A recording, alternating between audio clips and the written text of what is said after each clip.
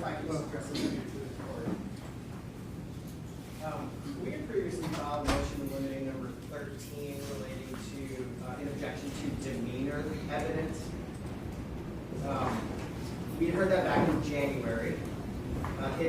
Your Honor has denied that motion with, in my notes, an indication that it was something we could raise again as an objection during trial.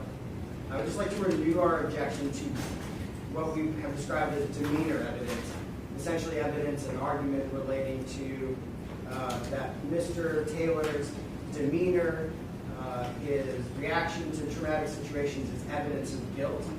It has become apparent during this trial that a part, or maybe even a significant part of the state's case is that Mr. Taylor's reaction to this situation, the contrast of his reaction to Ms. Jackson's reaction, is going to be part of their argument as evidence of guilt.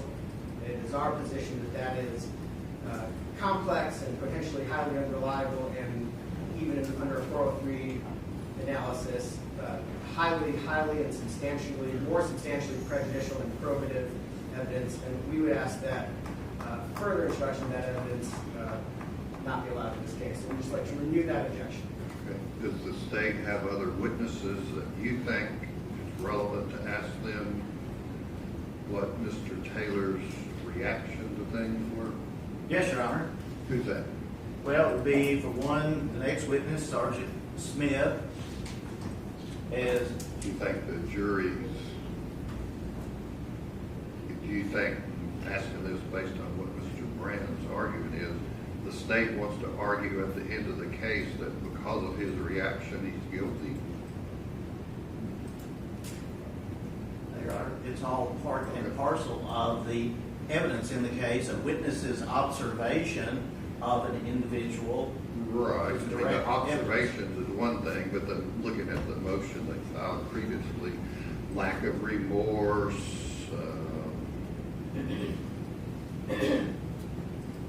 here he effed up. I mean, is that getting into lay opinions about psychological issues?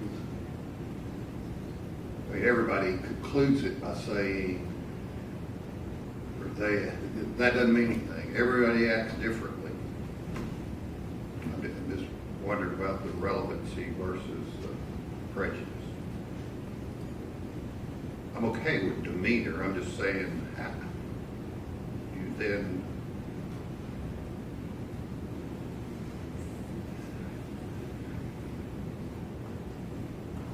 I can't, Mr. Brand, anticipate every question they're going to ask about that, but I guess I just tell the state you've had a number of witnesses reflect that, so just don't cross into conveying to the jury what that supposedly means. Anything else? No, thank you. All right, let the jury step down.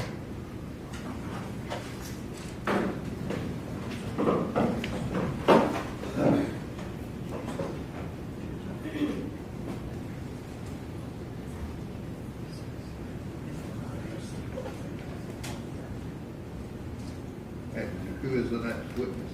Sergeant James Smith.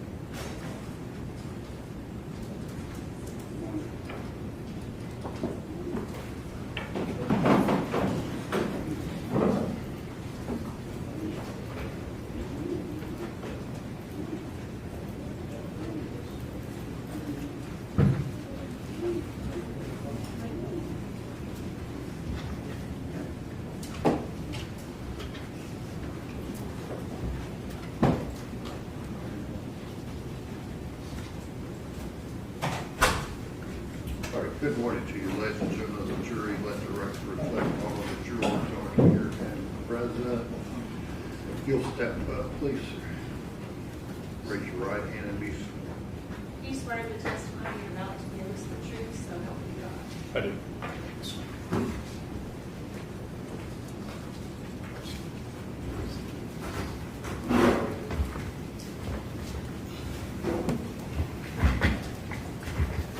Sir, would you please tell us your name and spell your first and last name for us? James Smith, James, Smith. And by whom are you employed? Metro Nashville Police Department. How long have you been with the Metropolitan Nashville Police Department? For nearly 13 years. What are your current duties and assignments? I'm currently a patrol sergeant over at the East Precinct. And how long have you been assigned to the East Precinct as a patrol sergeant? At East Precinct Patrol Sergeant, I've been there since 2025.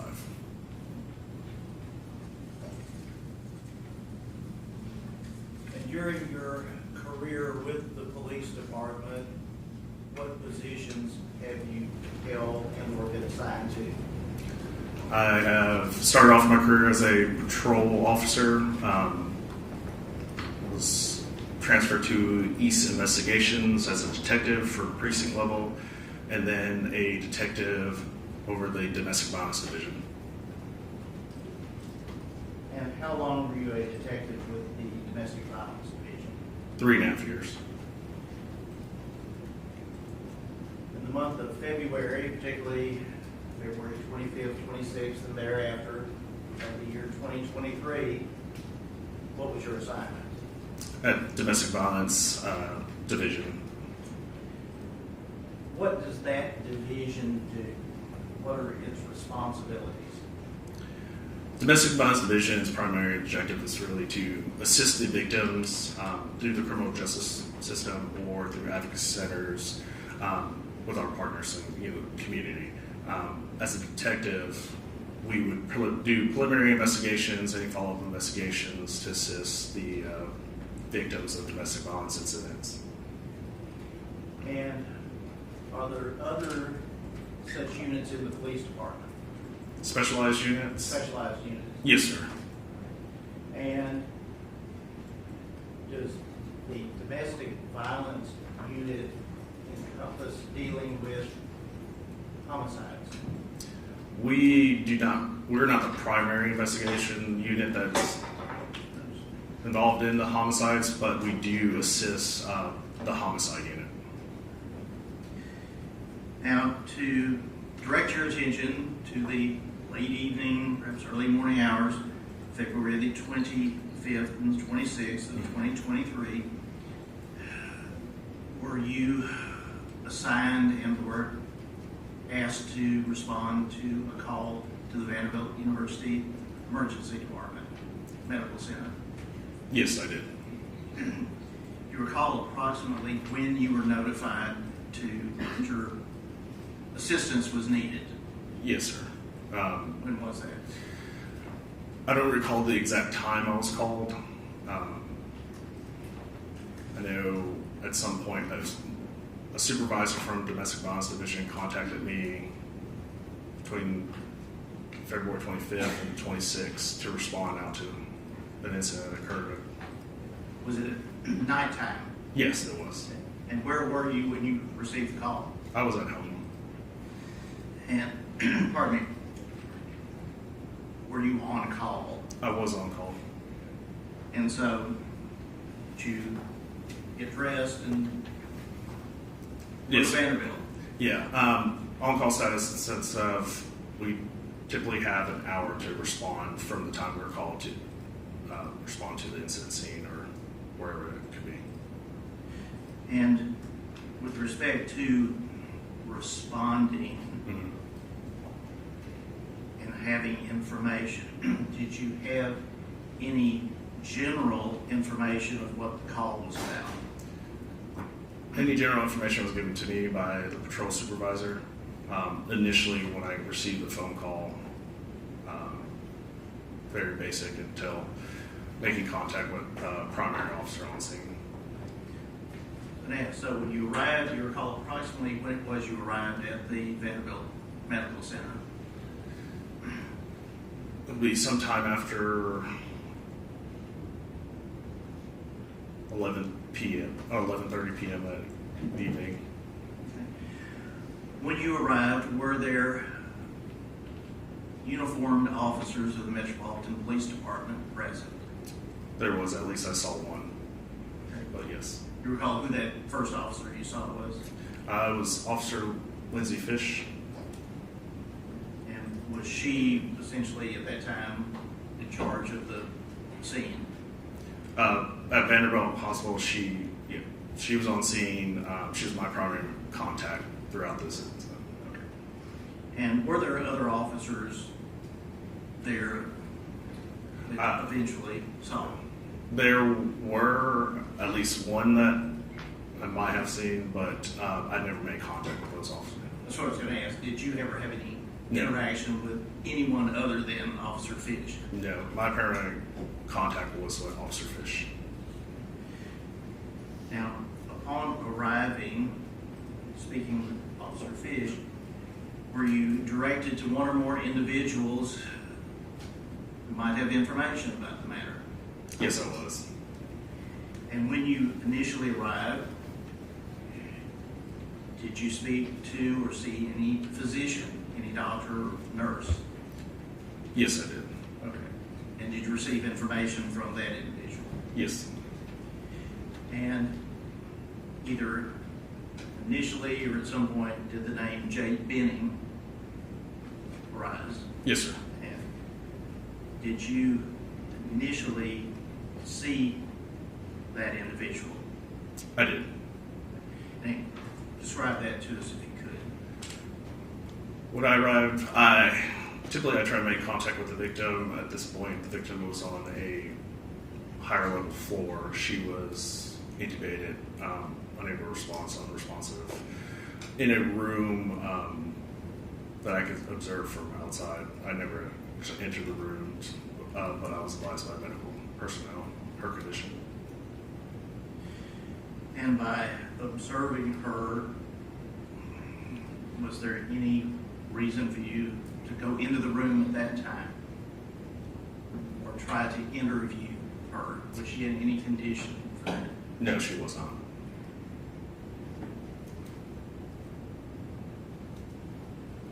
After doing that, what was your next step? After that, after my observation of Miss Benning, I went back downstairs. I think my first contact or person I interviewed was actually with Miss Jackson. Sorry if I mispronounced her first name, but it was Miss Jackson. Ms. Jackson. I sometimes have that same issue. Where was Miss Jackson when you first came into contact with her? She was in the lobby area or in near the front entrance or such, basically on the first floor of Vanderbilt's Medical Center, basically ER area. Just want to ask, upon seeing Miss Benning, was she anyone you had ever seen before? No, I had not. Miss Jackson, had you ever seen her before? No, I had. Upon initially laying eyes on her, what were your observations? Could you describe how she appeared? Miss Jackson? Yes, Miss Jackson.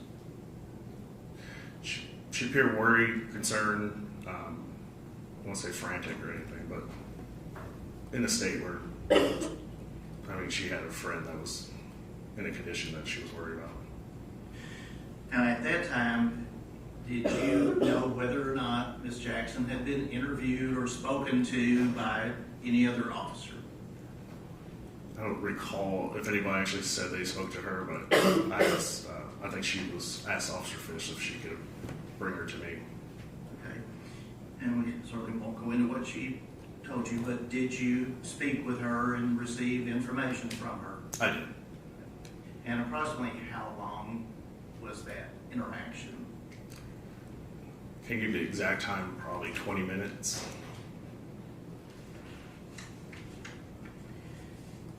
And based upon receiving that information from her, what did you do next? After speaking to Ms. Jackson, I asked Officer Fish where she showed me where Mr. Blaise Taylor was, and I asked if he could come back and speak with me as well.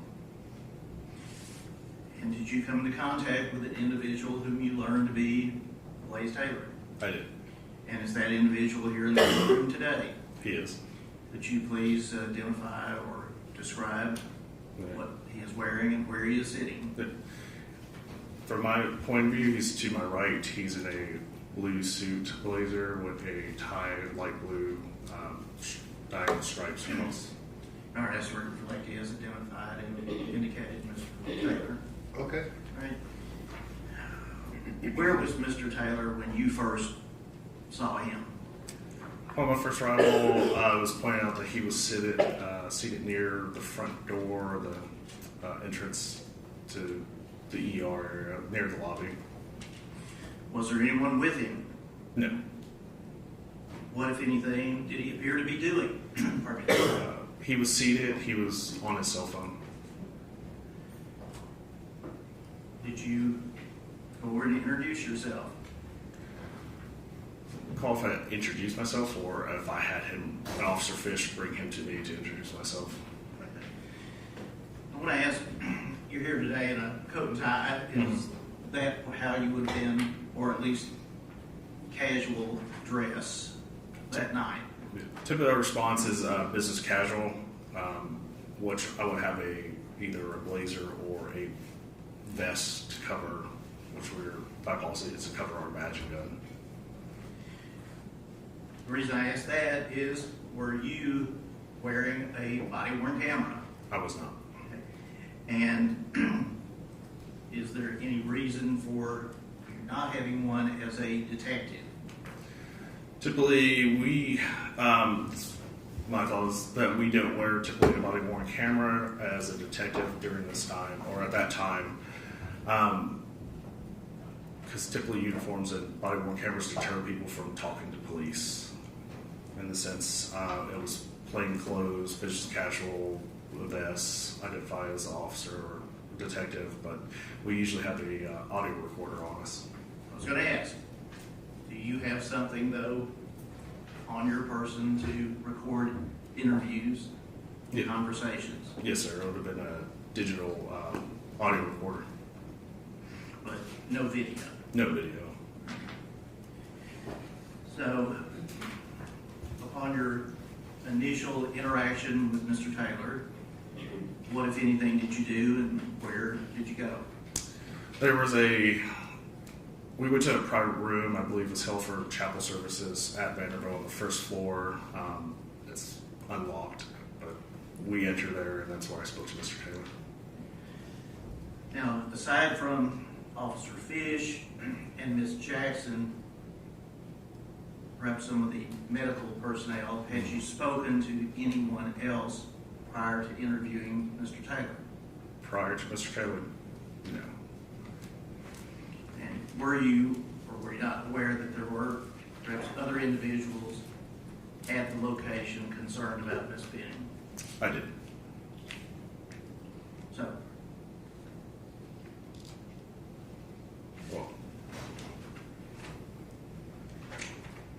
there is a time, I can't recall the timeline. There were the other individuals. I did speak to, prior to Mr. Taylor, Miss Benning's stepmother, and as well as over the phone, her mother, birth mother, and maybe a brief interaction with some friends, but I don't think I actually spoke to them until after Mr. Taylor.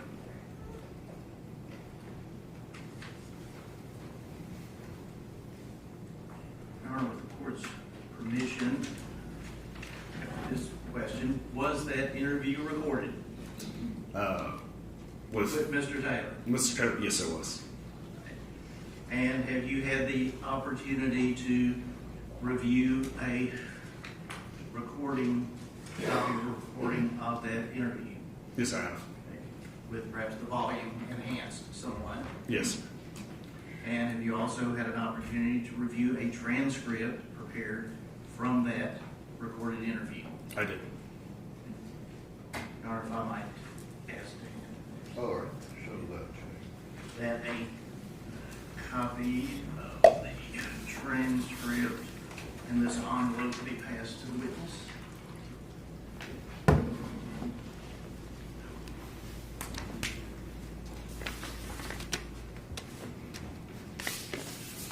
Sergeant Smith, if you would open the envelope and see if that contains a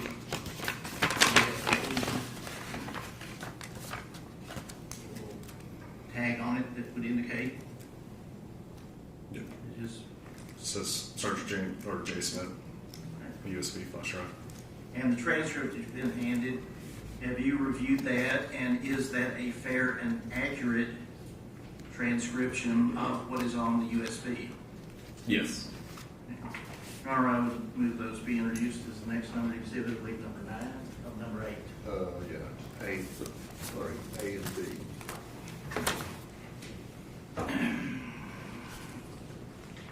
And would ask to publish the recorded interview and with the court's permission, I have prepared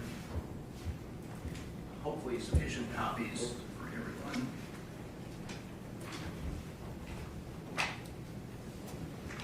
All right, go ahead and pass those out here.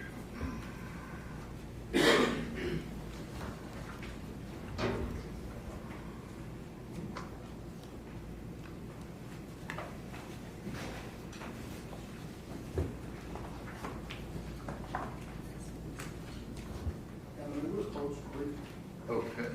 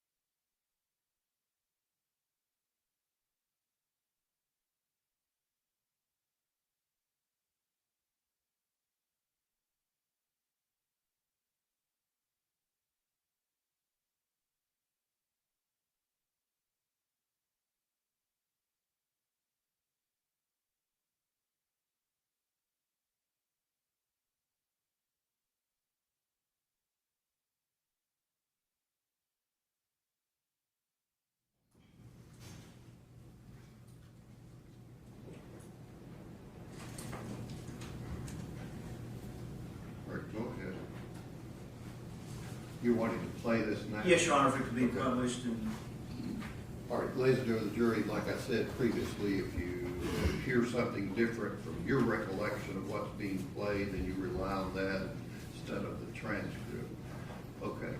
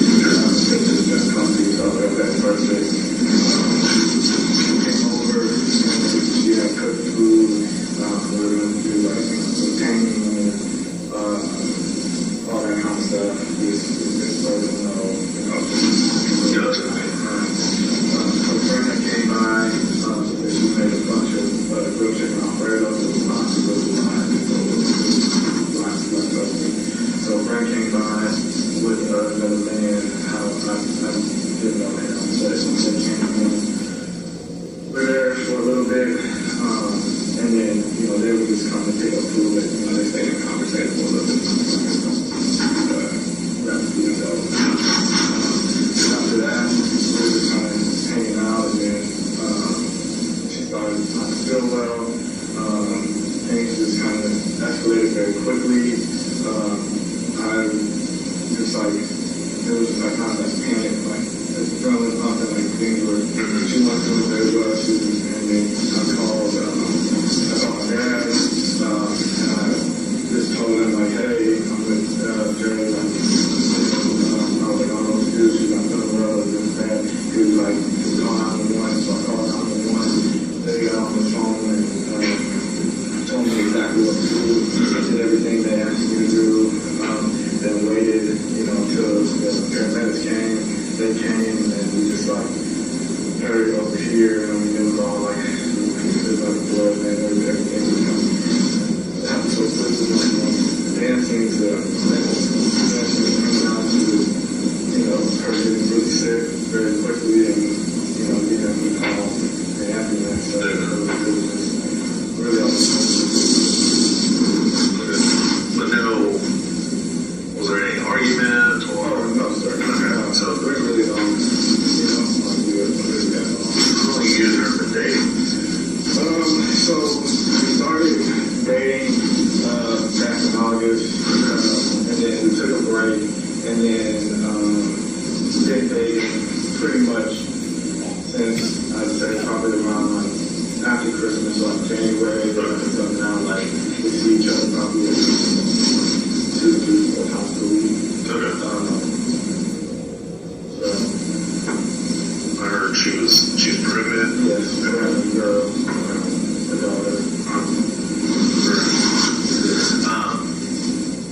Alright, so basically you're having date night, you come over there at 7. Yes.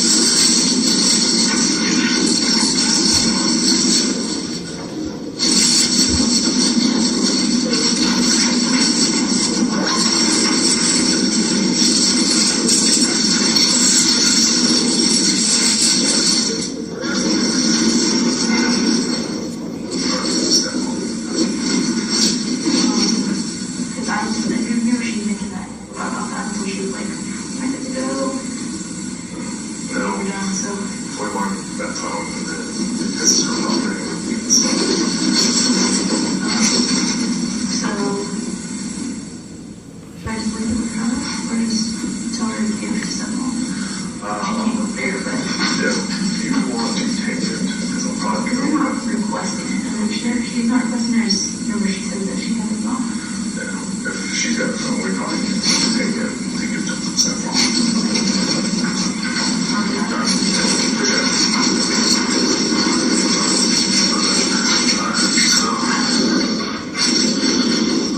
So you've been dating around August. Okay, kind of got back together around late after Christmas, January. You guys see each other maybe between 2 to 4 times a week. You have a little girl. Obviously, no issues in that sense.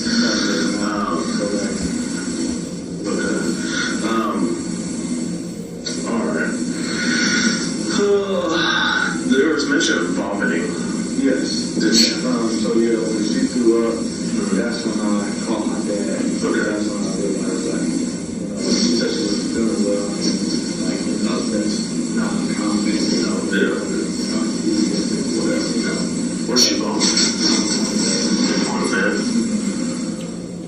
Like, is it, how many bedrooms are there? It's just a 2-bedroom. 2-bedroom. The other bedroom don't have a bed or anything. Okay, so she threw up on the bed? Yeah. Okay. So she wanted to lay on somebody's pillow.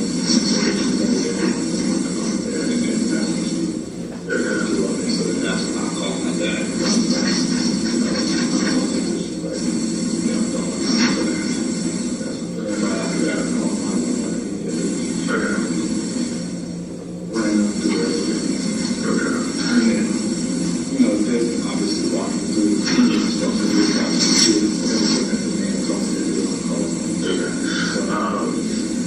So, she comments on the bed, you're calling your dad, you call 911 at that point. Obviously, you guys had that chicken Alfredo at one. Did she she have anything to drink? No, there was no alcohol in there, so. Well, I mean, just Yeah.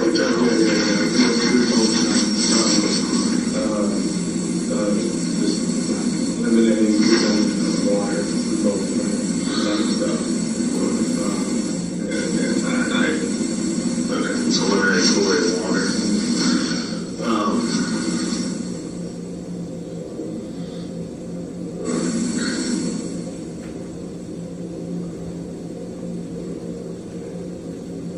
Would it be a reason that she would try to accuse you of anything?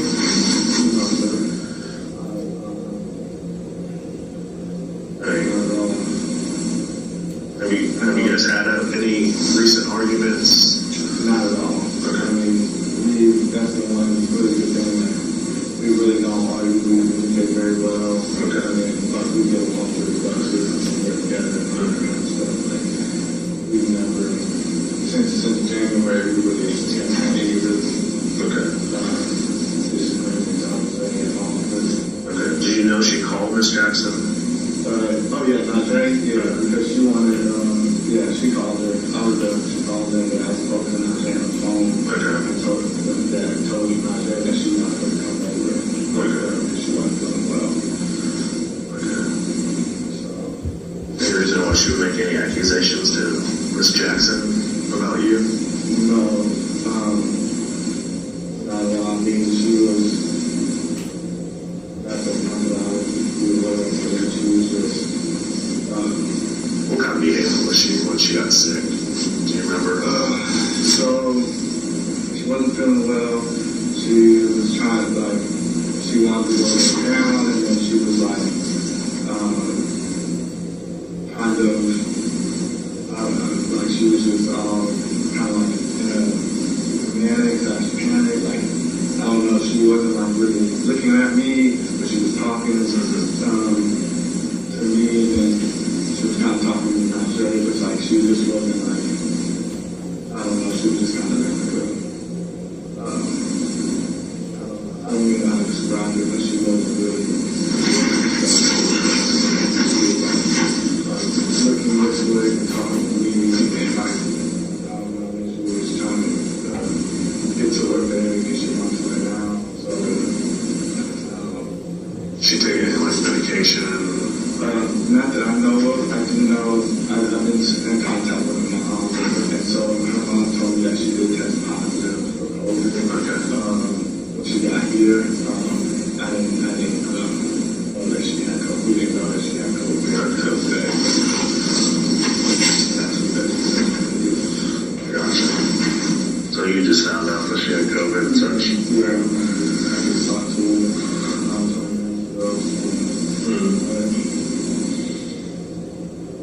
20 minutes ago.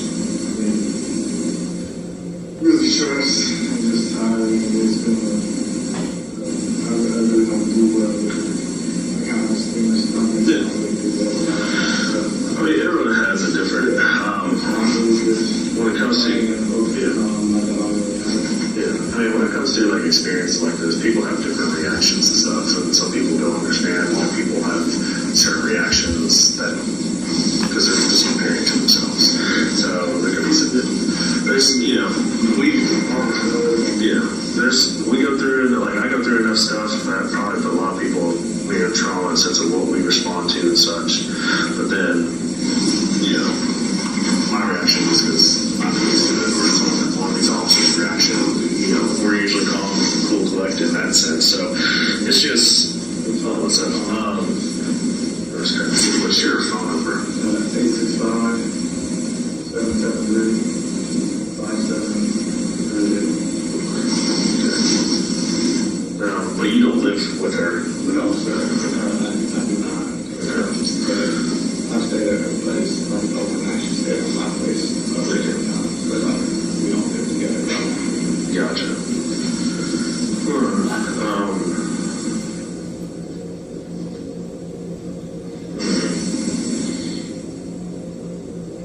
That's what I pretty much got. But any reason, you don't know any reason why she would try to say, if you were trying to harm her in any way? No, I just think not. So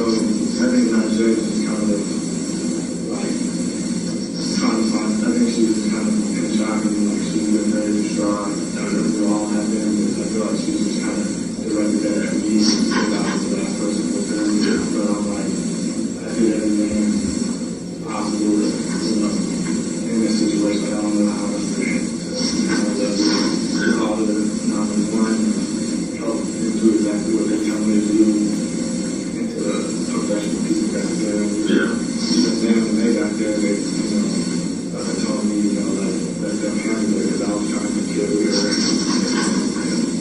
to them. Yeah.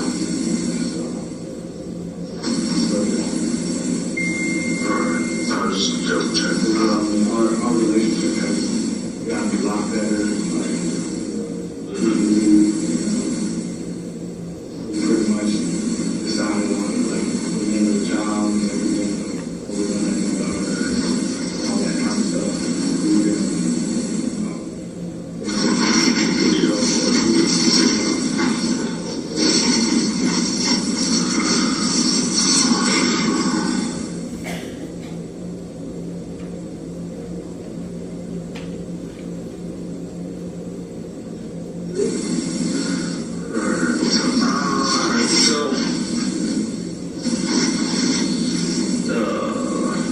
Did you clean up or anything afterwards? no. Okay. She, after we ate, she was kind of tidying it up a little bit. That's it. Okay. Tidying up and then, but, I think it was like, they're told me like to wipe them out and like stuff like that. Okay, so you're playing on her, like, nothing around the apartment itself. We just bolted and left her. Okay. So when medics basically got there, you guys, Yeah, I was nobody, I mean, I guess the door's been unlocked, but nobody, to my knowledge, has been here since we left. Okay. Is it?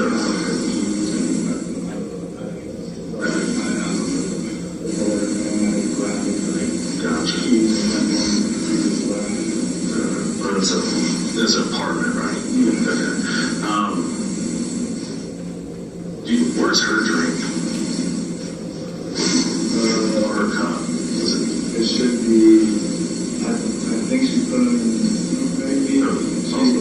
Okay. What kind of cup was it? Just glass, I think it was just glass. Just a glass? Okay. Just clear glass? Yeah. Okay.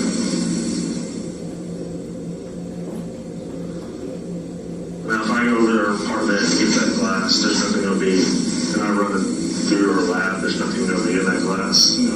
Okay. The only reason I'm asking is because I just have to go through everything, just make sure.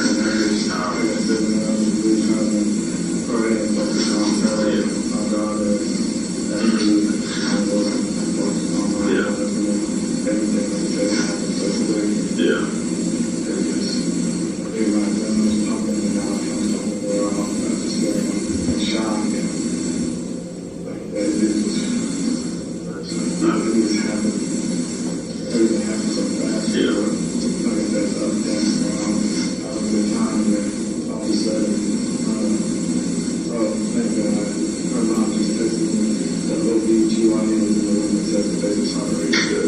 That's good. I'm glad to hear that.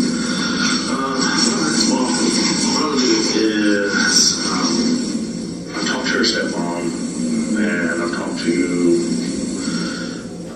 briefly talked to her mom as well. I know, like you said, there's or something. She's got COVID. I don't know all that. Yeah. So, I'm gonna go. Alright, so that's all I need. If I have any follow-up questions, I'll give you a call.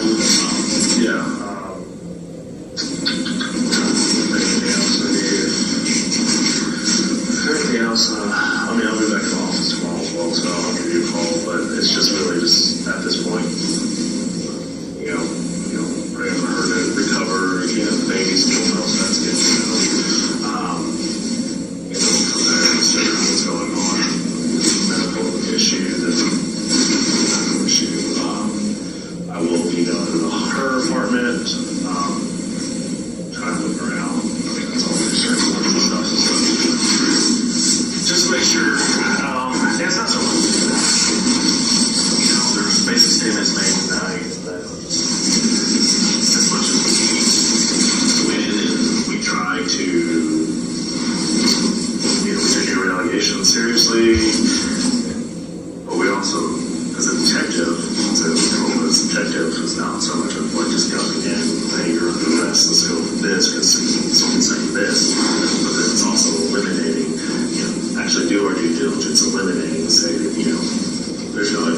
this man has done this? We don't know. So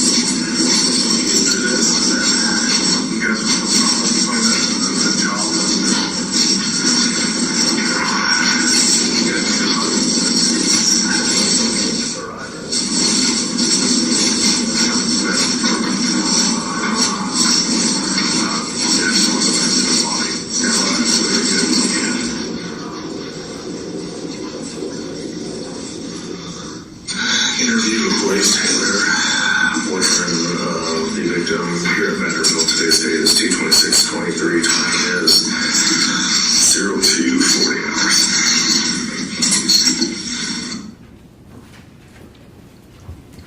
You can pass those documents back.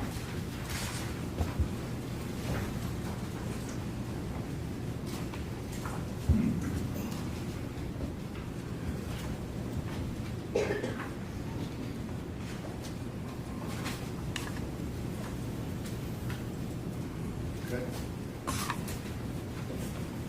Sergeant Smith, in the course of this interview,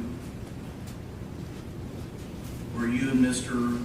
Taylor standing, sitting, since we don't have the video, I was just going to ask. We were sitting.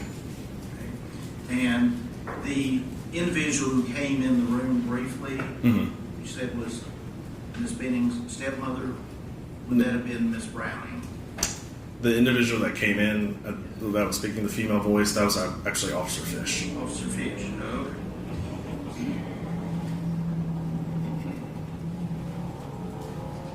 Now, with respect to this interview and police involvement, Mm-hmm. initially you told Mr. Taylor that you're not being treated as a suspect or anything. Yes, sir. And was he under arrest at that time? No, he wasn't. Was he in custody?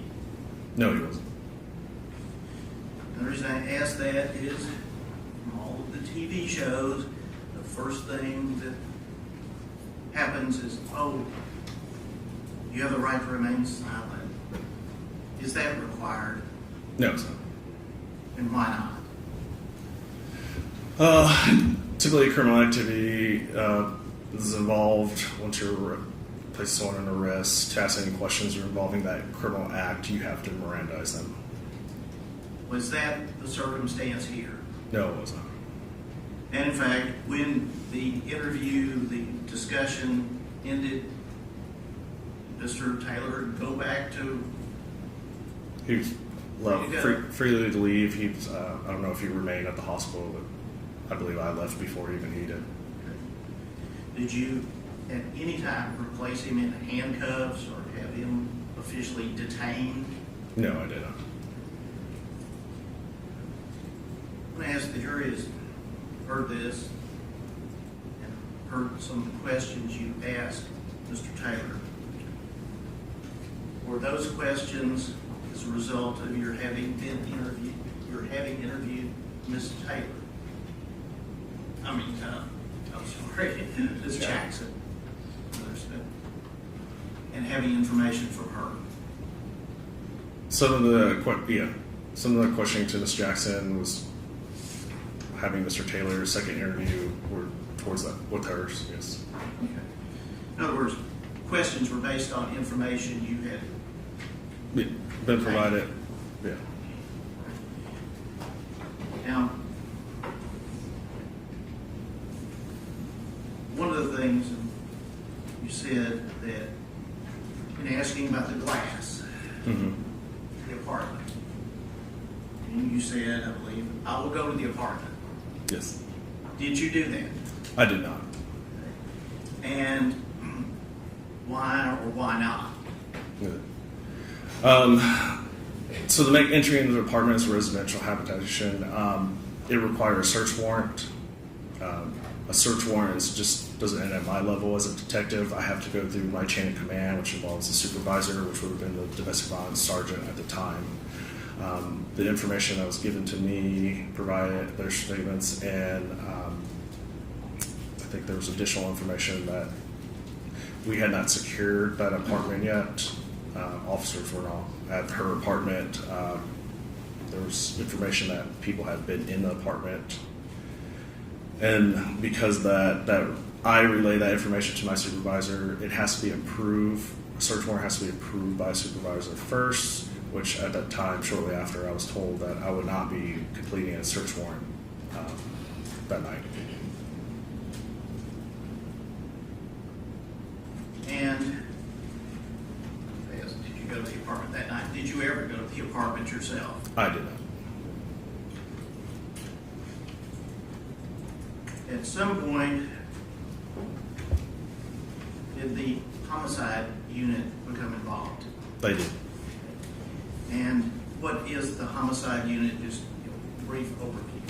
What do they do that's different from what you do? They're a specialized unit that typically just deal with the criminal homicides, any forms, first, second, any type of homicide, as well as any possible or potential where a victim may see to perish or be deceased, that they would investigate those. How long were you at Vanderbilt Medical Center? We know at 2:40 a.m., 02:40 is when the interview with Mr. Taylor ended, correct? Mm-hmm. What, if anything, did you do after that other than inquiring about a search warrant? I don't know. I can't recall how much longer I was there at Vanderbilt. After that, after inquired about the search warrant, it was denied.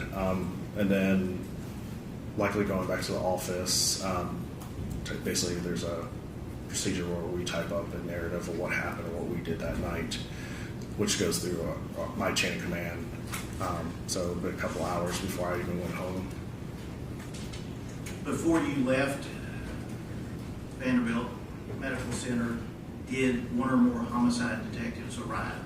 No, they did not arrive. So when you left, was Officer Fish still there? I believe so. And did you speak to Mr. Taylor again before you left that morning? I don't recall ever. Or have any conversation with him since then until this day? No, I did not. Were there any one or more other individuals that you spoke to at the hospital, if you recall? Now, you told us about Ms. Brown, the stepmother. Mm-hmm. Besides Ms. Brown, there were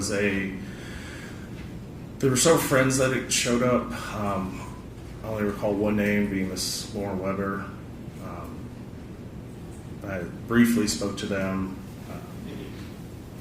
and they were she stated that she had entered that apartment prior to police securing the scene or anything. Did you receive any items of evidence or any personal property from anyone there at the scene? She shared a photograph. And did you share that ultimately with part of the case file that's been provided to the defense counsel? When homicide took over the investigation, it was provided to their unit. And if you can recall, what was the photograph of? I can recall it appeared to be a table and had a couple glasses, cups on them.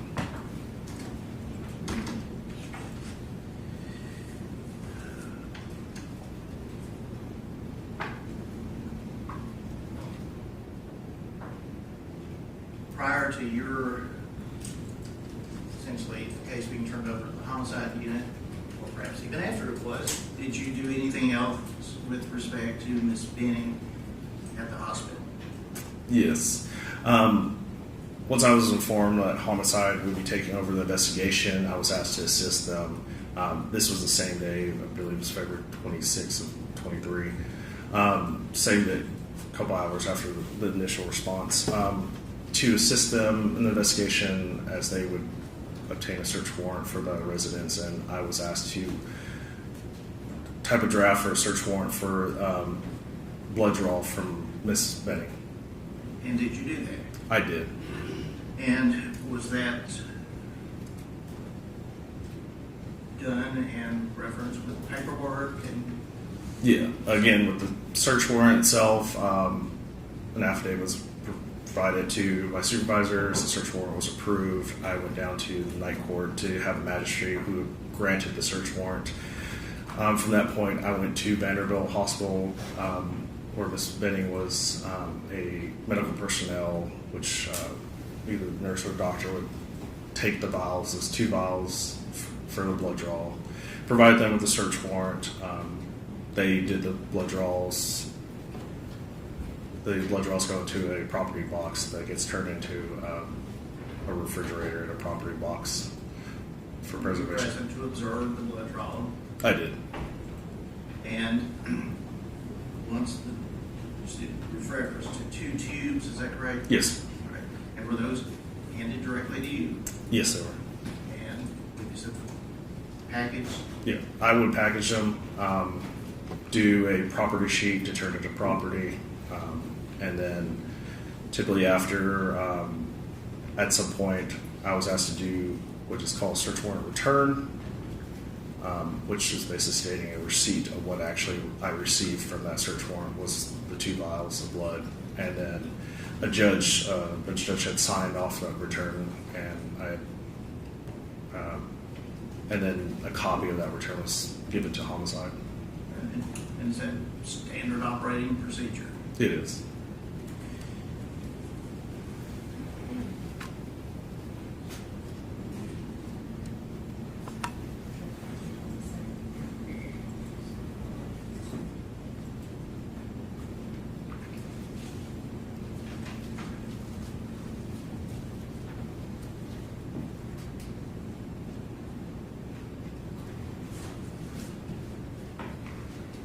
Police court, may I ask that this group of photographs be passed over as the council is reviewed?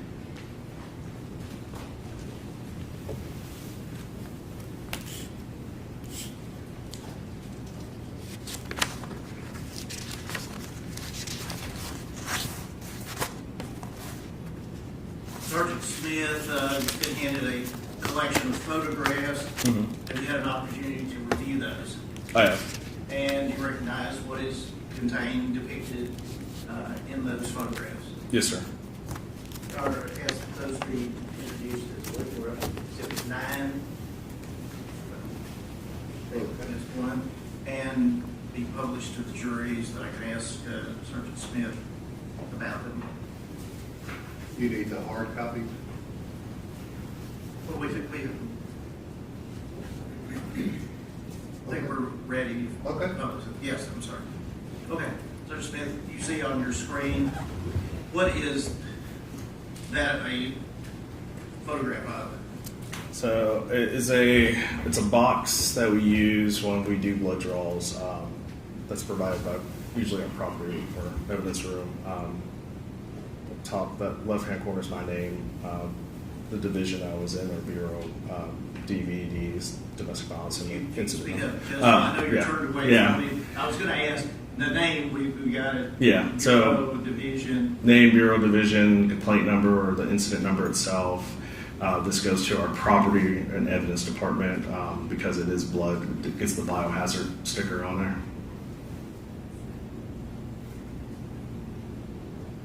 Now, I don't think we've gotten to the point of asking about an incident number or complaint number. Mm-hmm. What is the purpose of that, and how is that assigned to a matter? Any call for service that we receive gets assigned a complaint or incident number. It's basically for a report that we can basically attach it to a report that we can reference the case to. And is reports items of evidence, things that come in, are they all theoretically placed under that same complaint number? Yes, they are.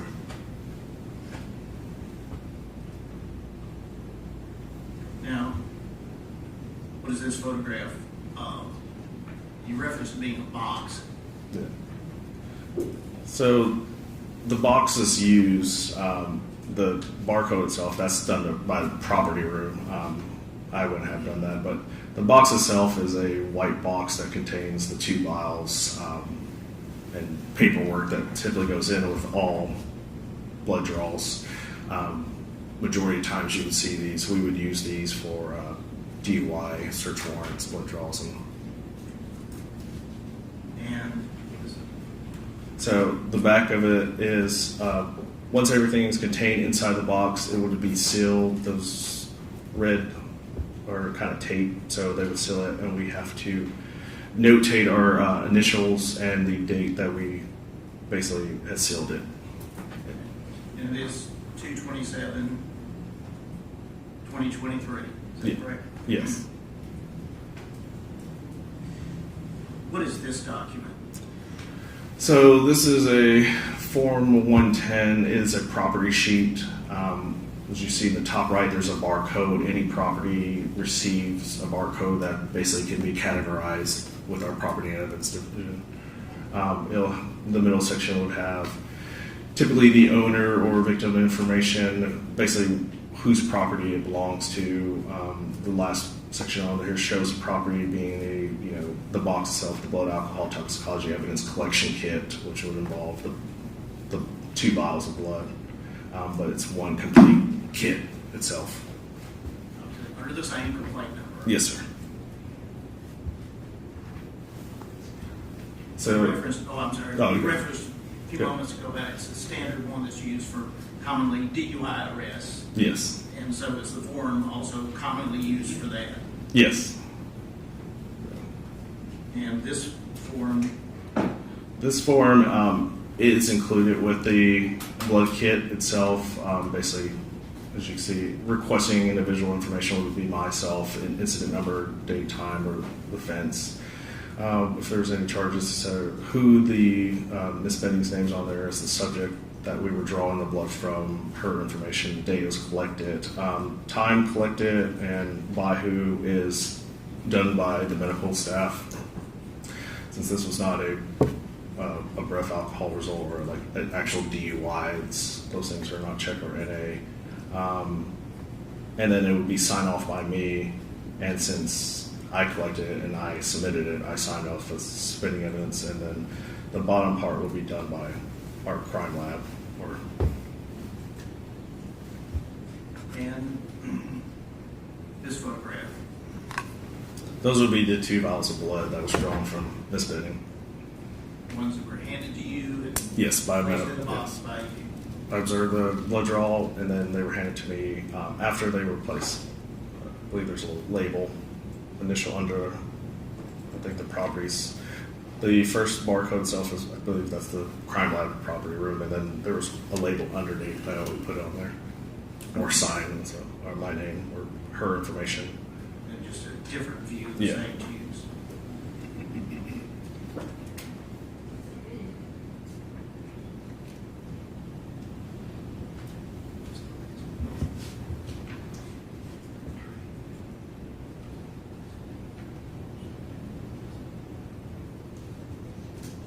Just one of the blank screen. Oh,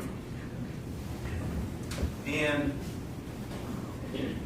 once that box is delivered to the property room, and was it delivered to the property room? so for blood draws, typically it has to go to a refrigerated property box. There's one at our DCSO's booking. It was dropped off there. It goes into this.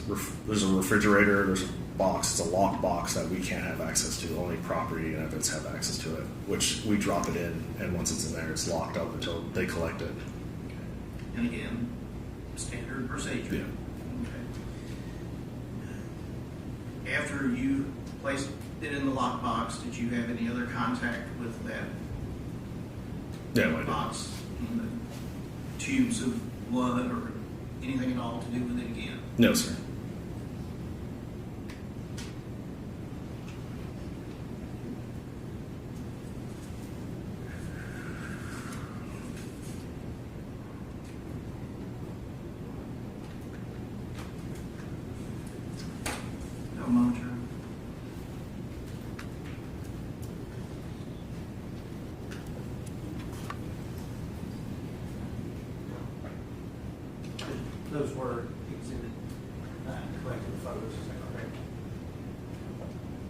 Yeah, thank you. Make sure I have the right number. So, Roger, what number did you say? Number No, 9. Yeah, and there's no letters attached to this, right? Beg your pardon? There's no letters, it's just 9. She'll mark them. Sure. A through E or whatever they are. You have them? But they are in that order. You are? Yes. Okay. I think I may have already done that, but that's, all questions I have, Roger. All right, questions on behalf of Mr. Taylor? May we have exhibits, State's Exhibits 9A through D, as well as State's Exhibit 1A and B, please?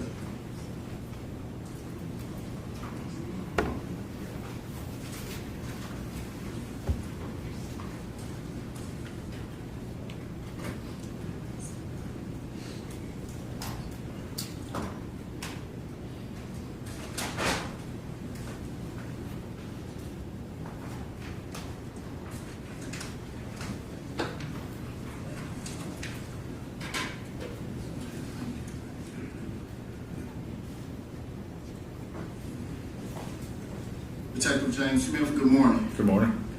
My name is Edward Jointer. People call me Ed. I'm going to be asking you a few questions. Yes, sir. If at any time you don't understand, please let me know and I'll try to rephrase. Yes, sir. Okay. I want to try to reorientate myself to some of your investigative actions. Okay? Okay. So, did you interview Ms. Andrea Browning before or after Mr. Taylor? Ms. Browning, it would be before. And I just wanted to clear that up because on direct, I thought you said you interviewed Mr. Taylor before you interviewed Mrs. Browning. No. I think when DA asked if I interviewed anybody before, I think initially I might have said no, but then I recalled saying I spoke to her stepmother, her mother briefly on the phone, and then Miss Jackson prior to Mr. Taylor. So, how many people did you speak to before you spoke with Mr. Taylor? It would have been her, Miss Benning's stepmother, mother was on the phone, and Miss Jackson, besides Officer Fish and medical personnel. And do you recall when you were speaking to Mrs. Bennett's stepmother, Mrs. Browning, that you told her that it was you all's intention to go to Miss Jade Benning's home? I don't recall. I don't know. I don't believe I actually have a recording of that interaction, so. Would you like a transcript of that recording? Would it aid you in your testimony today? Yeah. Just one second.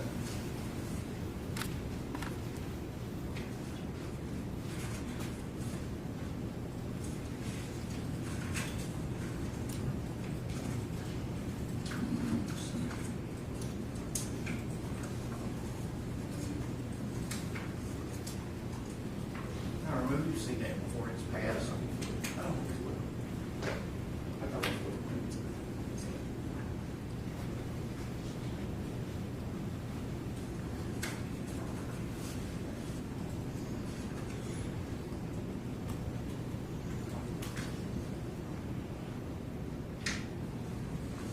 Okay.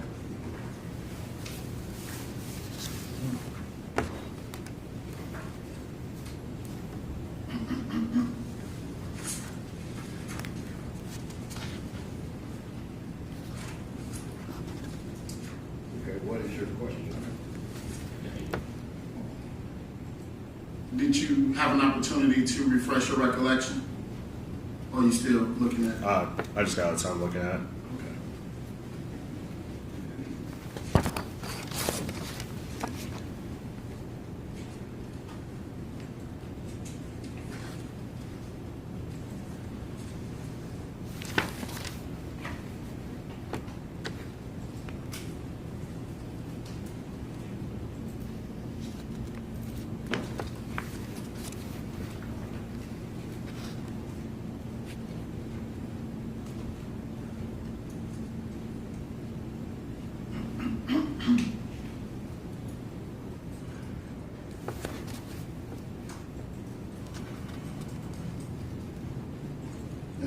pay special attention to page 7.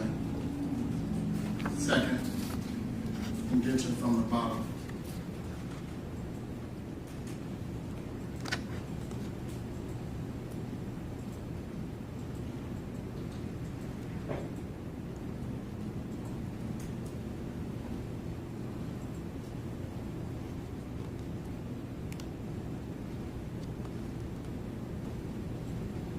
Okay. And now that you had an opportunity to refresh your recollection, do you recall telling Miss Benning's stepmom that you all will go to her apartment?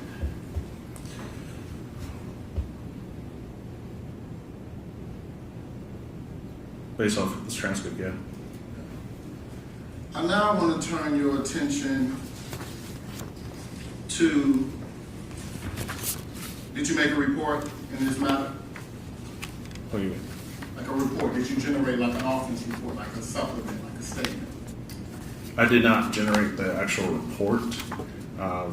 The only supplement that I would have done is an email that went through up to my chain of command.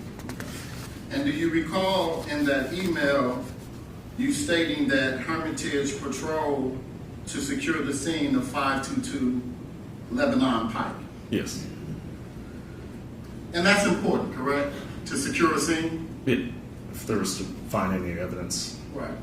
And just so the jury is clear, you talked about a search warrant. Yes. And you had talked about some of the protocols and procedures to secure a search warrant. Yes. Those same protocols and procedures does not exist to secure a scene, does it? No. In fact, a lot of times a patrolman will secure a scene in anticipation of a search warrant, correct? Yes, sir. And so in your line of work, it's not uncommon for you to request a scene be secured, is it? No. Because you want to preserve the evidence, correct? Correct. And you want to avoid contamination, correct? Correct. And so on direct examination, you talked about how you interviewed a Lauren Weber. Yes. Did you learn that Lauren Weber was a friend of Miss Nigella Jackson and Miss Benning? Yes. Did you also learn that Lauren Weber had entered into the apartment? Yes. And do you recall in that email that you sent to the state, you described the scene as contaminated? I did. And that's because they went into the scene, correct? Yes, sir.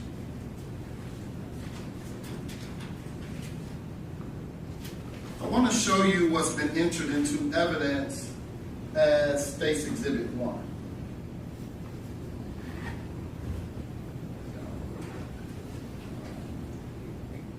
Now, Detective Smith, you say you've been with the department for 13 years? Nearly. Yes. Yeah. Do you recognize either of these individuals that are in this photo? I do not. I do not, but I can't see their faces. And if you observe this, you see this black strip at the top of this photo? Yes. And then do you see the black strip at the bottom of this photo? Yes, sir. Does it appear to be cropped to you? The photo itself? Possibly. I don't know how it was scanned or. But either way, you agreed with me that the scene was contaminated because they entered into the scene and removed items. That's how I stated to my supervisor. And I want to show you State's Exhibit 1B. What would you describe this to be right here? If you can circle that for the jury. That blue, what would you describe that? Believed to be a comforter or blanket. And did you learn throughout your investigation that Miss Benning had vomited on the bed? Yeah, statements from Mr. Taylor, yes. And you would agree with me that if there's evidence of vomit on that comforter, that is in fact evidence. Yes. And it would be relevant to an investigation. Yes, sir. And it's definitely something you would want to preserve. Yes, sir. Why? if we had done a search warrant or if I had done a search warrant for the resident itself, it's basically to collect any evidence towards the allegations that have been stated, to prove if there was anything. If there's a vomit, as he said, she vomit is basically to collect the comforter, get the vomit, run through the crime lab to see if there was anything within the vomit itself. I want to now show you State's Exhibit number 9A. Mm-hmm. And you just testified that if you would have done it, you would have did it a certain way in reference to State's Exhibit 1B, correct? Yes. You stated that you would have followed protocols and procedures, correct? Yes. And so you didn't have anything to do with the collection of any evidence from the home, did you? No, sir. Because that scene was contaminated and that wasn't a part of your duties, correct? Well, yeah, it seems I advised my supervisor was contaminated and search warrant was denied on my part. And then when homicide took it over, they're the ones that completed a search warrant for the residents. And so, to my question, you didn't do anything with the evidence at the home, correct? No, sir. So that doesn't have anything to do with you, does it? No, sir. And like you stated, if that you would have been involved, you would have followed all protocols and procedures as it related to collecting the evidence, correct? Yes. And so now I want to turn you to what you were involved in. Mm-hmm. You did collect this blood sample. Yes, sir. Can you describe for the members of the jury, can you circle that orange thing right there? Can you tell us what that is? It's a biohazard sticker. And what does that mean? Basically, any bodily fluids, blood that could transfer anything, basically it's a safety precaution to show that this is what's in their box. Detective James Smith, is vomit a bodily fluid? Yes.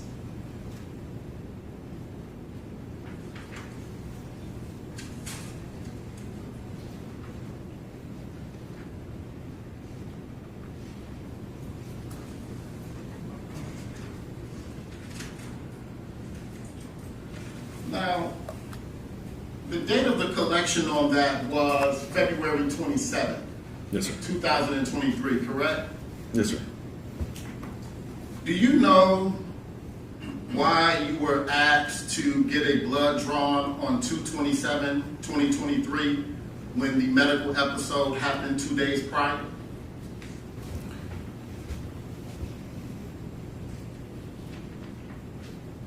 Basically, the 25th occurred, 27th or 26th occurred, go back out. I was asked to assist homicide. During that time between coming back to the office, assisting homicide, getting a search warrant, going down to night court to get with the magistrate to obtain the blood, and once I received the blood and stuff, I would only assume by the time I got the blood and turned it in, it was at that. I don't have a time. I'll have to see the form, but show the time. But I believe it was at that time. It was February 27th when I turned it in. And just so we're clear, what is the reason it was collected on the 27th and not the 25th? Initially, Vanderbilt. How I initially responded, Vanderbilt collects their own blood. So they had their own sample, which I believe homicide had subpoenaed, did a search warrant on that. When homicide took over this initial investigation from me, they asked me to collect it, to write up a search warrant to collect her blood samples. I believe that was 26, but it was late evening by the time I was back in the office assisting them doing that search warrant, and then by the time getting the search warrant granted and going collecting it, I would assume it would be the early mornings of the 27th. Okay. And to be clear, you were not the first officer on the scene, correct? No, it wasn't. There was multiple officers that was there before you, correct? Correct.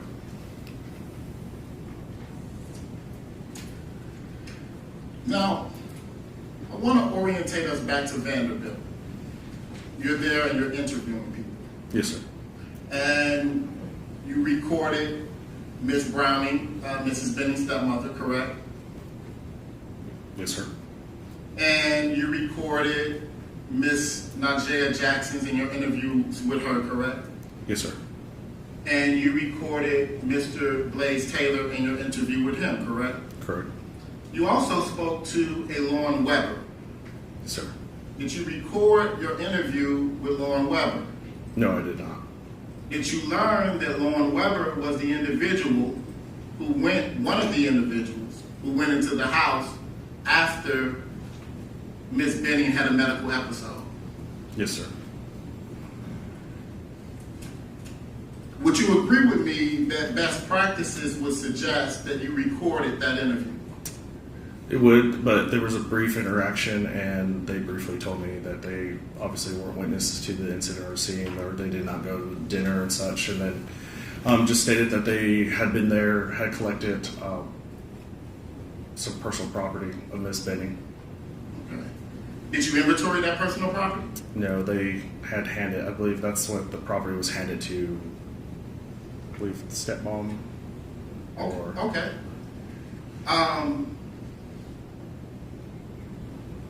Some property was handed to some point because they did not have that property. Okay. You need a drink of water? Yeah. I'll take a moment.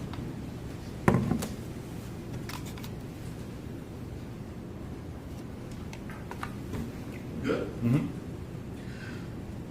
So, you learned that Lauren Weber took some photographs or a photo. Yeah. Do you have that photo? I do not. What happened to it?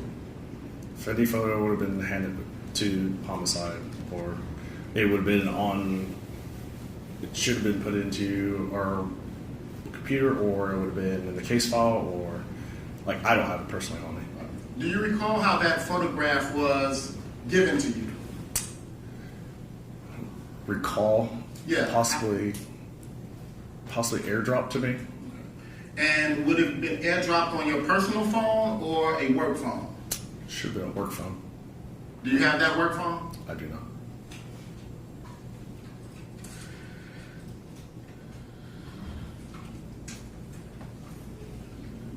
Detective Smith, is any case ever personal to you?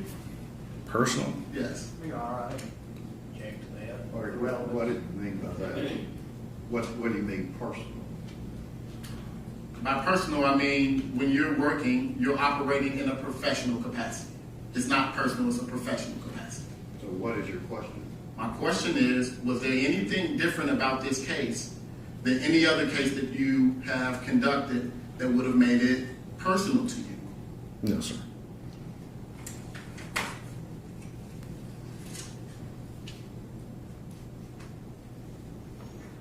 Now, at some point you learned that this could have been the result of a possible poisoning or drugging, correct? Yes. And as a law enforcement officer for the past 13 years, have you ever encountered any overdose cases? Yes, sir. Okay. And are you aware that over 3/4 of the overdose deaths in Nashville was for fentanyl in 2023? How do we get that? Do you know any statistics on deaths in Nashville about fentanyl? No, I don't. He doesn't. Thank you, Your Honor.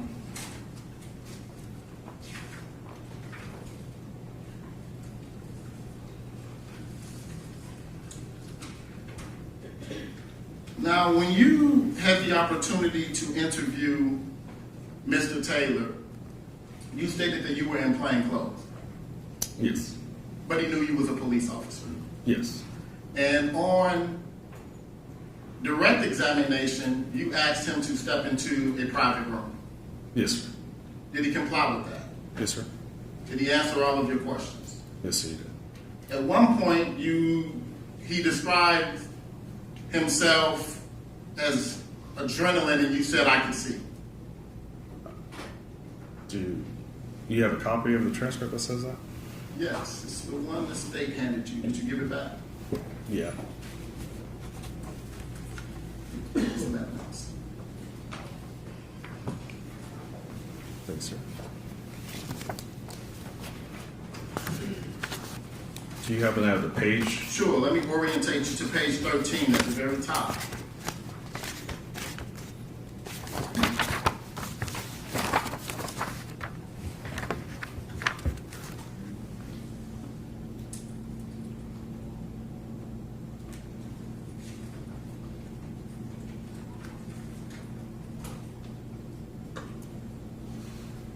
Okay.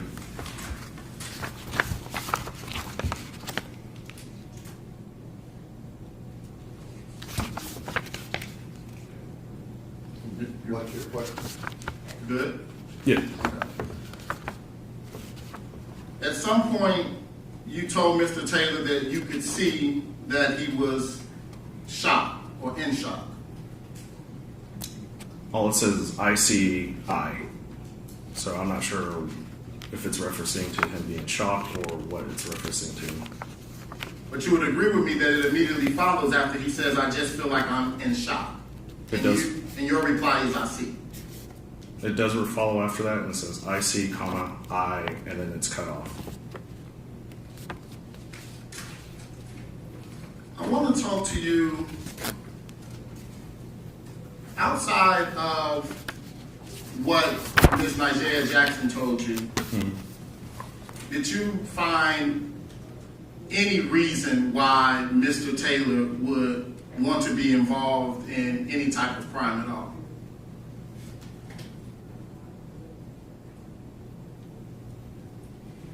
Say that again.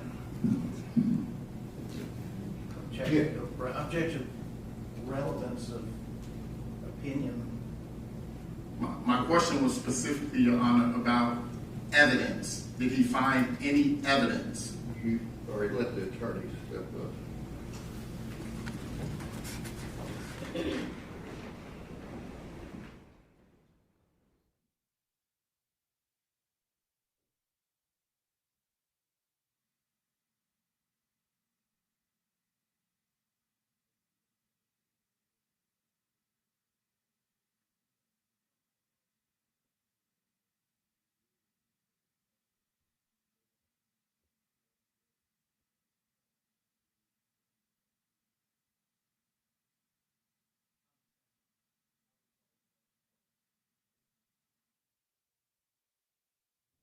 All right, I'll sustain it, Jeff.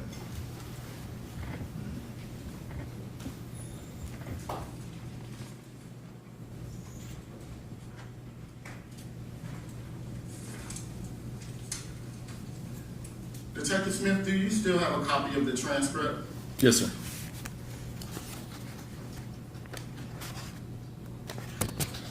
I want to orientate you to page 14,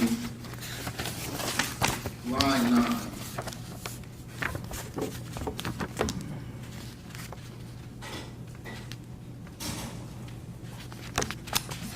Yes, sir. You stated there about the importance of doing due diligence. Mm-hmm. That's important in every criminal case, isn't it? Yes, sir. And it's certainly important in this. No further questions. Can you read the record? No, Your Honor. There's two. All right, who's the next one? Next witness is Jennifer Barrett.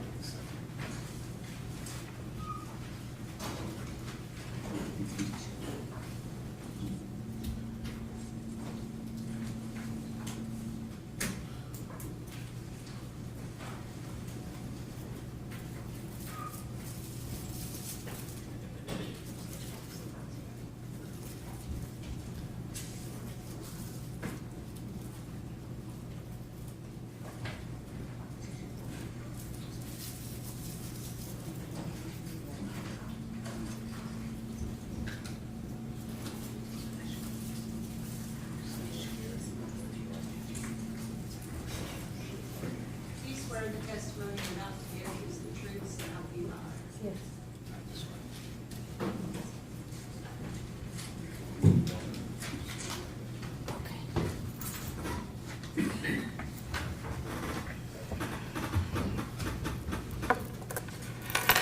Okay. Good morning, Ms. Barrett. Could you please state your full name for the record? Jennifer Barrett, And Ms. Barrett, where are you employed? the Department of Emergency Communications. What is your position at the Department of Emergency Communications? I'm the custodian of records. And can you describe, as part of your duties, does that involve any calls to 911 or police dispatch? Yes, both. And can you describe when someone places a 911 call, what type of records are generated by the Department of Emergency Communications? Well, when the phone call is taken, the call taker will create a CAD report, is what we call it, with all the information in there. And that information that would go into a CAD report, is that information inputted by the person who's answering the 911 call? Yes, And is it based off of the dispatcher's conversation on the phone with whoever's called into 911? yes, they get the information from the caller.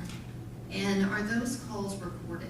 Yes, And are they specific to a timestamp where that is recorded as part of the call? yes, And anything in the CAD report that is different than what's in the actual audio of the call, would the audio be what you would rely on yes, versus anything that's a type note? yes, Did you specifically review the Department of Emergency Communication records for any calls placed to 911 specific to this particular case? yes, And specifically, did you pull and review a phone call made at 29, 38, and 58 seconds on February 25th of 2023?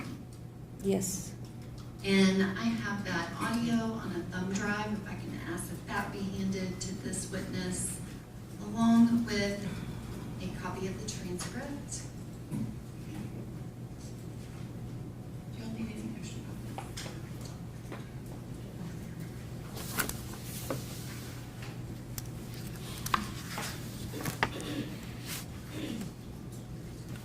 Ms. Barrett, did you actually review that 911 audio? I listened to it, yes, Okay. Your Honor, at this time, I would ask to admit the audio on the thumb drive as well as the transcript. And I should have 7 copies and 2 stacks for the jury. Okay, the exhibit 10.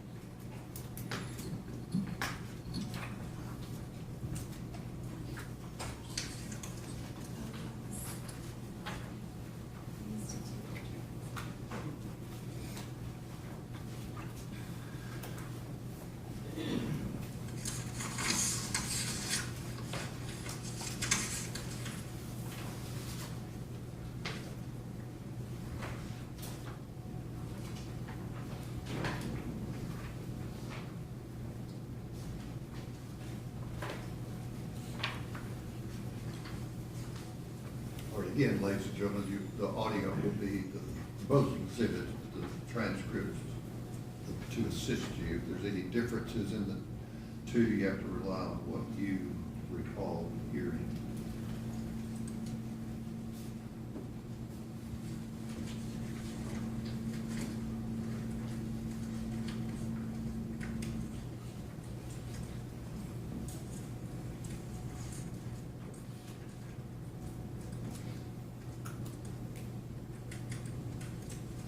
Your Honor, may I have the actual thumb drive?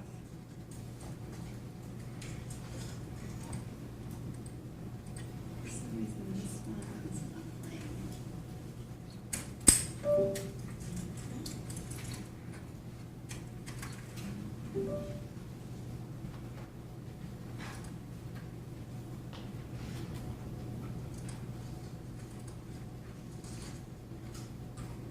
Saturday, February 25, 2023, 21:38 and 58 seconds.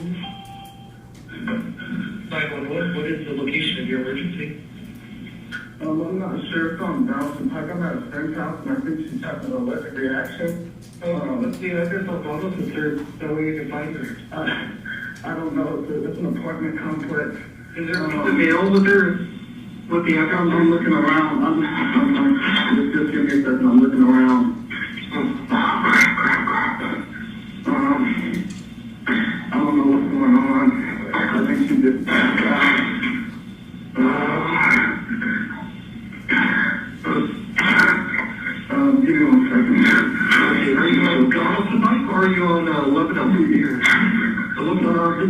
Yeah, it's apartment 107. What is it? Is it 1540 Lebanon Place? I don't know, it's not Burger King, I do know that. Let me look, I'm going to the front of the building to get at the condo slash apartment. Yeah, I'm trying to see the name of it, I'm going to the front. Okay, is there a Mapco in the corner there, sir? Is there a what? The Mapco in the corner? I'm not sure, I just passed it, I'm running. The Ontario, 1522-1550 Lebanon Pike, the Ontario. 1522? Yes. It's the Ontario, 1522-1550 Lebanon Pike. So the Ontario 1522, she's in apartment 107, and she's having an overdose, is that correct? I don't know, I think she's having a allergic reaction. We were getting cookies and painting, and then she said she wasn't feeling good, and I'm running back to the room to check on her. No, and what's the, just in case we disconnected while you're getting up there, what's the callback number in case we disconnected? This number right here. Is it 875-773-5738? Yes. Okay, and how old is she? 23, 24. Okay, is she awake right now? Yes. Okay, and you think she was having an allergic reaction to food? I don't know, we got cookies and pasta. I don't know what she's done, if she's done anything today or anything, but everything was fine, and then I don't know what's happening. She got spit coming out of her mouth and she's shaking. So you think it's possibly a reaction to not knowing food, is that right? I think so, I don't know. Okay. I don't think she's allergic to anything, I don't know if she is or not. It could be a new allergic reaction. So are you back next door again, sir? Yeah. Okay, does she appear to be breathing normally? Yeah. Okay, does she appear to have any difficulty swallowing? I don't know. I'm not a doctor. Okay. Is she normal? Any questions? Yeah, she's awake. Okay. So can you just gently roll her onto her side right now? Yeah, she's on her side. Okay.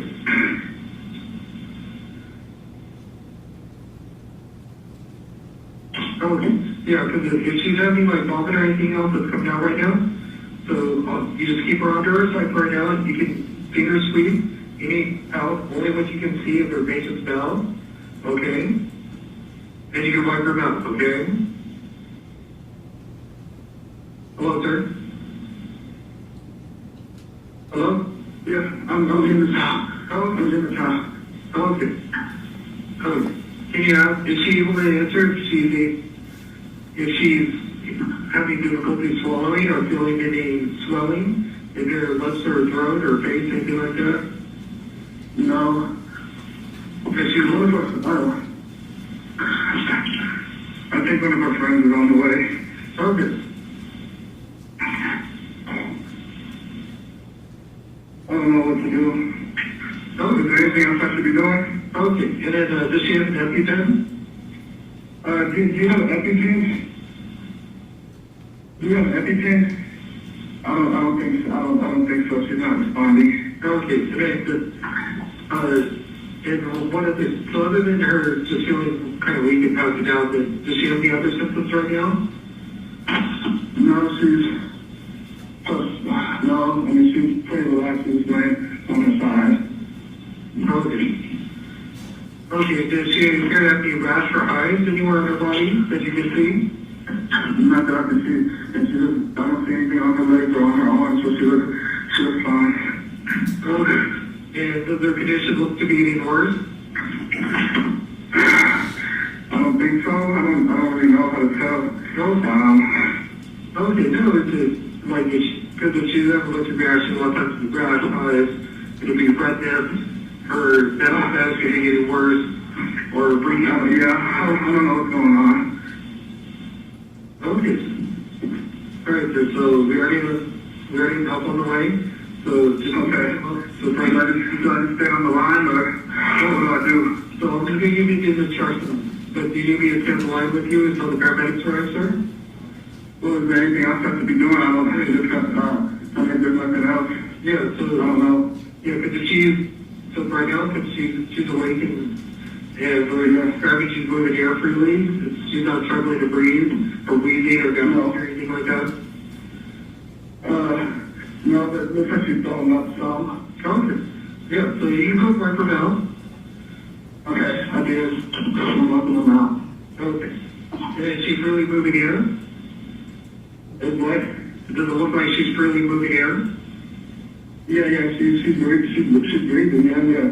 Oh, okay. So we're just gonna keep her on her left side right now. We're just trying to keep her super comfortable right there, okay? Okay. All right. So just for right now, nothing for any ear frame. Just keep her in that comfortable position right now. Just have her medications there for the paramedics if she has any with her. Make sure you touch them. I don't know if she has any medication, to be honest. I don't know. No, that's okay, sir. And then just be at the door to let the fireman in. And if you look around and see those peaks of mail, I just want to make sure, because the building that they're describing has two separate addresses. I want to make sure they're one and I don't think she has any. I mean, she got a mailbox, but it's not like it's an apartment, so it's not. But I think it's more of a PO box. I don't know if she keeps her mail. I've only been over here a few times. I'm not sure. Are you in the, because it looks like based on what you're describing, are you in the main large building or the smaller one? I would guess the main larger one. I mean, there's multiple floors, multiple stories. Okay, because it looks like on the map I'm looking at, it looks like 1540 is for the large building, and 1522 or 1532 is the small ones that are right next to the street. You're the big one? Yeah, I think so, yeah. Okay, this is where.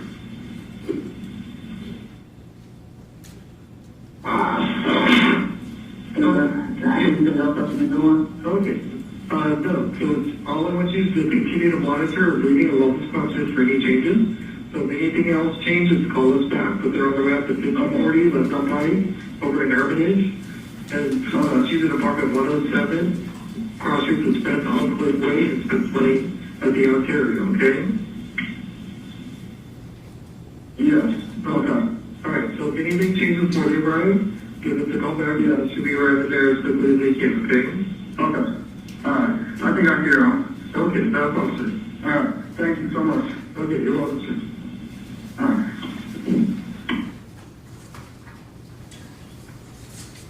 Bart, you can pass those documents.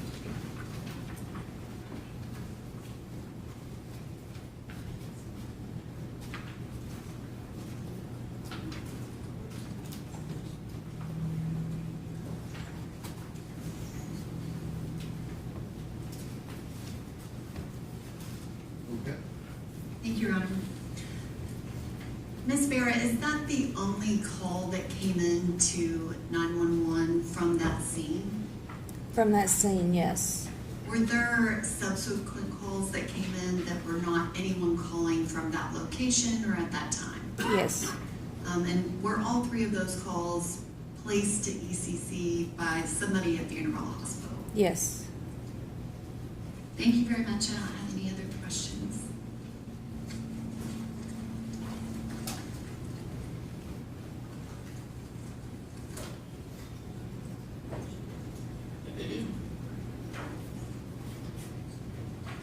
Good morning, Ms. Barrett. Good morning. Please correct me if I'm wrong, but that's not you on that call, right? No. So you're not the actual 911 operator. You work for emergency communications, right? Yes. So your role here is to kind of review the calls and pull the ones that are relevant to the case. Yes. So there's a whole kind of team of people that kind of handle the numerous calls that come in on any sort of night. Yes. And they're trained, and answer this if you can, they're trained as to how to handle calls, how to deal with people in emergency situations. Is that fair? Yes. And I don't know, maybe you can help me or help the jury. They're trained with either scripts or with very specific training as to how to walk people through emergency situations? They have 6 weeks worth of class to learn the computer and how to talk to people. However, they got 3 months of on-the-job training with a trainer sitting next to them listening to their calls to help them know how to deal with things in an emergency situation. And I've got to imagine that these calls run a very wide range of kinds of things that people call 911 for. Yes. And anything from medical emergencies to, shootings to everything in the middle. Is that fair? Yes. And so the people handling 911 calls have trainings on how to deal with all sorts of different calls. Is that right? Yes. They have trainings on how to deal with all kinds of, maybe the right word is temperament, or all kinds of reactions, or whatever the kind of state that the person on the other end is in. The on-the-job trainer can help them when it comes up. Maybe they haven't experienced it yet. So if they experience it, the trainer can coach them in what they need to do and say. Okay. Sometimes, I guess, is it fair that maybe almost no two calls are the same, that almost every call is different? Yes. Is that fair? So you indicated that you pulled several calls related to this incident. Is that right? Yes. Was this call that we just listened to the very first call that was made related to this incident? Yes. So in terms of the timeline, this was the earliest in time that was made related to the incident? Yes. And it was the only call that was made from that actual location? Yes. Now, I can't remember the exact address, like 1522 Lebanon Pike, is that right? Is that right? As far as I can remember, yes. As far as you remember, that's fair. I appreciate that. And we just heard the call and read the transcript. During that call, the individual calling has been identified as Mr. Taylor, provides some information and is sort of walked through some kind of instructions. Is that kind of fair? Yes. And based on sort of your review of other cases and lots of other calls, is that conversation fairly consistent with 911 call training? Yes. Early in that call, so the initial report is Mr. Taylor indicates that he thinks his friend is having an allergic reaction. That's kind of right at the beginning, right? Yes. And at some point, the call operator says, so it's the Ontario 1522, she's in apartment 107, and she's having an overdose. Yes. So something like that, where a call operator says, hey, I hear what you're saying, but he or she changes on their own that it might be an overdose. Is that part of training? No. So is there a circumstance where a call operator may listen to what's being described and say, this doesn't sound like an allergic reaction, it sounds like... Objection, Your Honor, any speculation? Okay, I mean, you're asking her to... I'm asking about... her opinion about what the operator was doing? No, I'll clarify the question. I'm asking about training. Is it part of call operator training that they might listen to symptoms as described by someone calling and say, I'm going to change either in the CAD or in the dispatch what type of call this is? No. Do you know why in this call? And if you don't, you don't. She wouldn't know why. Okay.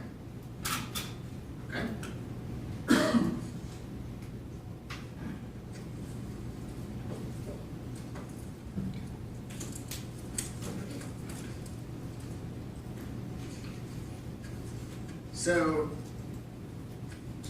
based on this call, well, let me ask this question.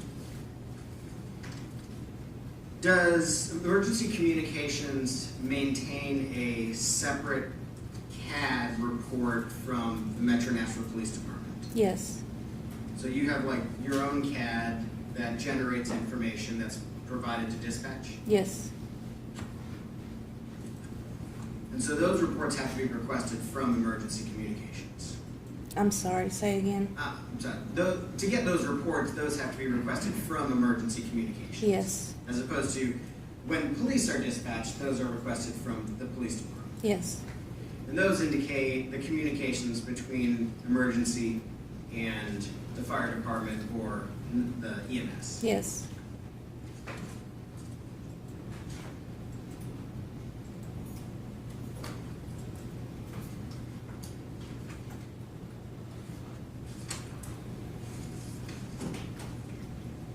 Thank you, Ms. Fair. Those are my Any redirect? Thank you. Thank you.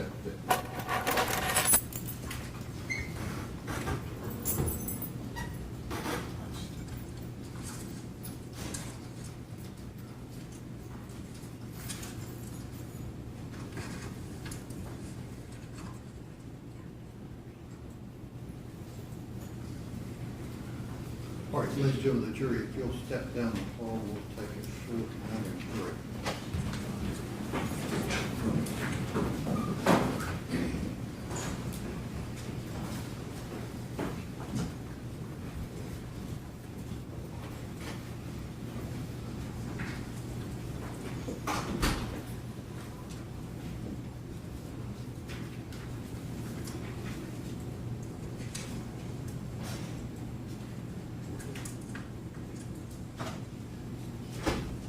All right, and Mr. Joyner, do you have any, just so we fully, rather than a bench conference, but do you have any proof you want to offer on any issue you're alleging involved some constitutional violation of Mr. Taylor's rights in terms of the interview by the detective at the hospital?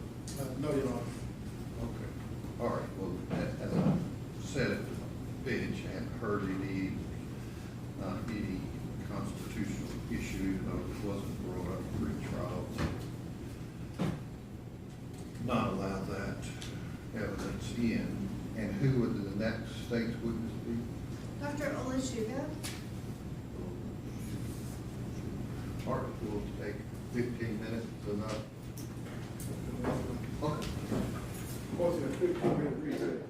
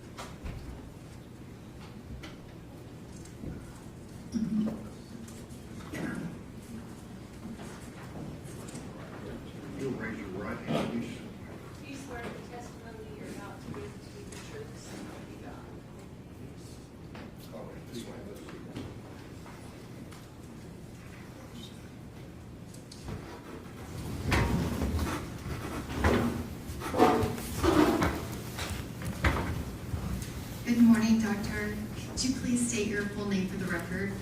Michael Olushoga. And could you please spell your last name for the court reporter? Olushoga. And where are you currently employed? At Vanderbilt University Medical Center. And how long have you been employed there?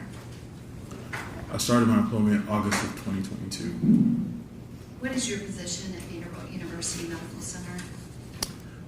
I am an assistant professor in clinical emergency medicine. And what do your duties include as an assistant professor of emergency, did you say medicine? Yes, ma'am, emergency medicine. So, again, I staff the emergency department, and also we're responsible for clinical teaching of residents and medical students. And as part of those duties, are you a doctor that treats patients that arrive in Vanderbilt's emergency department? Yes, ma'am. And I guess, how long have you been in that position? So I graduated residency in June of 2021, I've been practicing as a board certified emergency medicine provider since then. But I did a residency at the University of Alabama in Birmingham, so I got my MD in 2018. And what is your educational background before you became an MD? I have my bachelor's of science and biology from Rhodes College in Memphis, Tennessee. And are you board certified? Yes, ma'am. Do you hold any other certifications? No, just in emergency medicine.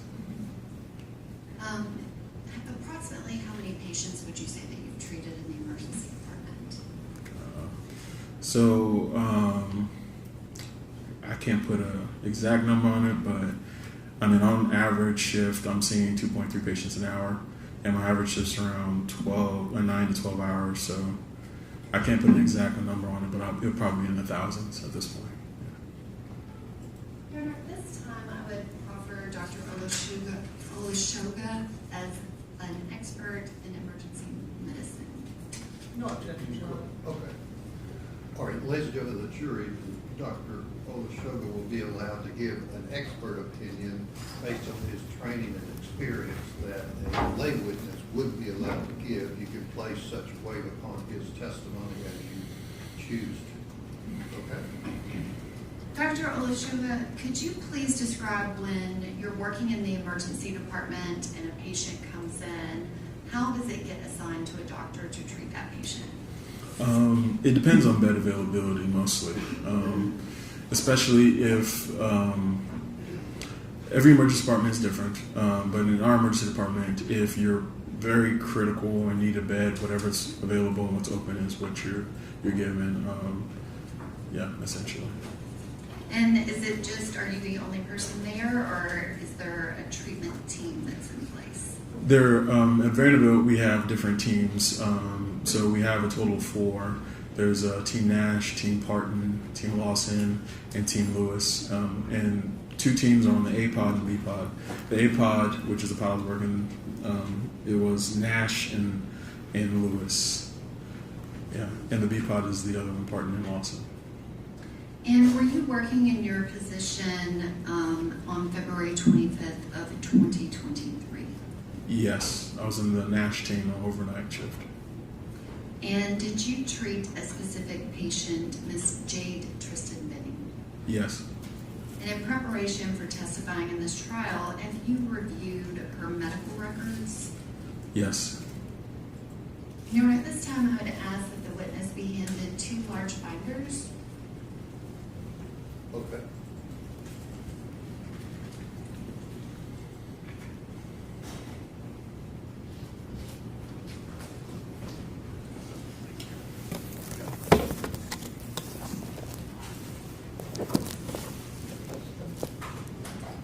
Dr. Olushoga, have you been able to review the records that are in the 2 binders that were just handed to you? Yes. And did you verify that those are the medical records of Jade Benning from Vanderbilt University Medical Center, And her admission that began the night of February 25th, 2023 until March 6th of 2023. Yes. And is it approximately 1,331 pages of medical records? Yes, I'm seeing 1,327, but yes. 1,327. Yes, ma'am. Your Honor, at this time I would ask that the 2 binders of medical records be made the next numbered exhibit, but I would ask that this witness be allowed to retain the exhibit for reference during his Okay, we'll testimony. mark them when we're finished, just the exhibit 10. No objection, Your Honor. 10? Yeah, no objection. Okay. Dr. Olashioga, if you need to reference a particular page of the medical record in order to answer the questions, please feel free to do so. Can you please describe Jade Tristan Benning? What was your first interaction with her? Did you see her as a patient and or did you receive information about her prior to her arrival to your emergency department? So I did receive information prior to our arrival. We have an EMS radio that's located on the APOD, the pod I was working. And from my recollection, the EMS crew, they typically call in, especially if there's an emergency or even if they have any questions about a case. And I just remember that they said they had a young female who was in cardiac arrest, and they had tried some acute cardiovascular life-saving stuff, but weren't able to get a return of spontaneous circulation, and that they'll be here in a few minutes. So when I heard that, I stop you right there. Can you explain what a return of spontaneous circulation is? Yeah, so that's usually abbreviated as ROSC, but that essentially is when a patient is able to have a heartbeat, essentially, or function of something, of some sort. Typically, it's a heartbeat, a pulse, a cardiac rhythm, a blood pressure, vital signs. Those are all signs of life, so return of spontaneous circulation. And you said that you had information that EMTs were attempting to get that ROSC back. Yes. Were they able to, prior to Ms. Benning entering your emergency department? Not from my initial assessment of the patient. She was still clinically dead upon arrival to the ER. And I'm sorry, did you say she was clinically dead? Yeah, like from my clinical assessment, there were no signs of life upon her arrival to the emergency department. And when she arrived, can you describe kind of what was she on? For what I remember, she went to one of our resuscitation bays, T4. She was still on the EMS stretcher receiving CPR. She was, like from my exam, unresponsive. Pupils were fixed and dilated, no spontaneous respirations. She had a supraglottic airway in place, the eye gel, so they were breathing for her and they were doing chest compressions on that. And can you explain kind of what does that mean when someone's pupils are fixed and dilated? Medically, what does that tell you about their condition? It's concerning that there is significant neurologic damage. Your pupils constrict on their own. That's not something that you do purposefully. So when that reflex is gone, that's a concern that there's been significant neurologic damage, and also that person is not alive. And can you describe, I guess, like her physical temperature? I mean, she was cool. Her skin was cool. I mean, she was also mottled, like kind of cyanotic, which means she was kind of blue, which are all signs of hypoxia, which means lack of oxygen.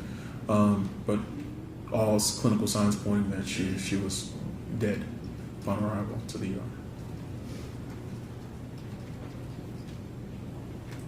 Did you have any information as to whether or not Ms. Benning was pregnant or not pregnant? So that information did come across the radio as well, that she was pregnant, but they did not know how many weeks she was. So they knew she was pregnant, but they didn't know how far along? Yes. Okay. Could you tell just by looking at her that she was pregnant? I could tell only by palpating her stomach that she had.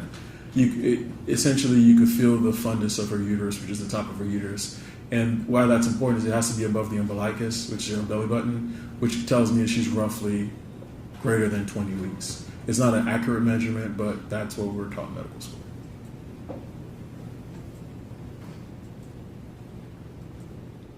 And kind of going back to, you said that her pupils were fixed and dilated, and that was indicative of significant neurological damage. Do you have a full assessment of her neurological capabilities at that point on admission, or is that something that you learn more about as you're treating?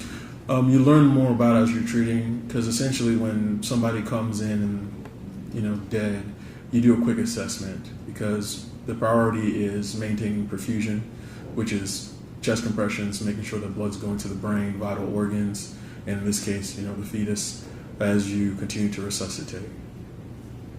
And your assessment of the fetus at that kind of initial stage, what's being done at that point when she first presents to the ER? So other than just confirming that she was pregnant, not much.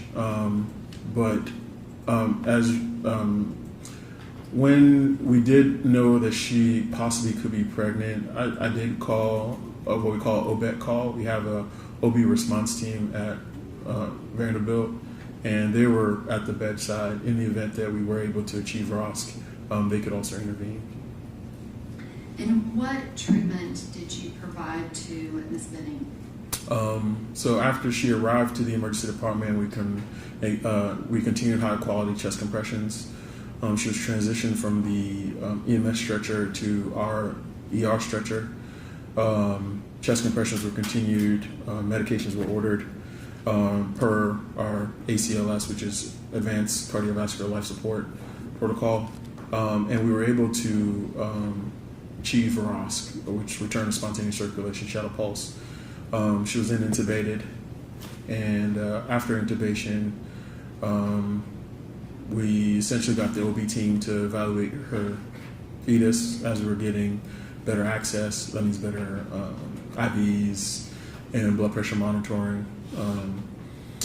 And then we then went to CT scan because we were able to get a pulse back, and we were able to admit it to the ICU. Can you describe, you said that Ms. Benning was intubated. Can you describe what does that mean to intubate a patient? So when you intubate a patient, essentially you're protecting their airway, meaning you're breathing for them. You're putting the patient on a ventilator. The reason you would do that is because the patient's not breathing for themselves. So essentially you are creating a definitive airway so that oxygen can be delivered and carbon dioxide can be exchanged for the patient. And can you describe typically when you intubate a patient, I guess, what's the process of how that procedure is done? Typically, when you intubate a patient who is alive and breathing, you usually administer medications to assist with the intubation. Medications that can either basically help them become more comfortable, so that you can pass this tube, because intubation is passing a pretty large tube in their airway in order to facilitate gas exchange on the vent and oxygen delivery. That's the typical process for an intubation. And did you administer medications when you intubated Ms. Benning? No, I did not. And why is that? Again, from her neurologic exam, she appeared to be basically neurologically devastated. I mean, she didn't need anything because she had no cough, no gag. So essentially, she's not really. The likelihood of her feeling any pain or discomfort is very low. So she was intubated without any medicines. Did you think that you would achieve a ROSC on Ms. Benning? Honestly, no. I was very shocked that we were able to get ROSC on this patient. And once you were able to have that return of spontaneous circulation with Ms. Benning and she had a heart rate, were you able to see what the baby's heart rate? Yes, but it was that was done by our OB colleagues, which were already at the bedside. They did a ultrasound and were able to give me a estimated gestational age. But one of their concerns was that the fetus, the heart rate was very low, which is called bradycardia, which is very concerning, and essentially the likelihood of this fetus, continuing to develop was very low. So after I got that clinical information, that then gave me the basically allowed me to say, hey, let's get some more CT scans. Typically, we avoid imaging in pregnant patients because it can affect the development of a fetus. But knowing that this fetus, the likelihood of this, being what we call viable, we were able to get more information, more scans on the patient. And the treatment involving Ms. Benning, at any point did you talk to anyone that had any additional information to explain why she came to the emergency room in the condition that she did? I do remember that during, this process of resuscitation, our social worker was able to reach out to family members that showed up to the emergency department. I do remember who I spoke to specifically, but there was some mention of possible poisoning by a family member, and that was mentioned, and I do remember that. And is that something that was mentioned directly to you, or was it provided to you by a social worker or someone else in the hospital? It was mentioned to me, from what I can recall. But again, the events of that night but I do remember hearing it specifically from a family member. And what, if anything, did you do based off of that information? Again, I reviewed the records. It looks like we had already, labs are already ordered by the resident. I did go back and add some other things, but it looks like the urine drug screen was already ordered, so I didn't have to add that, but I might have added another blood gas. But yeah. And Dr. Aleshu, you said that a urine drug screen was ordered. Mm-hmm. If you turn to page 66 of the medical record, were there other specimens that were collected? Specifically, was any of her blood collected? Page 66. I do see, there's like a blood gas. And I think it might actually be 65 and 66, but it goes into both pages. Yes. Yes, there's actually a slew of labs that were ordered, yes. And what was the collection time for that blood sample? 2230 and 2231 is what I'm seeing here. And so there's a 2231 blood, is that correct? Yes. I think it was, order placed at 2230 and then the collection time is 2231. Yes. And was there also urine that was collected? Yes. And is that documented with its specific time? Yes, the urine was collected at looks like 2258. Is that the order and then it's 2259 for the Yes. specimen collection? Yeah, and the specimen was collected at 2259. And would that be the urine that initial drug screen was run on? I believe so, yes. And can you describe, what do you know about that initial drug screen in the ER? Is it testing for anything and everything, or what type of testing is that? So the urine drug screen that we typically get in ER is a finite amount of substances, but essentially it's testing for like metabolites in the urine. Yeah, so if somebody might have ingested something or using sort of drugs, test for those metabolites. I have the list if you'd like it specifically, but I have the results here. Did it come back positive? No, it came back all negative. Okay. And can you describe, you have this woman, she's 24, almost 25 years old. She presents to your emergency department in full cardiac arrest, and you said that she's clinically dead. Is that something commonly seen? Not in that age group, not usually young pregnant women, no. And can you describe, based off of, you said that the baby had a low heart rate. Was it a little bit low, or was it kind of extraordinarily low? So the normal fetal heart rate, and what we've been taught from my recollection in medical school, is usually 110 to 160. I think I remember the OB team mentioning that the heart rate was somewhere in the 30s, so it was really, really low. And have you ever treated a patient that came in under these circumstances where it's a young woman that's pregnant, healthy, full cardiac arrest, and people are saying she's been poisoned? Not in my career, no.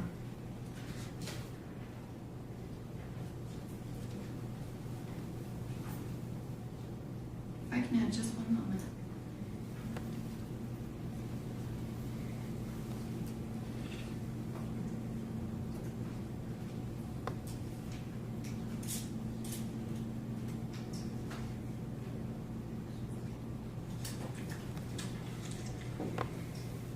Dr. Olashuga, did you continue to treat Ms. Jade Benning, or what was kind of the totality of the involvement in her treatment? Once we were able to establish that she had a blood pressure, labs were rolling in, and we got CT scans. I quickly reviewed the CT scans, and we reached out to the intensive care unit immediately because, she was critically ill, and essentially we did our best to get her to the ICU as soon as possible so she can get the rest of her post-ROS care. And would you have been the person that would treat her during the time that she was in intensive care unit? No. Your Honor, I'm going to ask that this witness be handed a single photograph. Okay. Oh, I'm sorry.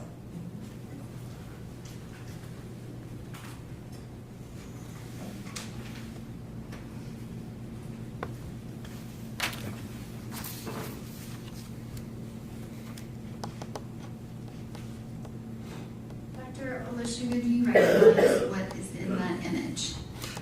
Yeah, it's a vial of blood used for our lab draws. And do you recognize certain identifying pieces of information on that specific blood draw tube? Yes. Your Honor, at this time I would ask that that image be entered as an exhibit exhibit. 12. I would object to it coming in from this particular witness. May I take the witness on board document? Okay. Do you have any other questions? I do. Okay. Go ahead with that, just so that. Judge, I don't have any objection to having it marked for ID, Okay. but I would have more questions of this witness. All right. Go ahead. Be marked for identification. Thank you. Dr. Olashuga, could you describe specifically, and I need the witness to have the picture back. Your Honor, I would object to a witness testifying to something that has not been entered into evidence. Okay. Well, he's viewed it. You have questions? I have He has specific personal questions of the specific things on the label that he recognizes from Vanderbilt University Medical Center. Okay. All right. He can show you that. He can see. May I take the witness on board document, please, Your Honor? Sure. Doctor, is it Olashuga? Yeah. Dr. Olashuga, were you the individual who in fact collected that blood? No, I did not collect that blood sample. Were you the individual who labeled that blood? No, I'm not the individual that labeled the blood. Prior to looking at this particular photograph, had you ever seen that vial of blood before? That specific vial of blood? No, not necessarily, no, ma'am. And so do you have any personal knowledge whatsoever in regards to that particular vial of blood? That particular vial of blood? No. Again, Your Honor. So what are you wanting to ask if he doesn't know what that vial is? I would simply like him Just to like explain. phone calls, common. I would simply like for him to explain what a stat name is, because there is Okay, information on well, you there. do that without the photos, so go ahead. Okay. Dr. Olashuga, you Yeah. viewed that photo, correct? Yes. Can you describe, did it look familiar to you? Yeah, it looks familiar to me. I would object to this witness testifying to a photo that has not been entered into evidence. Are photos taken of blood vials? You mean, I guess, what's the specifically? I'm not sure what Have you you're ever saying. seen a photo like this before? Not a photo, but I've seen blood vials. Okay, what is your next question? Does it contain Ms. Benning's medical record number on the vial? Do you Yes. recognize that? Your Honor, I He object. can, do you know her medical record number? It's written right here on the. Yeah. Okay, all right, let him see the photo. And Your Honor, may I have a ruling in regards to my objection? He can look at the photo and see if that's the same medical record. Is that what you're asking? Yes, Your Honor. May I have a ruling to that, Your Honor? I said he can do that. Is that overruled? Go ahead, General Norman. Thank you, Your Honor. Do you recognize Ms. Benning's medical record number from the medical records you have in front of you? Is it also printed on that vial of blood? Yes. And you just testified to a collection time of 2/25/23 at 22:31. Do you also recognize that very specific date and time? Yes. Your Honor, I object again to that line of questioning. Are you going to call a witness that lets us know who collected this? It's in the medical records who collected it, but Are you going to call another witness about this photo? I am. I'm going to Okay. call Dr. Carney. Okay. May I have a ruling, Your Honor? What's your question that you want to ask of the witness? Dr. Olashoga, there is a stat name on that label. Do you recognize that? Yes. Objection, Your Honor. Have a seat. May I have a ruling, sir? Have a seat. Go ahead. Can you explain what that means? Yeah, stat names are basically John Doe or Jane Doe names we give patients who are arriving to the emergency department.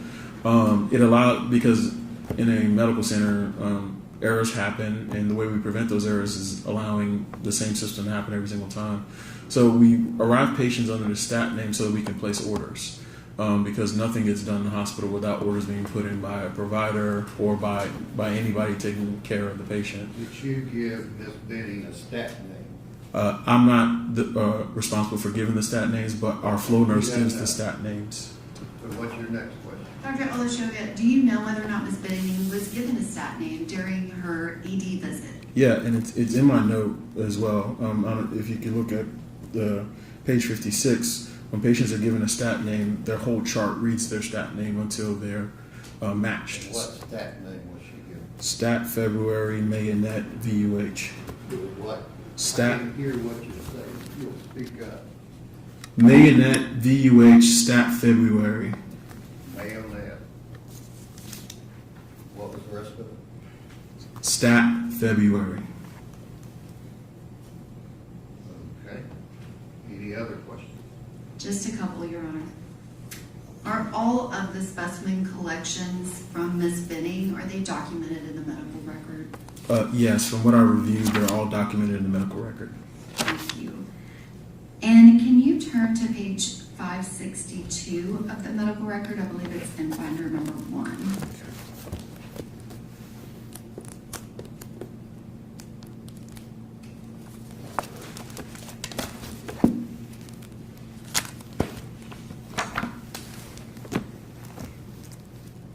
I'm there.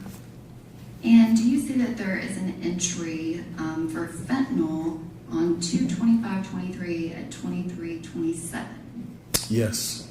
And are you aware whether or not that fentanyl was administered to Ms. Benning? Looks like it was not administered. I was aware that it was wasted by the provider. And so that was not given to her, correct? It was not given to her. Can you turn to page 727, which is in binder number 2?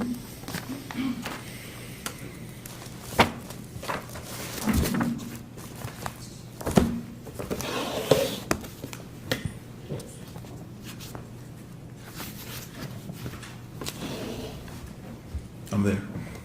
And there is an entry related to fentanyl, and it indicates a date and time of 2/26/23 at 0041. Yes. Is that when Ms. Benning was first dispensed and also administered fentanyl? Yes, according to the medical record, yes.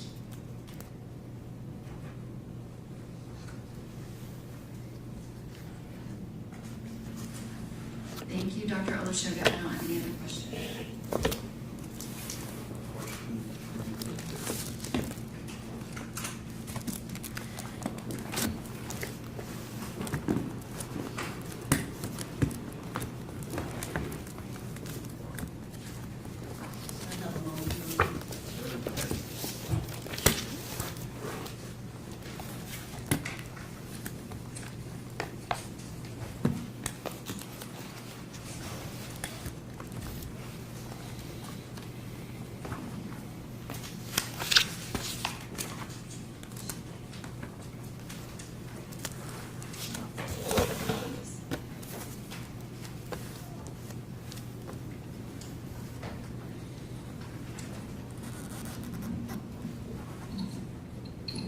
Good morning, Dr. Olashoga. I didn't introduce myself before, but I am Letitia Quinones-Hollins, and I just have very few questions for you. I want to first draw your attention in regards to what you stated as it relates to the fentanyl, so that we're clear. I think you testified that it was not first administered in the hospital until when?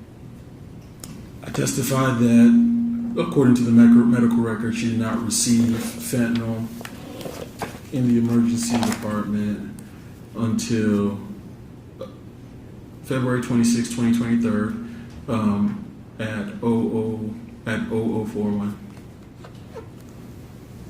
That's when it was ordered, it looks like.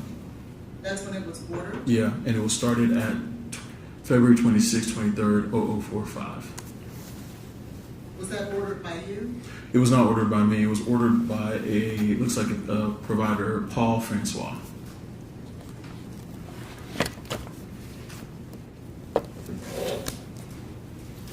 Thank you. I want to now draw your attention to page 117.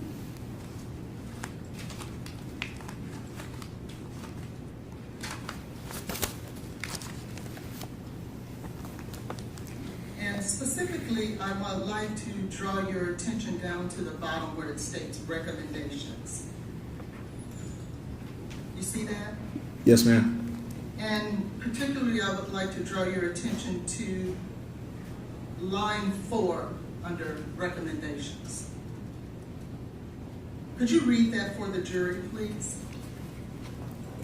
Yes, it says recommend contacting police to conduct drug facilitated crime testing since no chain of custody testing available at UBUMC. Do you know what that means? Nope, I do not.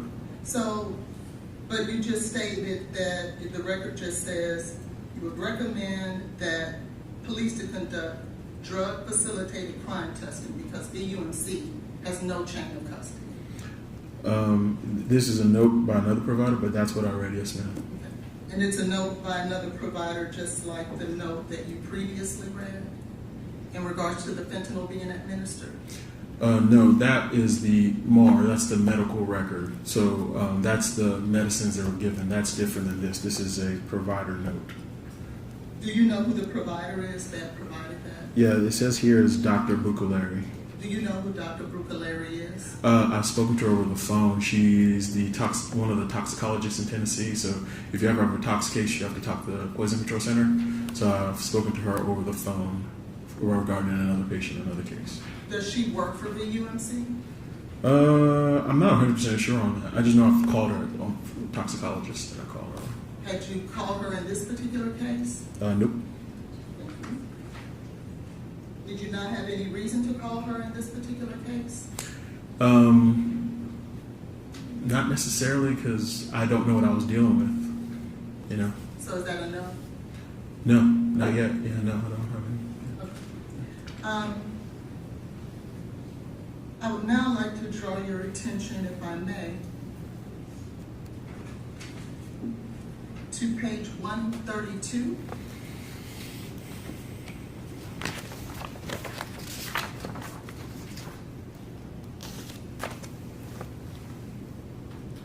And you see where it states hospital course? Yes. And within that paragraph under hospital course, I believe it says per EMS report, she was found in PEA arrest and CPR was initiated for approximately 30 minutes prior to arrival.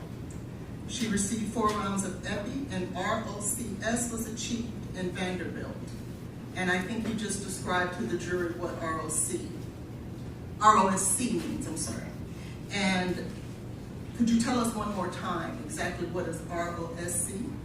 Again, ROSC, return of spontaneous circulation, is when the patient gets a heartbeat or signs of life. And so it says it still remains unclear if patient was found in PEA arrest or if she went into PEA arrest during transport. There have been discrepancies in multiple histories. Do you see that? Yeah, I see that. Do you know whether or not that issue was ever resolved? No, and because again, this is after I saw her in the emergency department, so I have no bearing on what's written by the ICU. Okay, so you can't answer that question. I can't. Okay, thank you.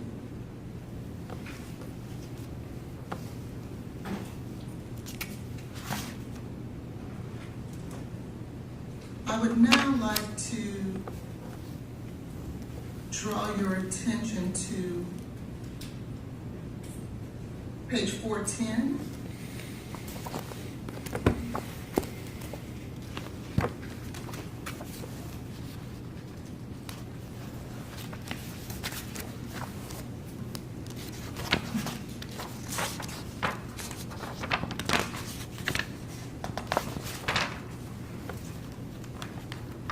I'm there. Could you help explain to the jury on 410 where it says comprehensive cardiac NGS panel inconclusive? Again, I'm not familiar with that lab. Again, this is not something I would order from the emergency department. So you can't help us with that either? No, ma'am. Unfortunately, I can't. Could you tell the jury what is cardiac NGS panel? Again, I cannot explain that. I don't order that routinely from the emergency department. So you don't know what a cardiac NGS panel is? I do not know what a cardiac NGS panel is. Thank you. And then if you look down a little further, it says testing performed by, then it says 123 Cerner, VUMC Cerner Lab.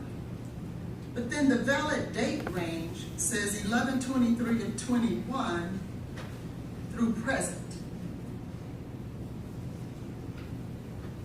That would have been about a year and a half prior to this date. Do you know why that would state a date a year and a half prior? I do not know why that would read that way. Okay.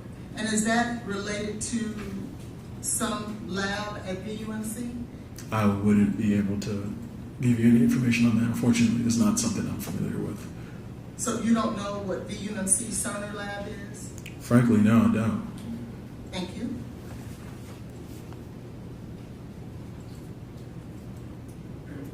Now, you stated that the baby was not viable, is that right? I stated that after a conversation with the OB provider, they deemed that this pregnancy would not be viable. Do you know then, can I ask you or draw your attention to page 126?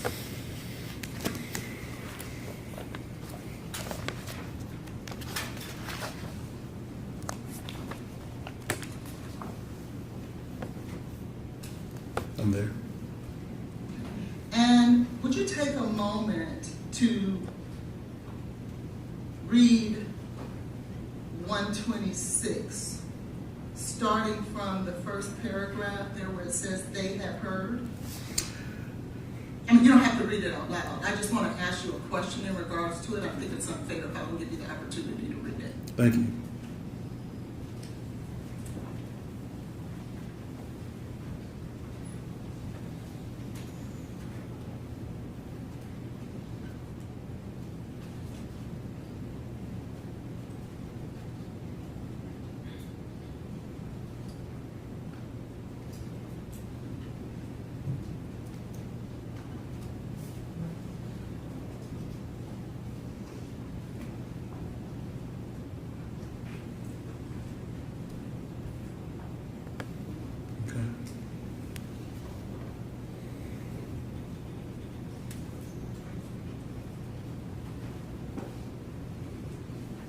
Okay.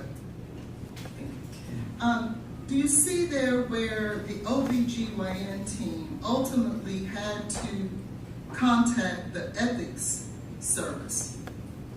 Yes.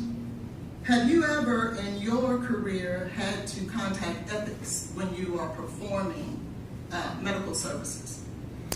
Yes. And for what purpose would that be?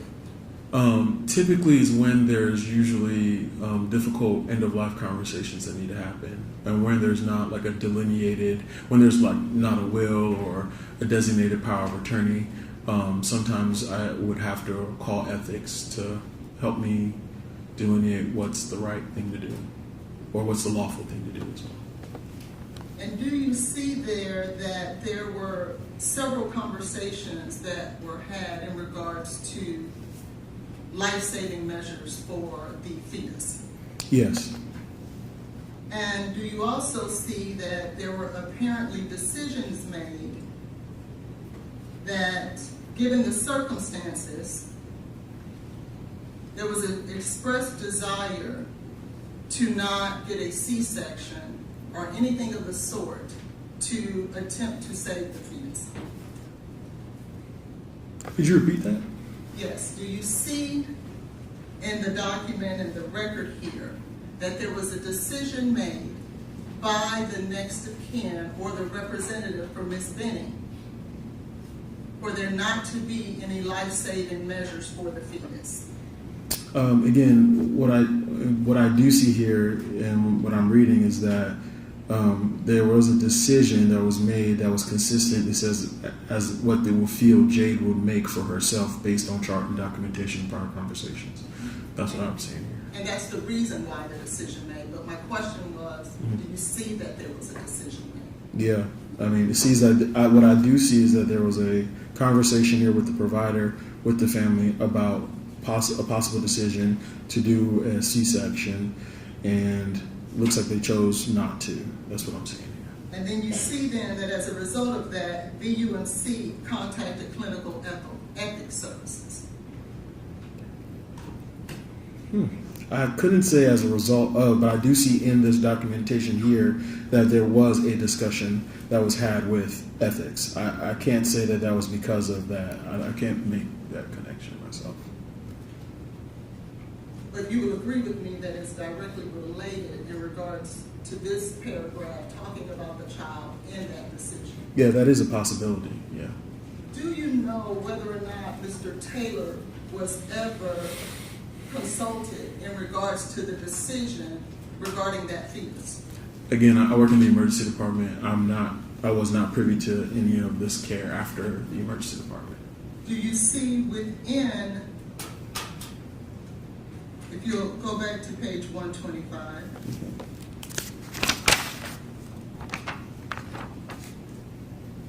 right above consultation, you'll see that the mother's surrogate decision maker was Bridget, which is Jade's mother. Father and step parents were present for this consultation and shared decision making.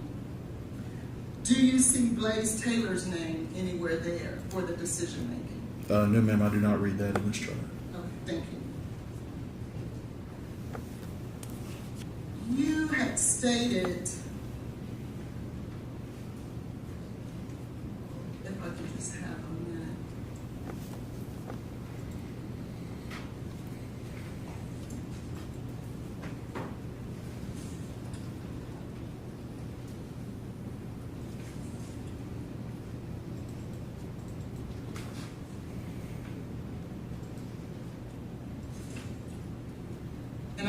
I'm going to mess up the name, that's why I'm trying to find it, but perhaps you can help me. Are you familiar with the specific drug named Succinylcholine? It is a drug that is utilized to help with intubation. Could you spell it out for me? SUCC. Oh, succinylcholine. Yeah. Thank you, succinylcholine. Yeah. I'm always cut because names are challenging. Do you know whether or not that was utilized in order to assist in the intubation of Ms. Benning? No, she did not get that medicine in the ear. It is your testimony that she did not receive that medication? To my knowledge, no. Is it to your knowledge, or is it your testimony that she did not? It's my testimony that she did not.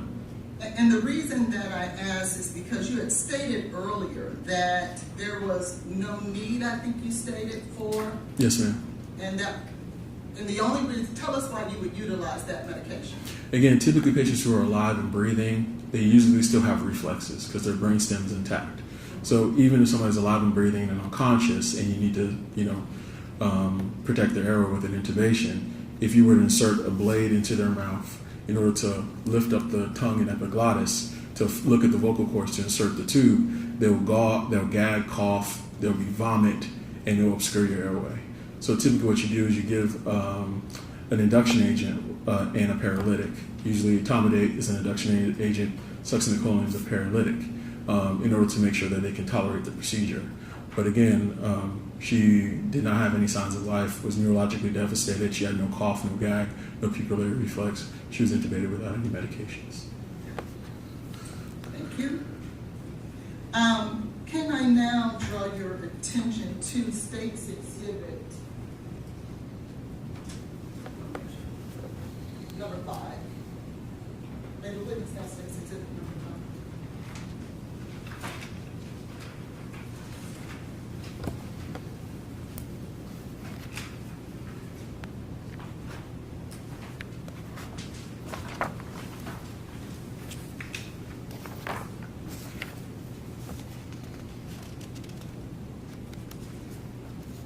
You have it in front of you, sir? Yes, ma'am. Thank you, Doctor. And Dr. Olashaga, I want to take you to the section where it says narrative on the first page. Yes, I see it. Do you see that? Yes. Then I would like for you to go down to 1, 2, 3, 4 lines down. Okay. And specifically to start at the sentence, the patient's boyfriend. Do you see that? Yes, ma'am. Could you please read that sentence for the jury? Yeah. It says the patient's boyfriend stated the patient was 4 months pregnant. No other medical information was obtainable. Okay. You can stop there. Thank you. And do you see that this is in fact a report from NFD, Nashville Fire Department? Yes, ma'am. And do you see the name of the individual who authored this report? I see crew member. Andrea Agrawal. Okay. And so you see there where it actually states that the boyfriend, in this case who would be Mr. Taylor, actually did tell the fire department just how pregnant Miss Benning was, according to the statement you He's just just read. read it, so he doesn't know anything else. Thank you. And then, if you would turn the page, sir. And doctor, if you could look under where it says vitals. Yes. And do you see the section where it says CO2? Yes. What is that? So end-tidal CO2 is another, basically it's another, I wouldn't call it a vital sign, but it's an indication of the quality of your chest compressions. Basically, again, you breathe in oxygen, you breathe out carbon dioxide. So if you're doing good quality chest compressions, your end-tidal CO2 should be high because you're breathing out carbon dioxide. If you're doing terrible chest compressions, it'll be low, which means that you're not doing a good job circulating oxygen with your compression. So that's another marker of how good is your resuscitation, how good are your chest compressions. and also if you have like an airway, because if it's super high, could it be that your airway is in the stomach and is picking up gas from the stomach? So it's just a marker of how good is your resuscitation. Meaning how good you're breathing, how good oxygen is coming out, correct? Not how good oxygen is coming out, it's how good are and in this case, if it's used appropriately, how good are you circulating oxygen? Are you picking up that CO2 with once you're doing your bagging? Like how good is the CO2 coming off? Okay. Yeah. You say the CO2 coming off of what? Usually the end tidal is connected to the BVM, the bag that they use in the bag, the patient. So it's connected to the tube that's going into her throat. Yeah. But these are things that are measured on Ms. Benning's. Would you agree? That's what it appears to be from this document, yeah. And if you look at those numbers, specifically the numbers 69, 70, 113, 99, 100, 93, 93, 86, and 80. Those would be good quality numbers, would you agree? They're high, but yeah. Okay, thank you. And then finally, I want to talk to you about someone's, specifically Ms. Benning. If she was described as having the ability to say things like, you've put something in my drink. Nye, Keontae. In other words, she's pronouncing words. Some of them labored, some of them not. If a person is able to talk, would you agree with me that they would have to be coherent?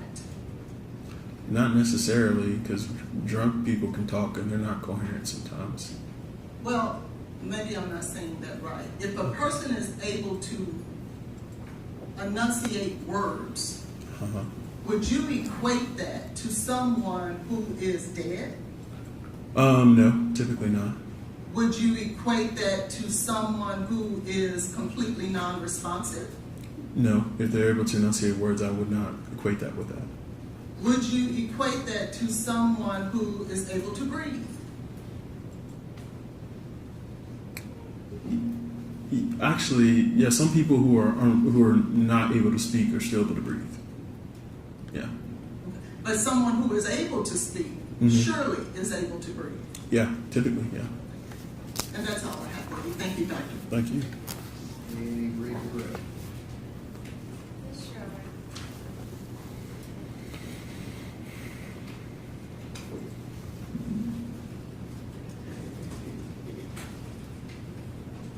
Dr. Olashuga, I'm going to kind of start with the last thing that she talked to you about and go backwards. Can you go to page 562?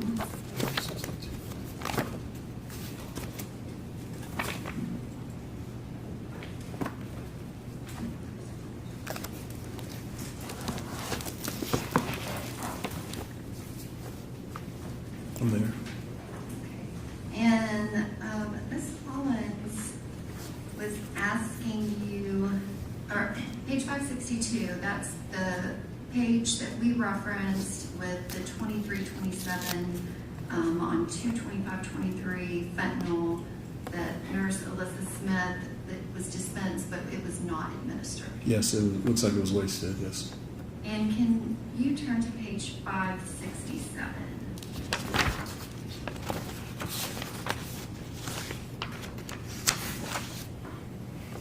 I'm there. And on page 567, is there an entry for the medication that Ms. Hollins was asking you about? Yeah, I see it.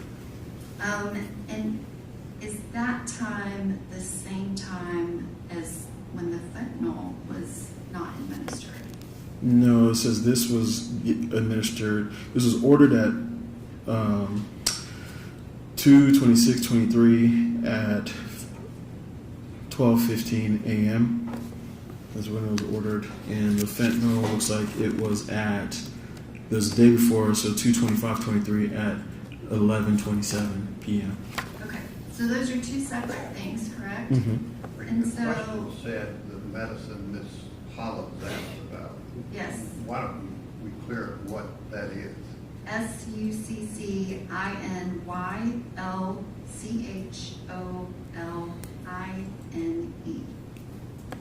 And how do you pronounce that again, Dr. Succinylcholine. Thank you. And so that was administered at a much later time at 2/26/0015, correct? Yes. And also, if you look down to entries, there are entries for fentanyl, which coincide with when the fentanyl was actually administered to Ms. Benning. Is that correct? Yes. So you did not order those medications, correct? No.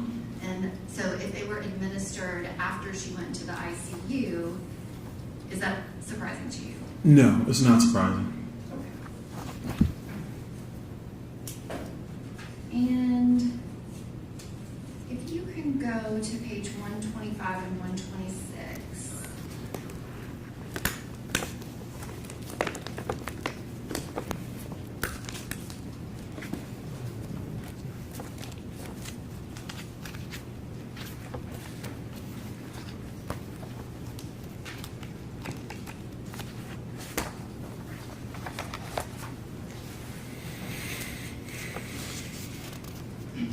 Over here.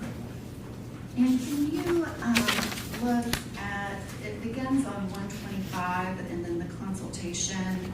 Number 2, it gives a description. Can you just read that silently to yourself?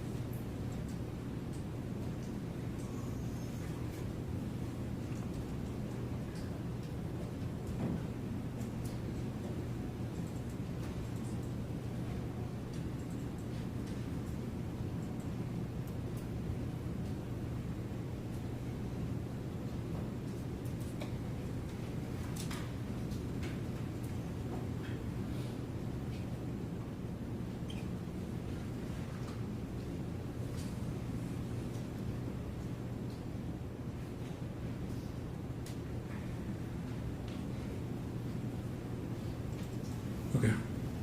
And you weren't involved in that neonatal consult, correct? No, I was not.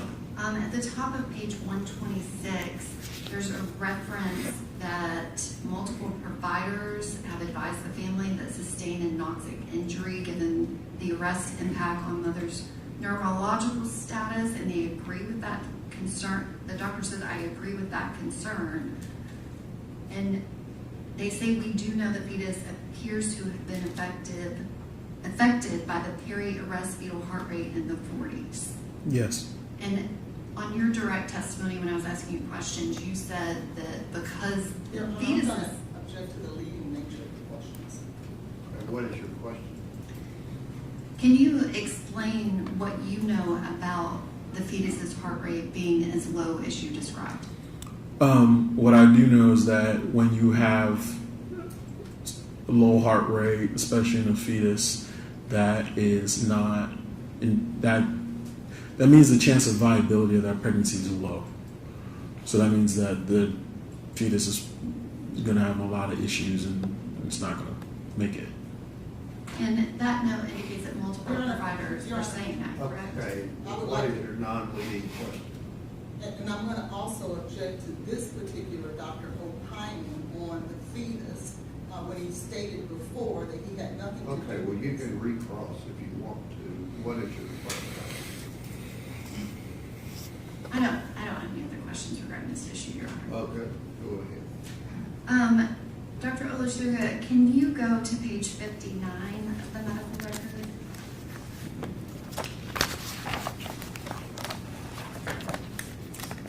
I'm there. And can you describe what time did Ms. Benning arrive in your emergency department? At 22:06. And can you describe specifically when you intubated her? She was intubated upon arrival, so around 22:06 as well. And so that is what time she got to the emergency department, correct? Yes. Usually there might be a little lag just because of nursing, charting and stuff, but that's, yes, around that time. So 22:06, 22:07. Yeah.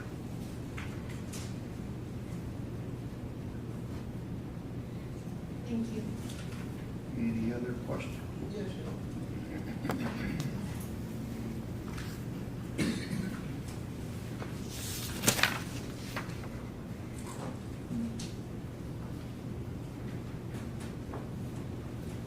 just a few brief questions, Dr. Overshaga. Yes, ma'am.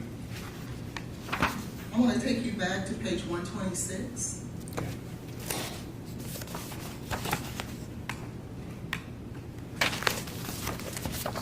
I'm here. If you go down to the first paragraph, line 8, starting with "I offered." Yeah. Could you read that sentence to the jury, please? Yeah. Is this him saying this? It's a record that's in evidence, Your Honor. Is this him saying this? No, it is not. Can you please read that? It is, you made it an exhibit, so you have him read anything you want. I actually wasn't allowed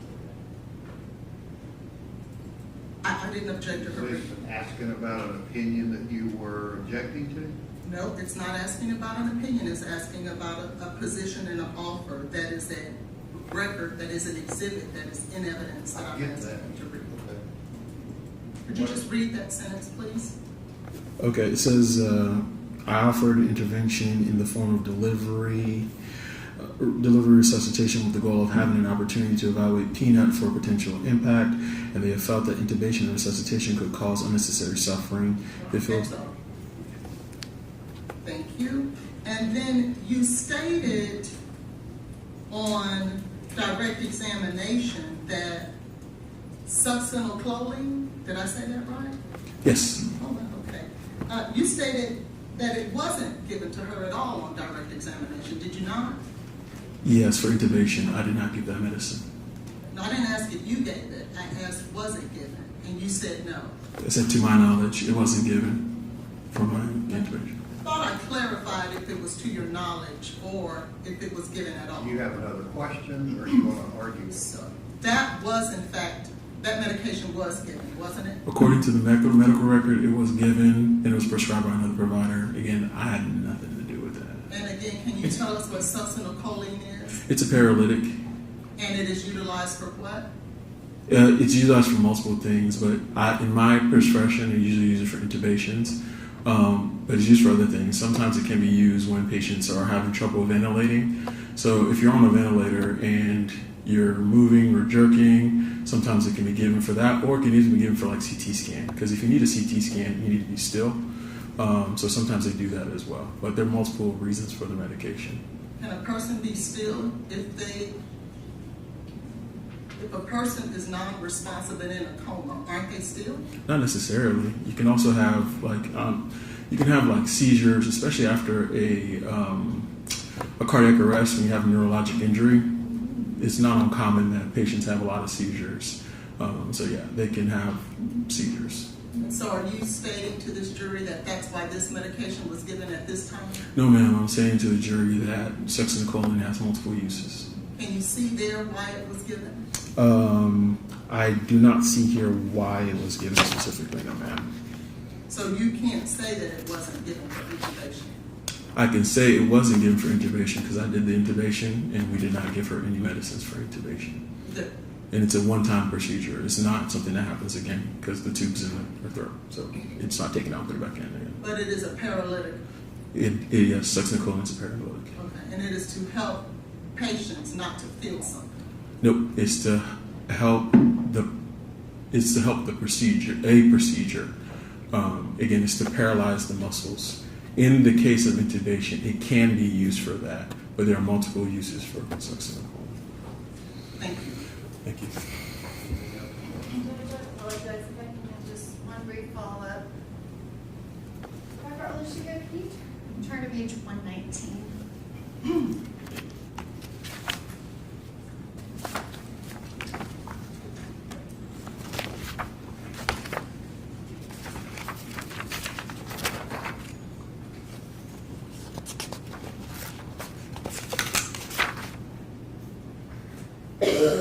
I'm here.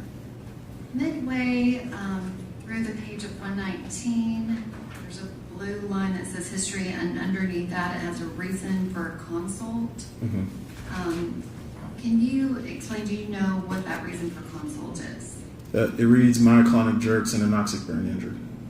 There is a reason for consult. Can you describe what is the myoclonic jerk? Yeah, so like myoclonic jerk is essentially like it's like, best way I can describe it is it's just an involuntary movement of like your extremity typically, but it can happen anywhere. You can have it in your face, you can have it, but it's an involuntary jerking motion. Yeah. And is that one of the reasons that they might get that medication? Yeah.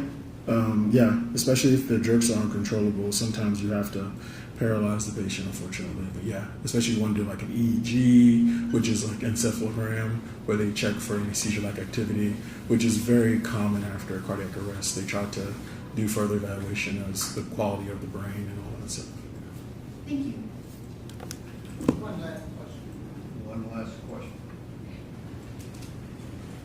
Can you tell this jury that that is why some clothing was given to Ms. Benning? I cannot. I don't know why it was given. Thank you. Any other questions? All right, so you can leave all of that there, and we'll get it. Okay. Thank you. Thank you.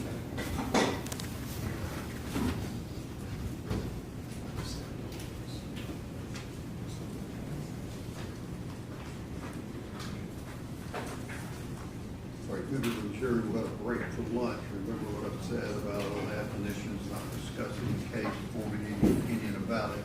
We'll get back here at 1:20 or so. He's got down the hall.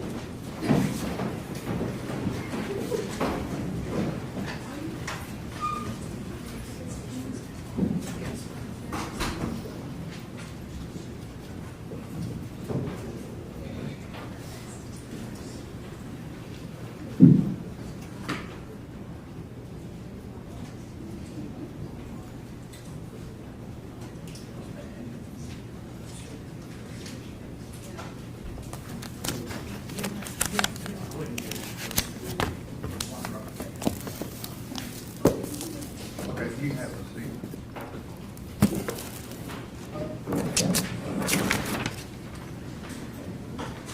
Who would the next witness be? It's going to be Lauren Weber. Trying to anticipate things, asking this because of what's already been asked. Can either side explain to me whether the family's decision not to have a C-section is relevant? No, Your Honor, I do not think it's relevant. If I may, Mr. Taylor is charged with causing the death of the fetus as well. So anything that could affect the fetus's viability and or You're going to life. argue to this jury that the fetus may have lived if it had a C-section. I don't know what the evidence is going to come out to be. I'm talking about, that's your purpose for asking that. That was the purpose for me asking the question.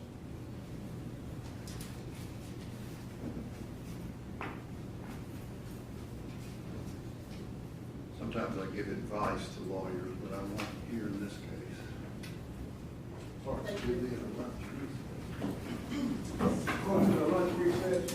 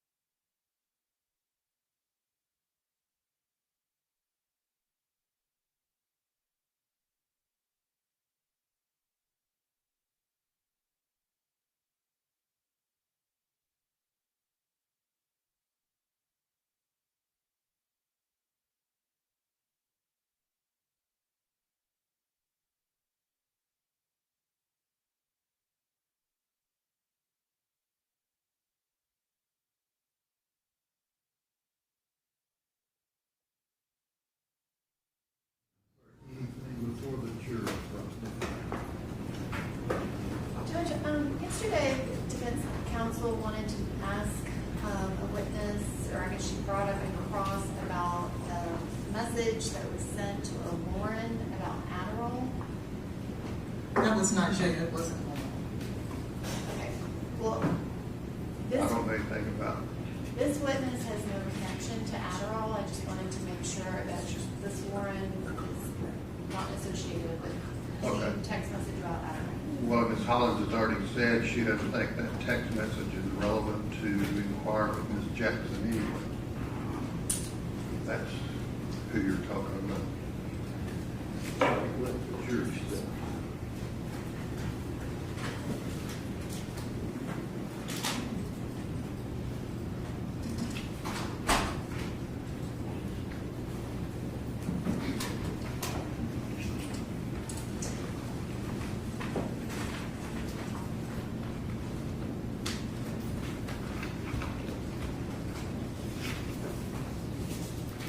Or is it Lauren Weber?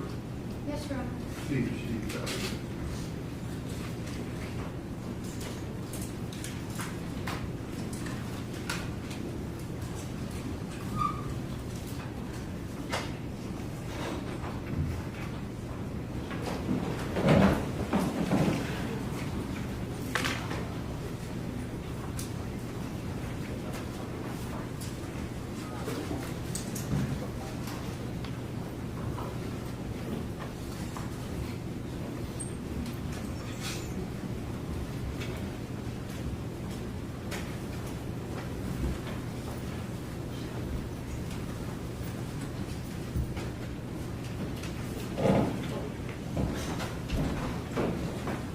All right, you'll step up and raise your right hand and be sworn. Do you swear the testimony you're about to give is the truth, so help you God? Yes.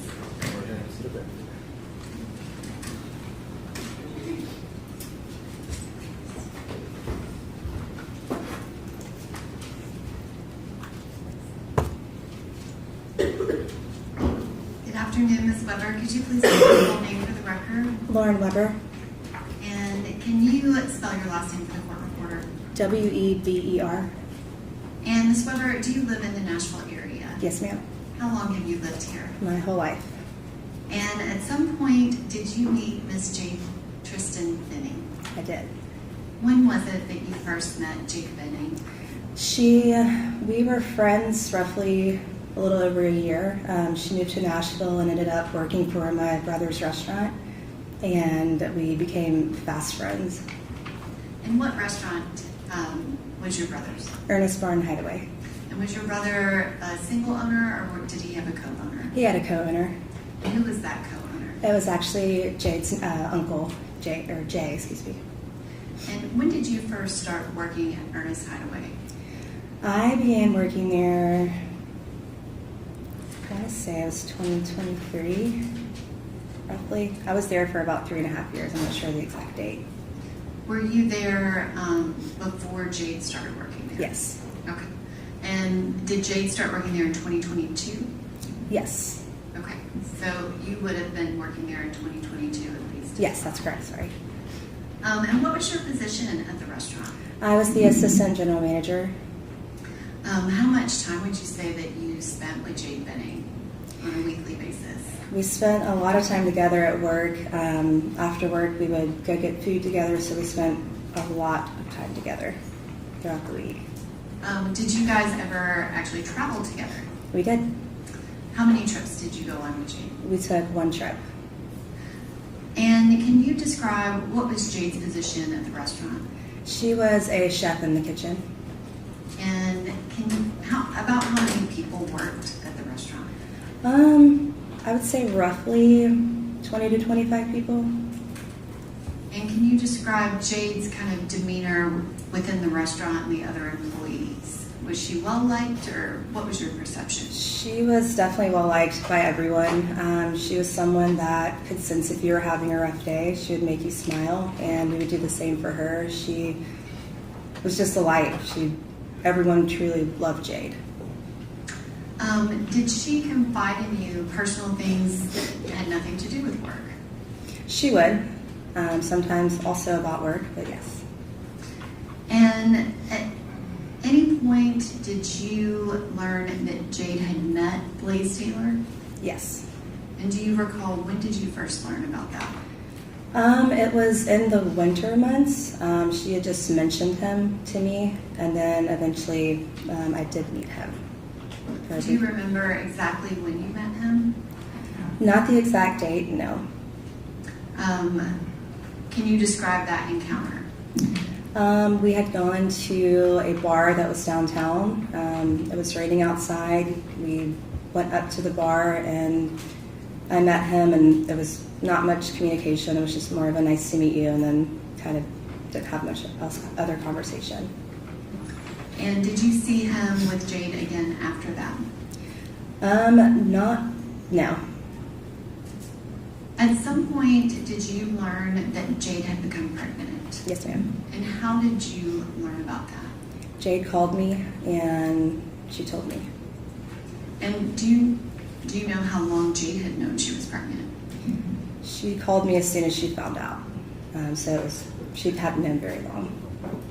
And I want to ask a couple of questions about before that day. So before the day that she found out she was pregnant, did you know Jade to drink alcohol? Occasionally, yes. Did you know her to ever get drunk? Occasionally, yes. Is she someone that you knew to drink every day excessively? Absolutely not. Did you know her to do any other types of substances? Yes. And what did you know her to do? Smoke marijuana. Did you know her to do cocaine ever? No. Are you sure about that? 100% sure. And can you describe, after that day that she told you she was pregnant, did Jade's behavior change in any way? It did. Did you ever see her drink again? I did not. Did you ever see her or even hear about her smoking marijuana again? No, ma'am. And did you have any knowledge of if Jade would connect people with someone to get drugs for them, but not for herself? Yes. And was that other people in the restaurant? Yes. Can you describe kind of those weeks after she found out she was pregnant? Obviously, the day of might have been shocking, but can you describe her demeanor kind of in those next few weeks in November? She just knew what was ahead of her, and she was turned over. She was positive. She was going home after work. She was getting her apartment ready.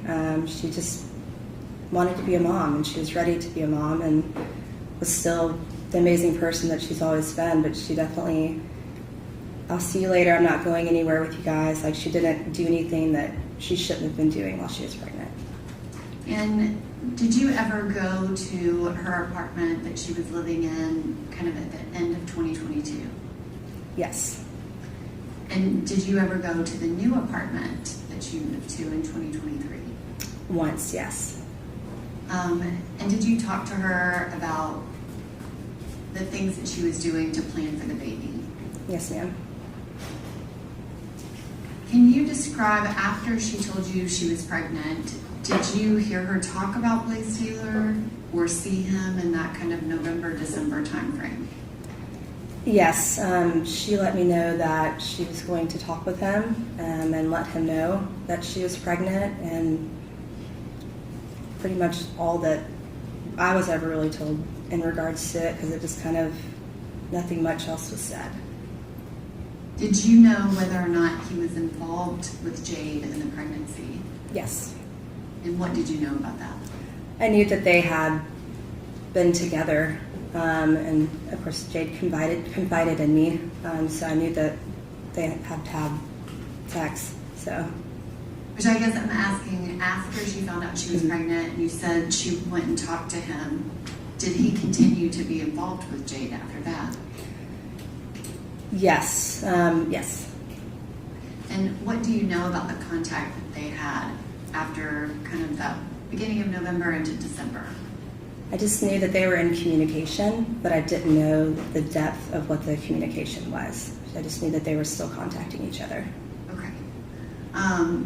At some point, did you think that he was going to be there raising the baby with her, or what did you think was the plan based off of talking to her? I knew that's what she was hoping for, but I didn't know what was to come. Okay. And then, do you recall anything happening kind of the beginning of the year? January, February? Did everything seem to stay the same to you? Yes.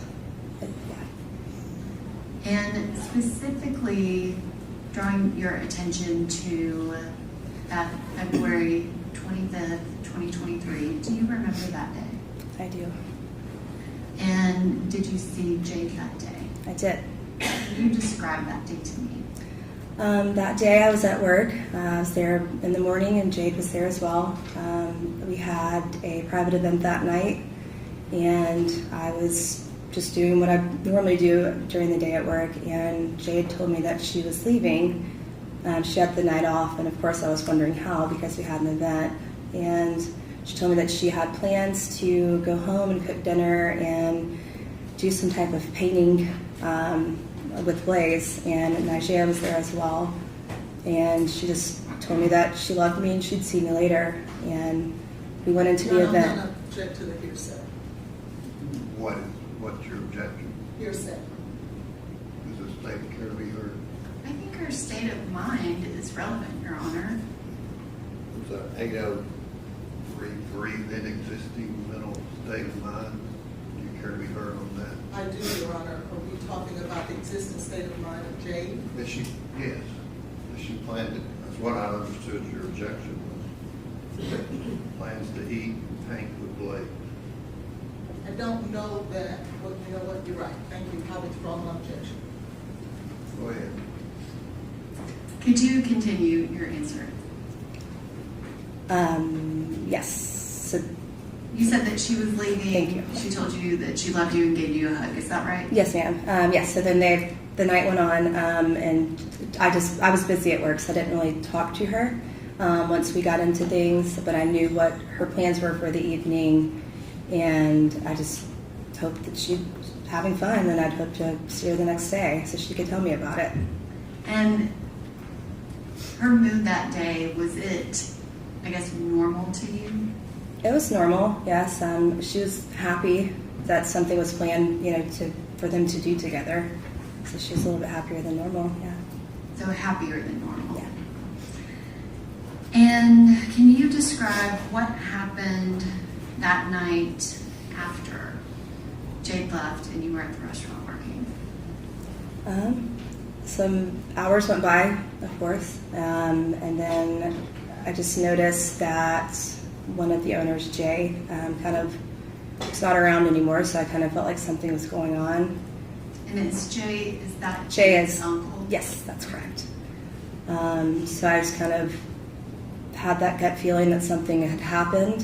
So I spoke with him, and he let me know that there was an incident, and I just asked what I could do, what I needed to do, and things went from there. And can you describe what you mean by that, if things went from there? I was panicking, obviously. I called her mom and asked her what I needed to do, and she asked me to go by Jade's apartment because it was left unlocked. So I went there and went inside, got her keys off of the counter, blew out a candle in her room, took pictures, and left. And then went to the hospital just waiting to see what was going on because we had no idea at that point.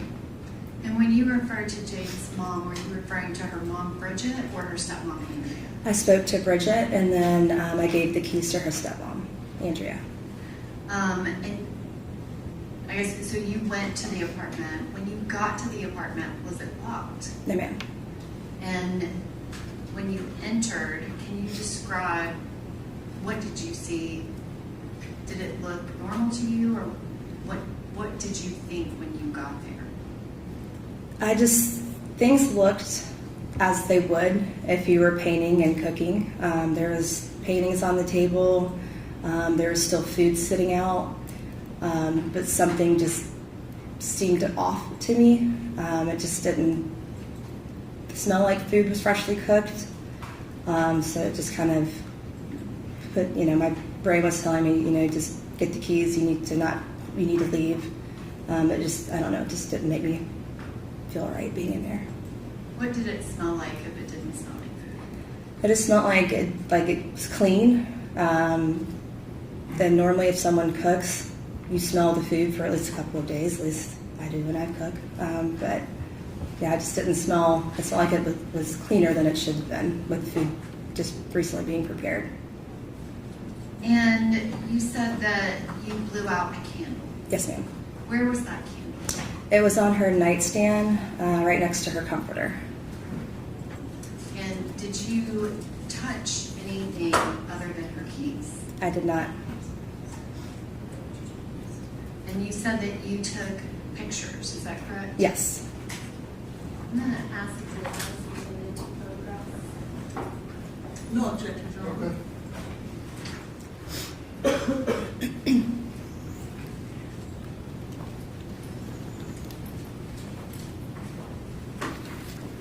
Thank you.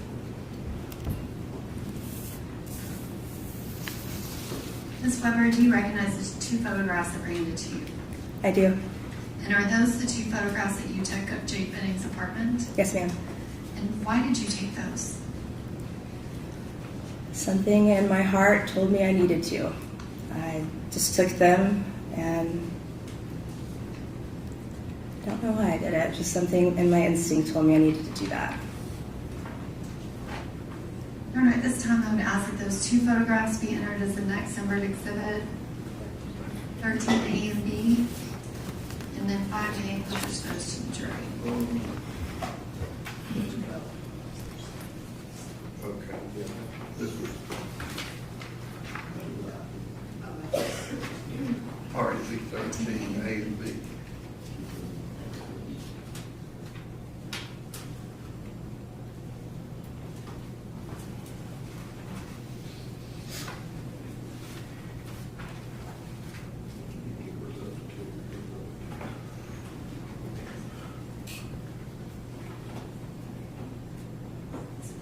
Ms. Weber, do you recognize that photograph? Yes. And is that photograph one of the photographs that you took in Yes. Jade Benning's apartment? Yes. And kind of this view, would you be standing with your back to the stove, kind of looking towards the front door? That. There's a monitor right in front of you. I don't know if you can see it better on that. The door is more towards this side, so I was actually kind of like at an angle. So the living room would have been more towards my back, I believe. So yes. And the next one, which is 13B, can you describe what's shown here? That is the other side of her island, the other painting that was there. And you said you took both of these photographs. Does this image actually have the date and time that you took the photographs? It does. And if you can just read out for the record what Sure. date and time that is. February 25th, 2023, 11:29 p.m.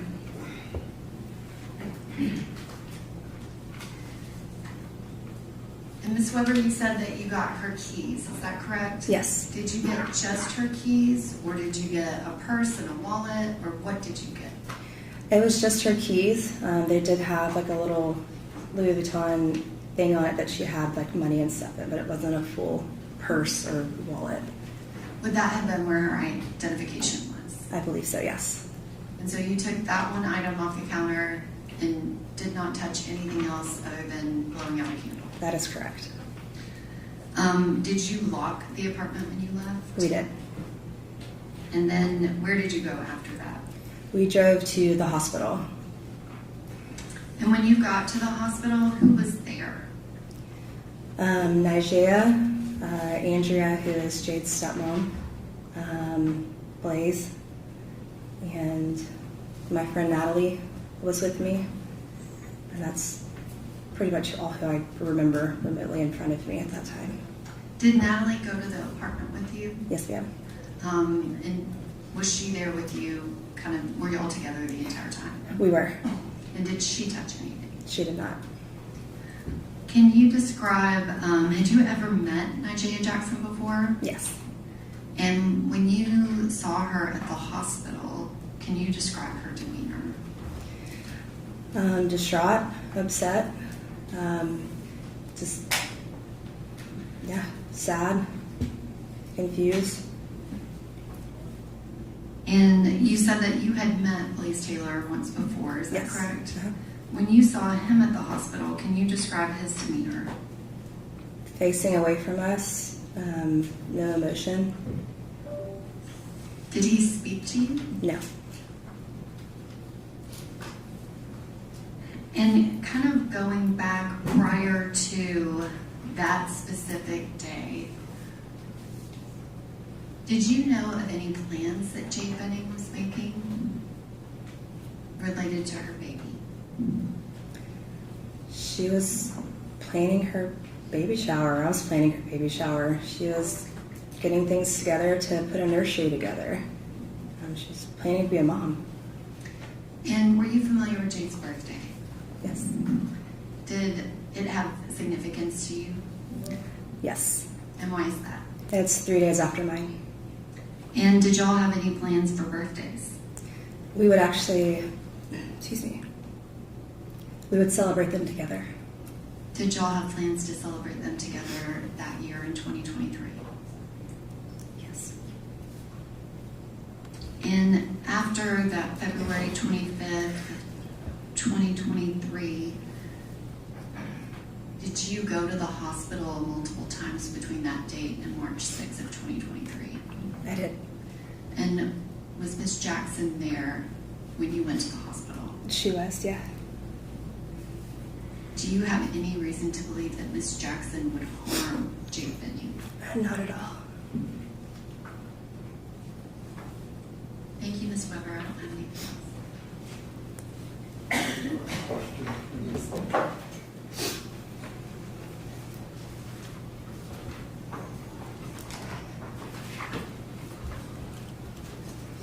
Let's see State's Exhibit 1, as well as Exhibit 10, Andy. Oh, I'm sorry, 13.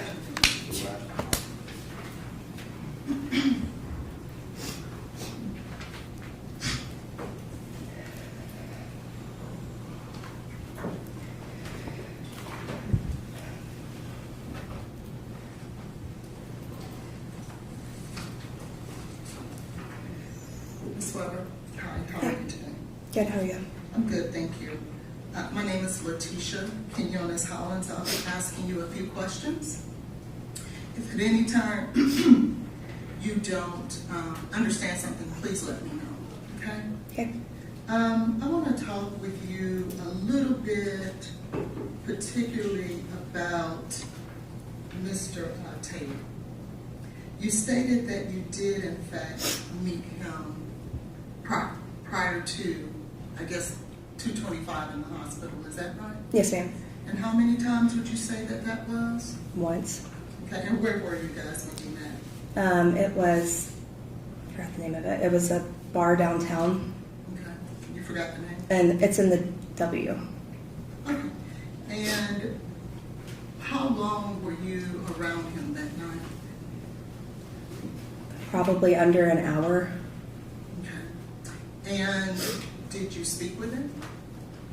Yes. And was there anything odd about him that you found in your interchange with him that caused you any concern? There wasn't much conversation. It was just very high, and that's kind of all that was said between us. There wasn't any getting to know each other. Okay. And would you tell us or tell the jury about when that was? Again, I'm not sure of the exact date, but it was cold, and I remember it was pouring down rain outside. Okay. Do you remember on that day that Jade sent you a video? On the day that I met Blaise? When it was raining downtown? She did. And in that video, it was a video of her and Blaise, was it not? Yes. And it was a video of them walking in the rain together? That's correct. And when she looked back and gave him a big kiss, do you remember that? I don't remember that, but I do remember the video being in the rain and they were walking to meet me. And would that be, I guess because it was cold, I would assume that it's during the winter time? Yes, ma'am. So would that have been the end of 22, would have been the beginning of 23? Possibly, yes. Okay, because there's testimony that they didn't reunite until January 1st of 23 during the winter time, then that would be consistent with that, would it not? Yes. Then I want to draw your attention to, you stated that all that you knew that Jade was involved in was marijuana, is that right? That's correct. Do you ever recall her texting you about mushrooms? Yes. So she was involved with more than just marijuana? Yes. You're not testifying to this jury that you know every single thing about Jade, are you? Yeah, that's correct. Fair enough. Now, let's take you to 225. You stated that you were in contact with Jade that day and she informed you about what was going on. Is that right? With the dinner night, date night? Yes. Now, to be clear before I go there, when is your birthday? March 3rd. And when is Miss Benning's birthday? March 6th. And you guys were planning your birthday together? Yes, ma'am. So I was looking through your text messages between the two of you around that time, and I don't see anything regarding planning a party together. Did you not text about it? We spoke in person about it. But you guys text almost every day, right? Yes. About everything? Not about everything. Okay, you guys text about the date night, right? That's correct. Text about hanging out together, right? That's correct. What you're gonna eat for dinner, right? Usually lunch, but yes. Lunch, okay. Helping Julia out. Objection, Your Honor, to the relevance. Okay, they text a lot, so what's your question? But yet, there's nothing in these text messages about the two of you planning your birthday together. That's correct. We spoke about it in person. Okay. Now, taking you to 225, she tells you about the date night, right? Yes, ma'am. And that she's going to cook for him. That's correct. And as far as you know, did you get to speak with Nigella that day? Later on that evening, yes. Okay, that evening. And there was nothing that Ms. Jackson shared with you that would lead you to believe that Jade did not cook dinner that night. Is that right?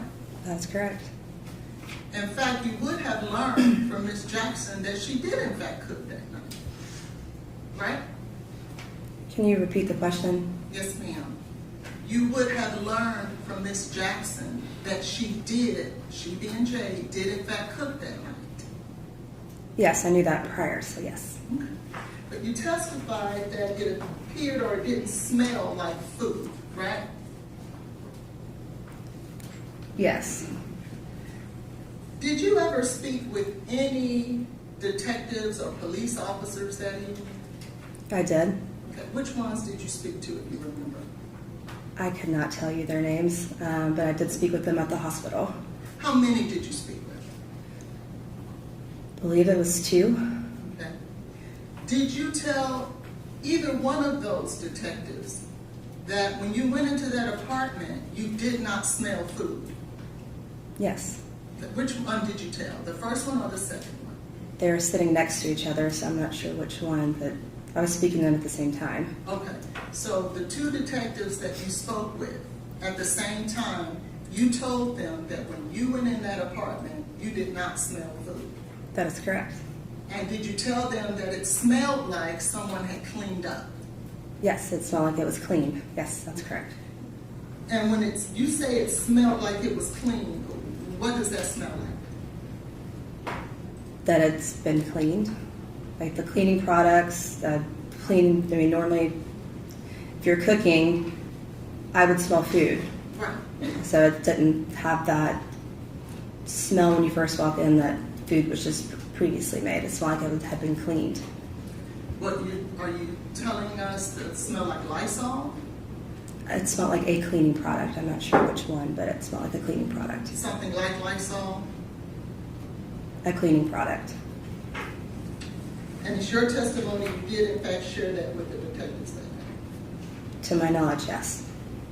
To your knowledge? Yes. What does that mean? From what I remember, yes, that's the conversation that we had. Well, could it be that, are you now saying you couldn't, maybe you didn't say that? No, that's not what I'm saying.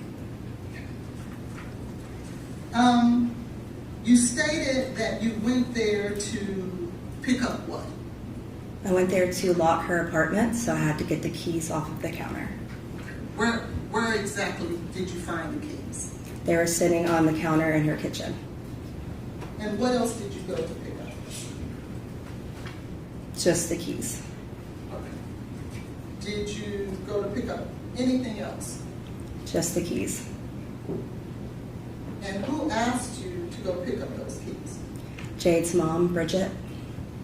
And during that time, were you aware of Ms. Jackson's allegations against Blaise? No. So when you went to the apartment as your testimony, you didn't know anything about the allegations Ms. Jackson was making against Blaise? No. Okay. And what time did you speak with Ms. Burks? That's that's Jade's mother, correct? That's correct. Okay. What time did you speak with Ms.? It was probably 30 to 45 minutes prior to me taking those pictures. So around, I see here. 10:45.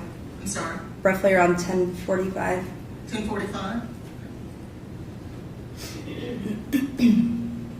And when you spoke with Ms. Burks, she didn't share with you the allegations that Najeda had made? The only thing, no. She did not. When you went in, you said that you were careful not to touch anything else. That's correct. Why not? I knew that if something had happened with Jade, still at the point not knowing, I knew that I should do only what her mom had asked of me, which was to get her keys and lock her apartment. But if at this time you had not heard about any allegations by Najeda, why would you feel that it was important to go into one of your very best friend's house and be careful not to touch anything? Because that's not my apartment. I would respect hers just as she would respect mine. So I went in and got what I was supposed to do out of the respect for her family and left. And so then why would you feel that it was odd that it was clean? Did you realize that she had cooked at 7 o'clock earlier that evening? I knew that she had cooked, but I knew we went in there and it just didn't seem right to me. And our minds were on knowing something had happened to Jade. And at that point, we did not know what. Okay. And then if you were there just to go into the kitchen counter, and can I get you, well, I could use the... It's up.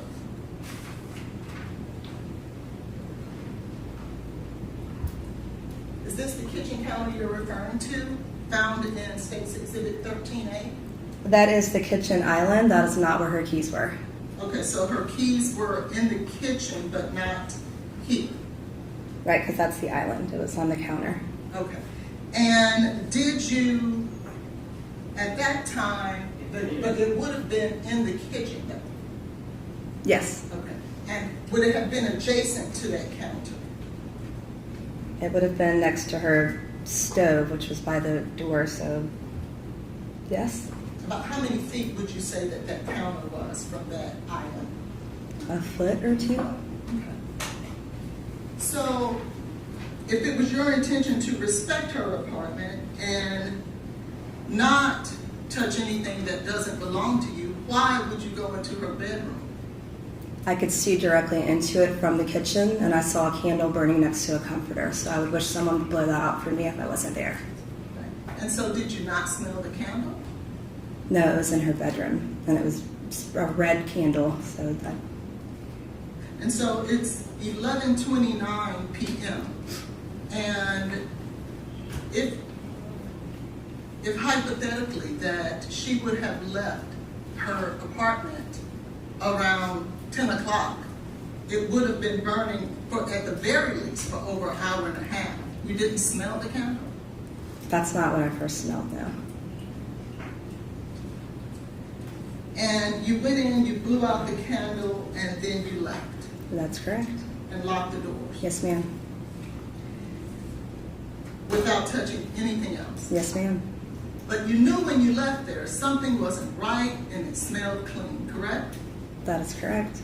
So when you got to the hospital and you saw the police officers, did you go up to them immediately and say, I just left that apartment and something isn't right? Did you do that? That's not what I immediately did. I got there and I gave the keys to her stepmommy, Andrea, and then we were trying to figure out what was going on. But you had just left your very good friend's house and something in your mind was telling you something nefarious is going on. There's a police officer standing right there. Why wouldn't you go talk to them and tell them that you found something odd? I wanted her family to be able to speak with them first and get the information. I was there until I was told something. Okay, well surely then when you got there and spoke with her family, you told them that, right? I told them what, I'm sorry? That something nefarious was going on that you felt because the apartment smelled too clean. I told them that something didn't feel right. That's what I've told them. Did you share with them that something that didn't feel right was it was too clean? Yes. And who did you tell that to? I told that to, I don't remember exactly who, but I want to say it was Andrea, maybe?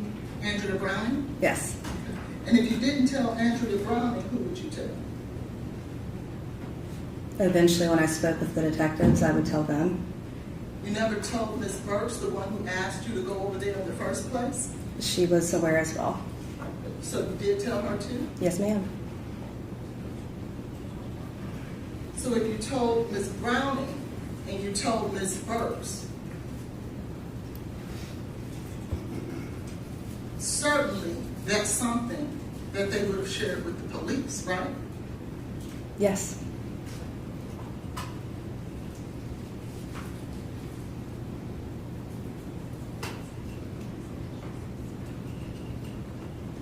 When you were at the hospital, you stated that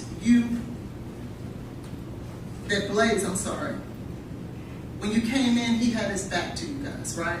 That's correct. And not being bothered with you. Is that what it appeared like? He just wasn't speaking. He was sitting away from us with his back. We would come in and his back was to us. Okay. Did you go and speak to him? No.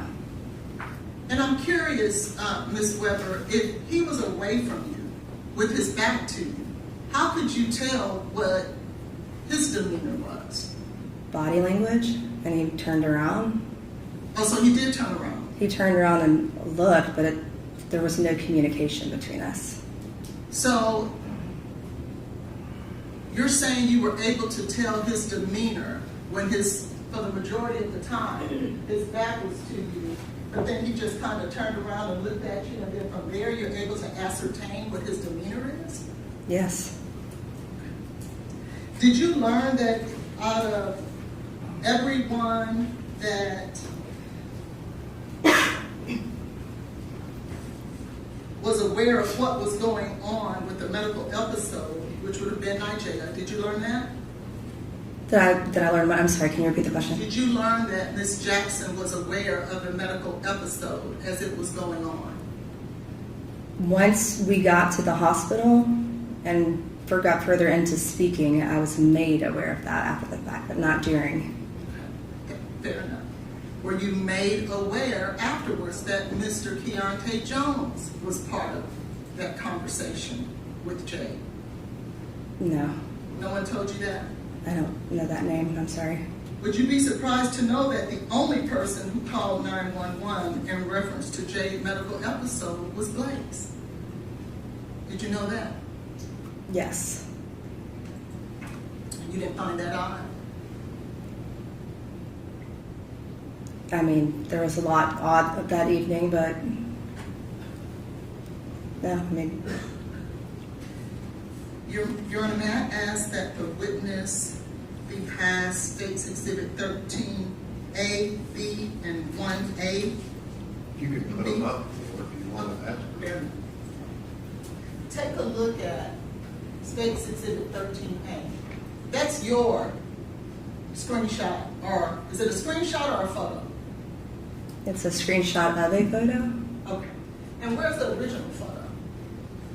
You're looking at it. I had to take a screenshot so the date would show. Oh, very good. And that's my point. Your date is showing there, correct? Yes, ma'am. Because you wanted them to know, when I say them, the police officers, this is what time this photo was taken, because I want you to know that I was there and I was there at this time, correct? When you take a photo, the date and time automatically appear, so that wasn't my intentions at that time. I came back to that when I was asked for any information that I had from that evening. Well, I'm only stating that because you just said that you wanted the date to show. That's with the screenshot, yes. Yes. Right. And that's why you took the screenshot. Yes, but that was way after that evening. But yes, you're correct. Okay, very good. So, take a look at State's Exhibit 1A and 1B. There is no time or date taken there, is there? No, that's not a picture I took. No, I know. I'm Okay. just asking. There is no date or time in this photo, is it? There is not. Whoever took this photo didn't feel the same way you felt in regards to being important as to what date and time this photo was taken. Neither is a date and time on that photo, is there? That's multiple questions. What are you asking? Yeah, what do you? I'll ask again. I'm State's going to Exhibit. object to Ms. Collins referring to this as a photo. It's a screen capture from a video. Oh, That was the witness testimony. It is not a photo. oh, very good. The screen capture from this video doesn't show a date or time, does it? It wouldn't. Okay. Yours didn't either, but you took a screenshot so that it would, right? Once I was asked for the photo, yes, that's correct.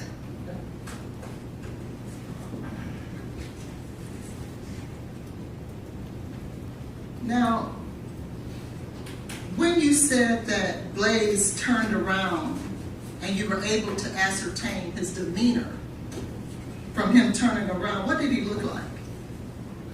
Just sitting there, no emotion, no happy, no sad, no, just there. Did he make a face at you? No, it's just a normal face, just with no emotion behind it. Just a blank face? Pretty much. Were you aware that the entire time he was in the hospital he had a mask on? No. You weren't aware of that? No. It would be hard for you to be able to ascertain what his face looks like or demeanor if he had a mask on, wouldn't it? If you had a mask on, yes, that's correct. So if you did have a mask on, you'll agree it would be difficult for you to do that. If you had a mask on, yes. Thank you, I pass the witness. You have a mask on? No. When you saw him? No. Do you know what time you saw him? Not to the very minute, but it would have been shortly after the time of me taking that photo and going to the hospital. So within an hour? Possibly, yes. Yeah, it's within an hour. So around 12:30? Yes. So if we have a photo of Blaise around 12:30, you shouldn't have a mask on according to your testimony. From what I remember now. Okay, thank you. Any other questions?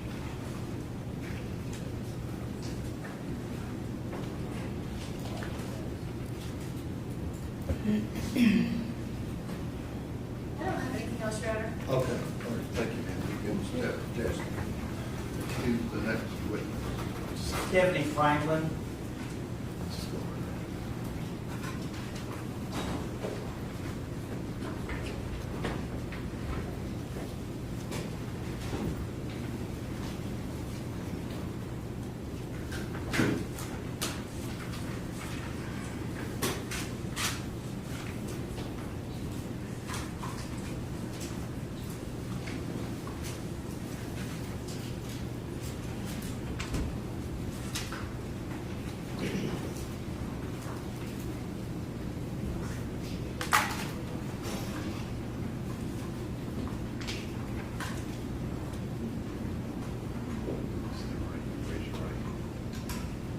the testimony you're about to give will be the truth and help you God.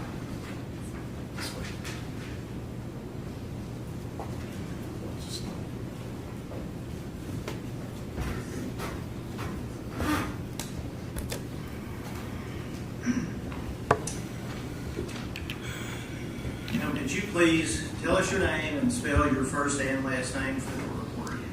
My name is Stephanie Franklin, Stephanie, Franklin, Franklin.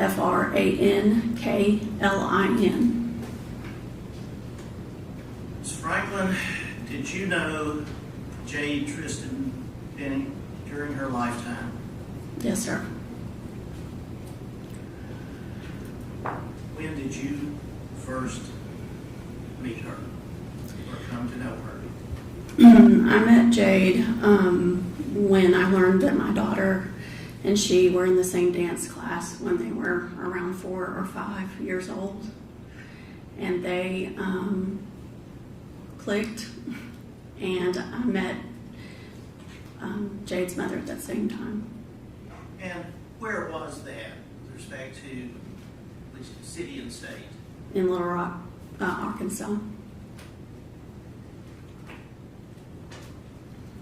And what is your daughter's name? My daughter's name is Lindsay Jones. Well, Wallace now. She's married. So, initially, your daughter, Lindsay, and Jade were 4 or 5 years old, dance class. Yes, You sir. can speak your answer. I'm sorry. Yes, sir. And you met, I believe you said, Jade's mother. Yes. At that time. And so, were they living in Little Rock? Yes, sir.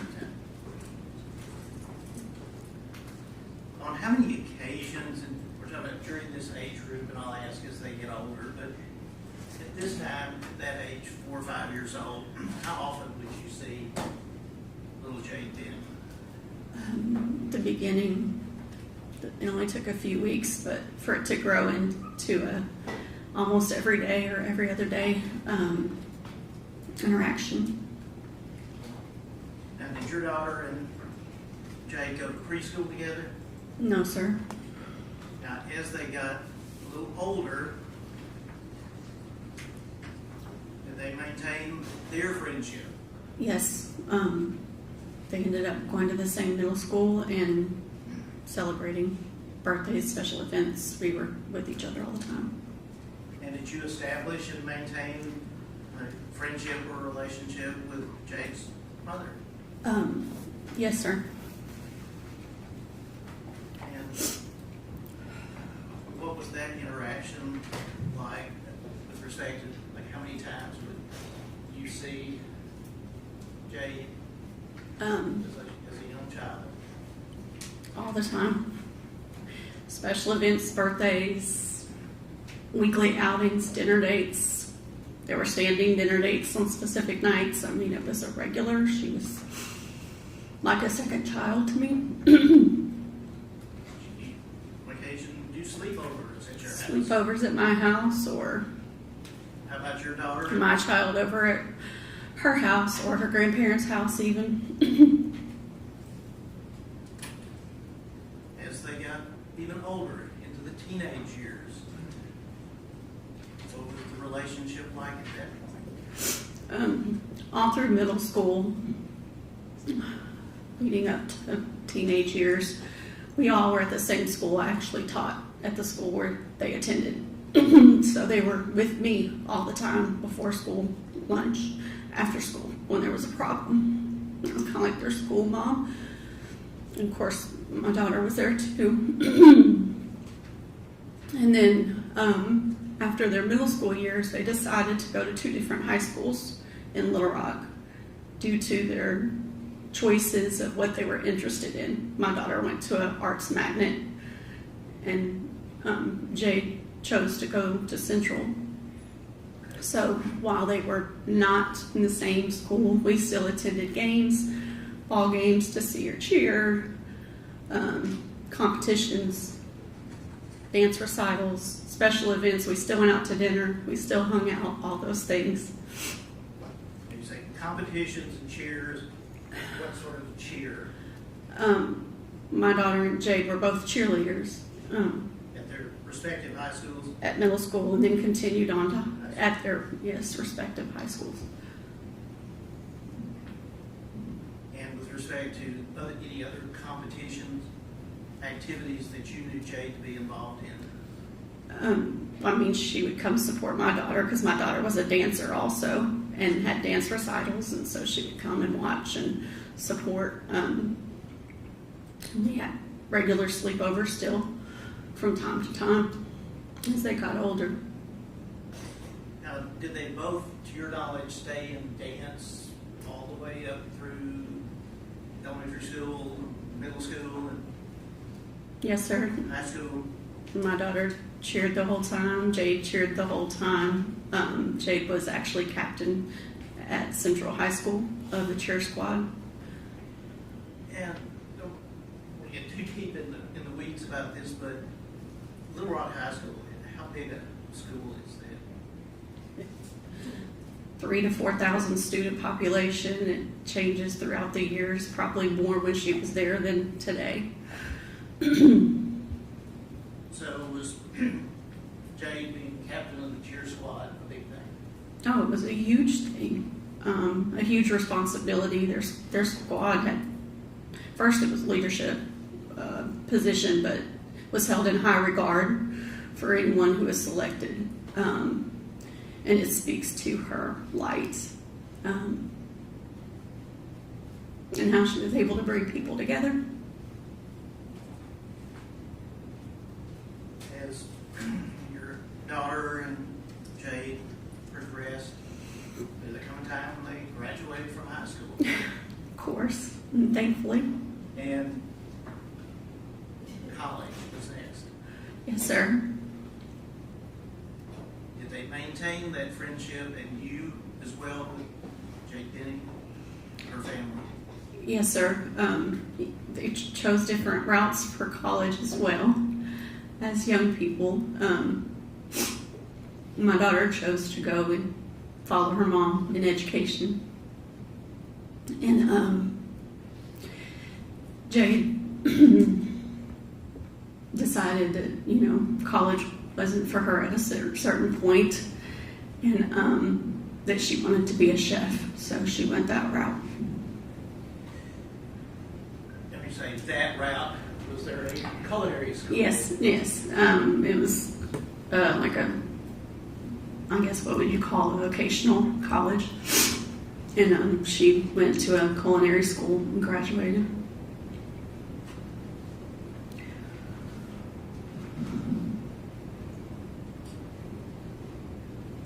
Did you become aware at some time that Ms. Benning, Jade Benning, relocated to Nashville, Tennessee? Oh, yeah. Sorry. Yeah, I knew that she wanted to spread her wings and venture out. She was tenacious in that regard, and independent. And so I knew that she had her sights set and moved to Nashville, and that she was able to secure a job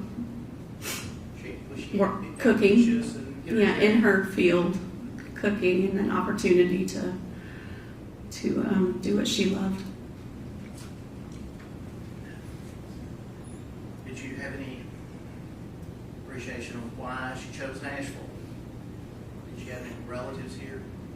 Well, her stepmom lives outside of Nashville, and she has a half sister in the area as well. And then, would it be fair to say you know pretty much all about her family? yes, sir, and even a relationship with the person who was in ownership of the restaurant where she was going to, where she did cook, but where the offer came from. You recall when the last time may have been that you saw Jade Benning alive?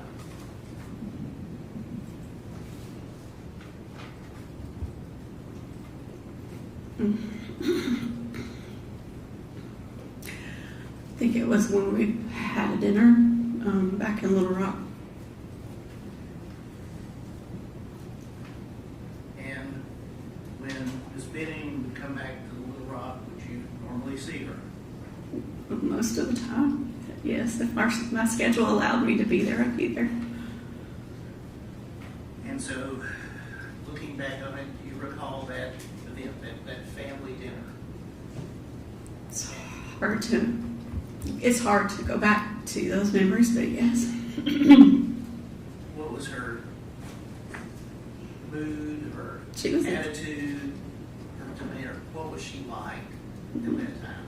She was pure Jade, excitement, her whole life ahead of her, just happy. That's her. Did you stay in any type of communication with Ms. Benning after that? A phone or text or? Directly, we didn't communicate as much as Jade and I together as she got older, but Bridget and I are her mom. I'm sorry. Was that dispersed? I would say best friends. So yes, kept tabs nonstop. And I mean, Jade and I would text, Mother's Day. She always got a message from her. Birthdays, I mean, there was interaction. And you're spending your daughter kind of went separate ways, professionally or educationally, but your knowledge, did your daughter and Jade Benning stay in touch? Yes, sir.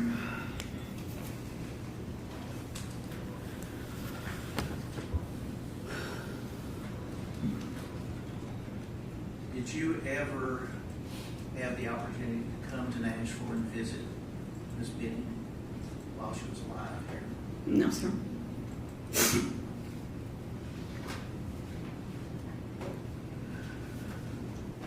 Did there come a time when you learned that she was expecting?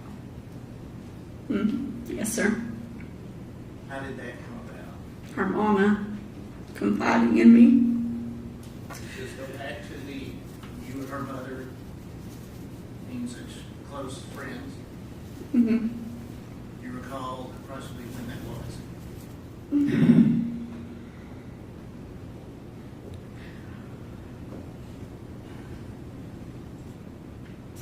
I want to say it was sometime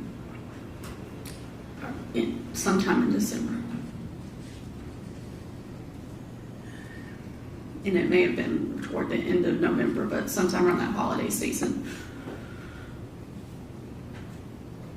And did you share that news with others? No. Bridget and I have a cloak of trust as best friends do. And so she confided in me. And until I had permission, I did not. But Bridget and I talked about it regularly after she told me. So, if you're saying you kept up with the progress of the pregnancy and things that were going on, and were you planning to participate whenever the time came, baby showers, whatever you could do? I mean, of course.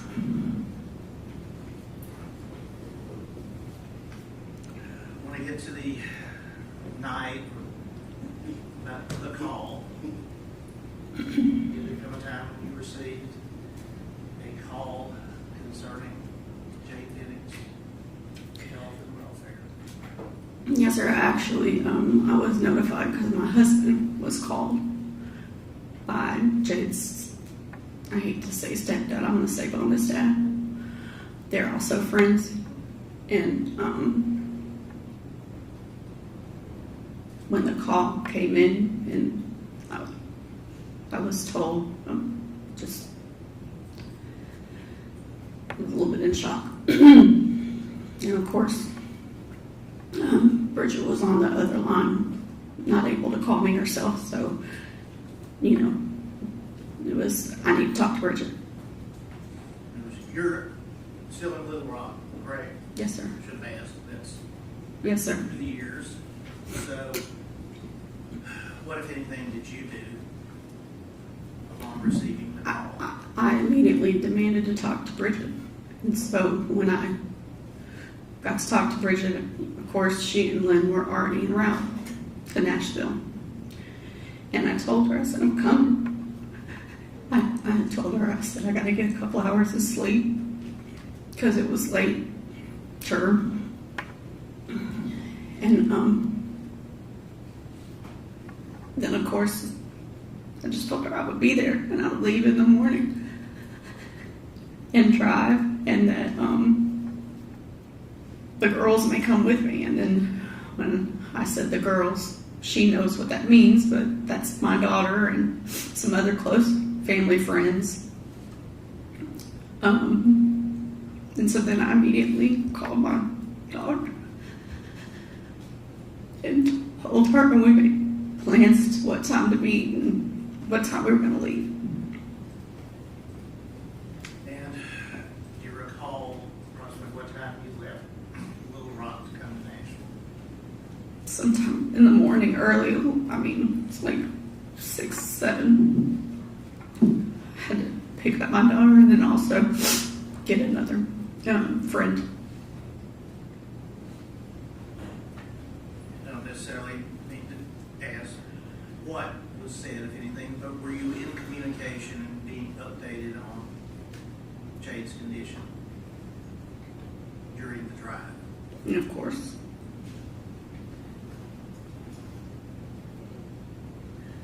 When you arrived here in Nashville, where did you go immediately? I went directly to the hospital. Do you recall approximately what time it may have been when you got there? It was early afternoon. I wouldn't say midday, it was early afternoon. And when you arrived, where did you go? Arrived by that, I mean, at the hospital. Straight to ICU. And were you permitted to see Jade? I went straight to the waiting room first, and that's where I got to meet Bridget and Lynn and everybody else that was there. Were there a number of people there? That Family members, yes. And when you saw, you said Ms. Benning was in the ICU. When you saw her, what did you see? Could you describe what you saw? Jade was laying there with tubes and wires connected and machines functioning for her. And I saw her pregnant belly pooch.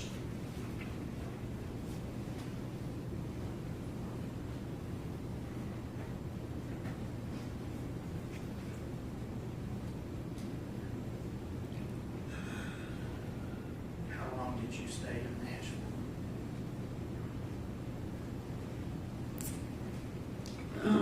Got here on Sunday. 4 days. And during that time, were you frequently at the hospital? If I wasn't sleeping or driving to and from. At any time before you arrived at the hospital, had you heard the name Blaise Taylor? Yes. Yes. And from Bridget.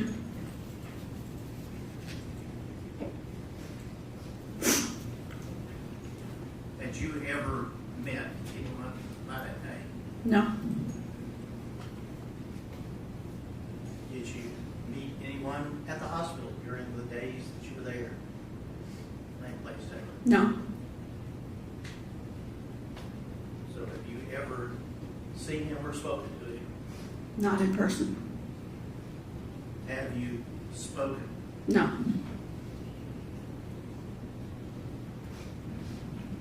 Focusing back at the hospital,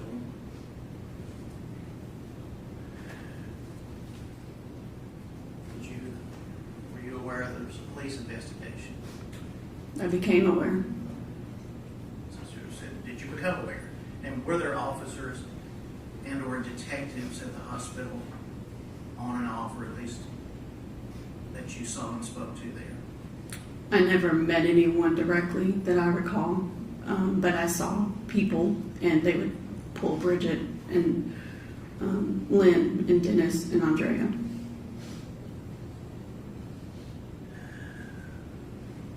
Did there come a time when you went to the apartment? I did. Miss Benning's apartment? Yes, sir. Tell us how that came about. My best friend was falling apart, and she wasn't going to leave her child's side, which I understand. But it was driving her crazy to know answers, to just see what in the world was happening, trying to make sense of something. So Bridget and I discussed it. And was the decision made, at least between the two of you at least, that you would go to the apartment? Yes, I'd be her eyes and ears. Did you get keys to the apartment? From Bridget. Had you ever been there before? No. I might ask if you ever been to Nashville, but so. No. Were you given directions or? I was given the address. GPS.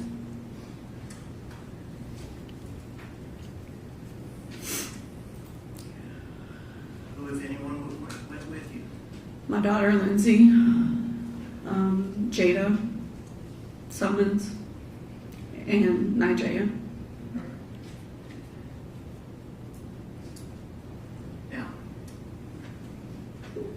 ask about Nigella. Would that be Nigella Jackson? Yes, sir. Did you know her prior to this incident?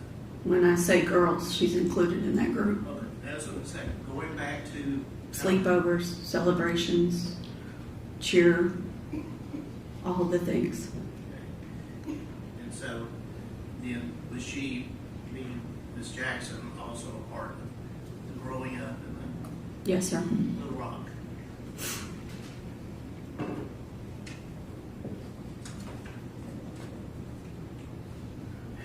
Prior to going to the apartment, what, if anything, did you do to prepare for going there and entering?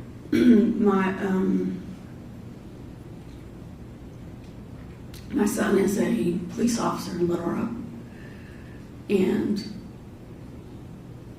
Let me just, without going into it, did you get some suggestions from him? yeah, of course, And I called. did you follow those suggestions? I called him and told him what I was getting ready to do, and then I had to do it for Bridget. And so I asked him. Well, I know, so what did you do to prepare? I called my son and I told him what I was getting ready to do and asked him how do I honor what my friend needs and do it in the best, carefulest way, not knowing all the details, but knowing what little information I had with how she got to be, how Jade got to be in the hospital. And that he told me. And did you follow those instructions or advice? Yes. The ones he gave me. Did you procure any hand protection? I did. Tell us about that. He told me you need to have gloved hands. You need to not touch anything. Try not to touch anything you don't have to touch to gain entrance. And you need to record and take pictures or still shots of anything that you feel needs to be documented for Bridget to see. And then get out. Don't stay there.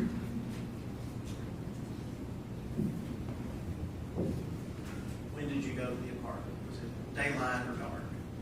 It was around dusk on the day that I got there. And would that have been the 26th? Yes, sir. And you told us who went with you, so when you arrived, did you take pictures? I did. Did you also take videos? I did.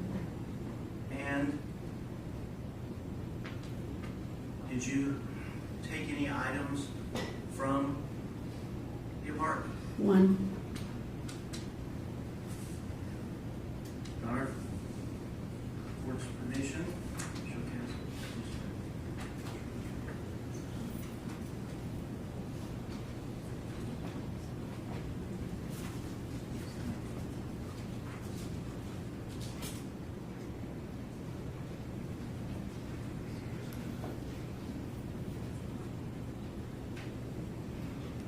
I'd ask these to be passed to the witness.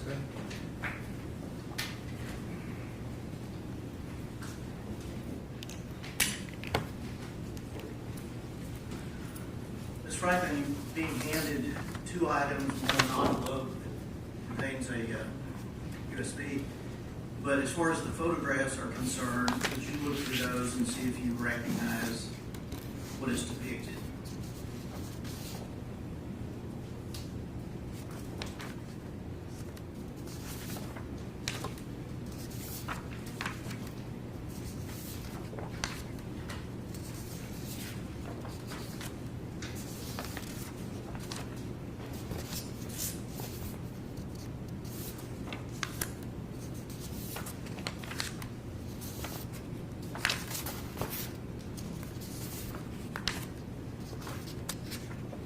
Yes, sir. And we'll open the envelope and be sure it does have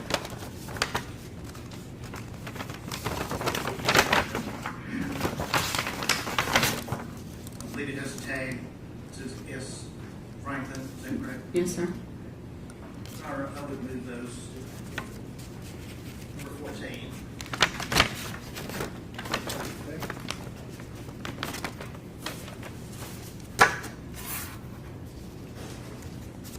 Ms. Franklin, which were done first? Photographs or the videos?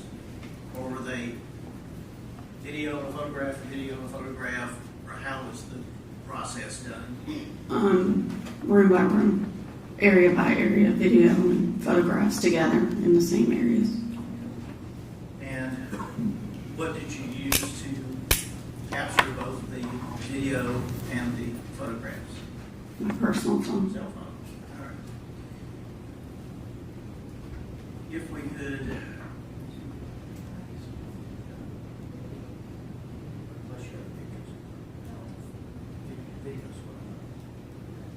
Now, Ms. Franklin, you've had an opportunity to review these, is that correct? Yes, sir. And we have muted each of the videos because what was said is really not between you and Jade and Jaya is not relevant. So, as we play these one by one, since there will be no audio, can you narrate, tell us what we're seeing? Yes. Video number one. This is, And we can't stop, obviously. as soon as you walk in the apartment and open the door, you're in the kitchen. And so this is immediately entering the door, panning the kitchen area. This is the countertop. I knew that I knew Jade had like an at-home date set, and I knew that because she loves to cook, you see food over on the stove area and the counter, and then the result of their kind of paint at home. So it'd be fair to say Activity. that there were things, some things you expected to see in Secretary. Correct. And then that's Jada and Nijaya. And again, it's muted, but were you having conversations? Of course. And were you apprised of the fact that Nijaya had been there before? No. Okay, so you didn't know whether she had. Nijaya is Jade's best friend, Yes. so I'm sure.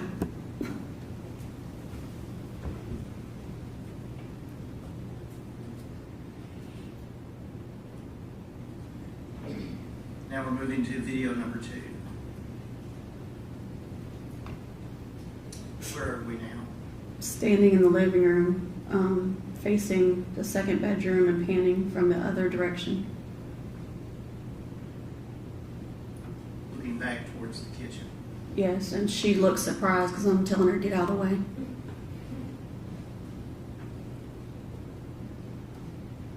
And that's my daughter that you saw a glimpse.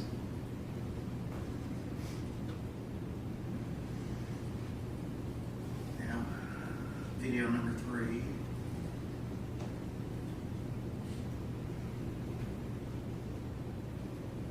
What are we?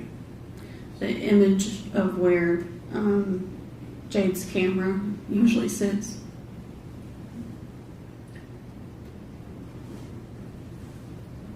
Or is expected to be sitting. I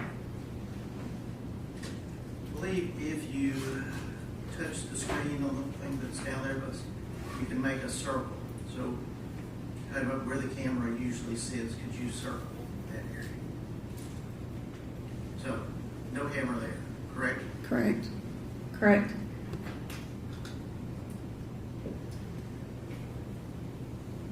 Would you like me to clear that? I can. And now, number 4. Where are we now? Jade's bedroom. And what, if anything, are we seeing there? You're seeing a scan of her bedroom, but there's also the camera right there. Now, if we, again, pause it right there and do the same, could you circle?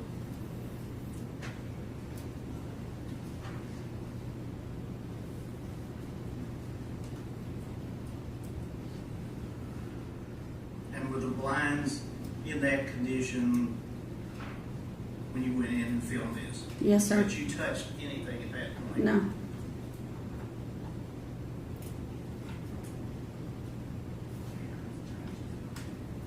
Right, and now, lastly, video number 5. It's panning from the other direction of the other side of the room.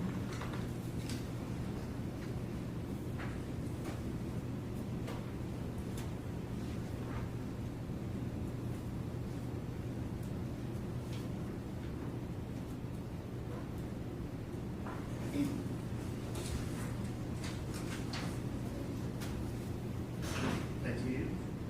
Now, we can publish the photographs. And these have been arbitrarily A through K, I believe. But what are we seeing here in this picture? Camera outside in the hallway, on the ceiling, walkway area of the entrance walkway to Jade's front door. And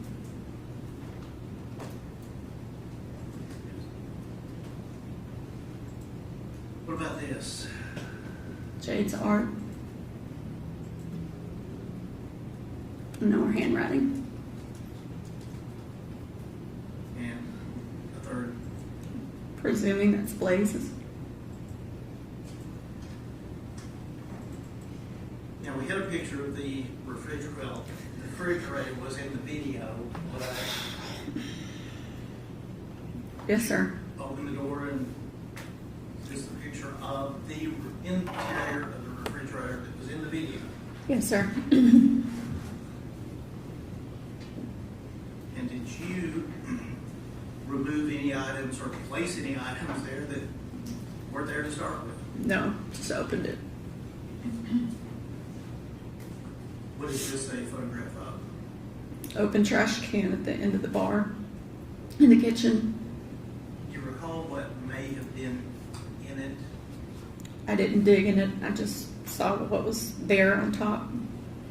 Was there any other trash receptacle that you saw that had anything in it? We did look at the trash cans in the bathrooms. They were empty. And was there any other trash anywhere in the kitchen other than this one? Not that was visible.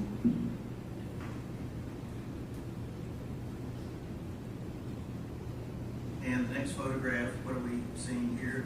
And again, if you could tell us what it is. So the camera on the ledge in Jade's bedroom, facing out. Okay. And does it appear to be plugged in? Yes, sir. And is this another view of the camera? This one showing the lens facing? Yes, sir. Right now, moving on, we saw the video of the bed room.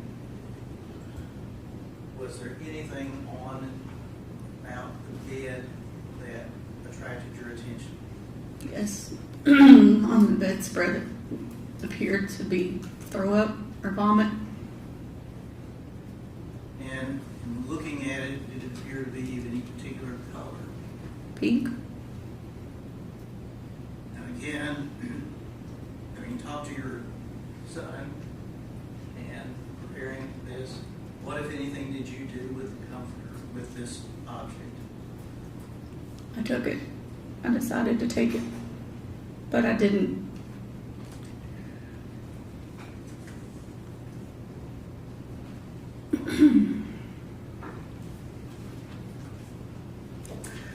I decided to take it with us. This is, next picture is to see more close up.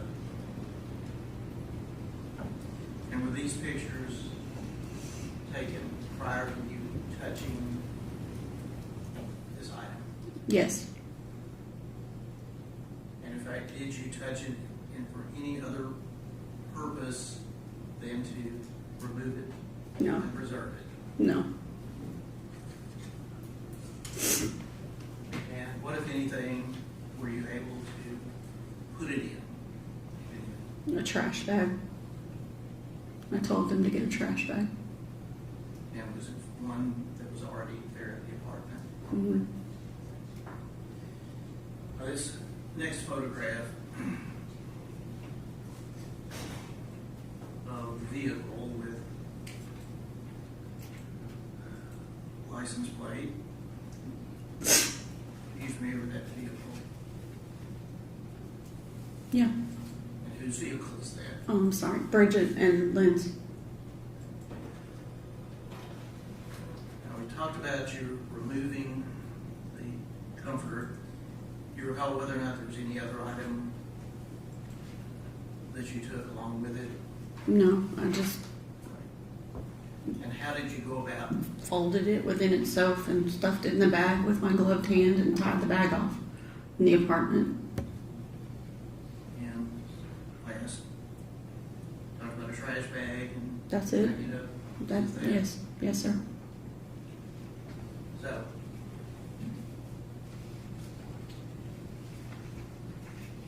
you're there, you looked around, did you check out anything else as far as whether the windows were locked or anything to do with touching the apartment or touching anything in the apartment? No, other than, I mean, there was discussion on whether to leave the blinds up in the bedroom. and the camera location being weird, because, I mean, Jade, yeah, we talked about that and whether or not we should close the blinds. And do you recall whether or not you did or didn't close the blinds? They were closed when we left. And how about the camera? Was it left in the same location or moved back to the kitchen? No, Nigella was adamant about moving it back to the kitchen where it's supposed to be. And other than that, was anything else manipulated, that is, being moved, anything added or taken away? No, we talked about private property of Jade's, but didn't touch anything else, didn't take anything else. And when you arrived there, was the door locked? Yes. And when you left, did you relock the door? Of course.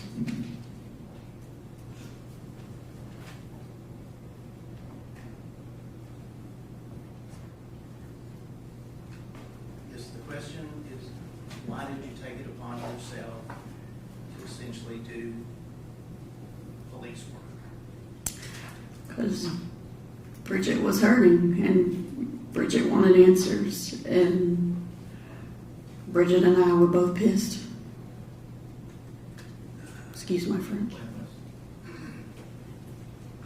We were angry. Didn't seem like anybody was doing anything. It didn't seem like things were moving. The pace was too slow. No answers. Why do you have a child on life support? No answers. Was this any attempt on your part to interfere with the investigation? No, I would never. As far as packaging the item that we see here in the trunk of this first vehicle, what did you do with it when you left the apartment? Called them I was headed back. What I had, meet me at the car, because I'm going to give it directly to Jade's parents. Did you give them keys back to you? Yes. They met me at the car. Now, as far as the exterior of the apartment complex, did you do anything with respect to looking around there? Or? Yeah, tried to see if there was any trash or anything that was obviously in the dumpster, but I'm not digging in dumpsters, and they were huge. Then there was a neighbor out walking their dog, and I asked her if she knew Jade. And she explained, and our conversation led to the fact of ambulances there the night before, and she didn't know her. I gave her my number.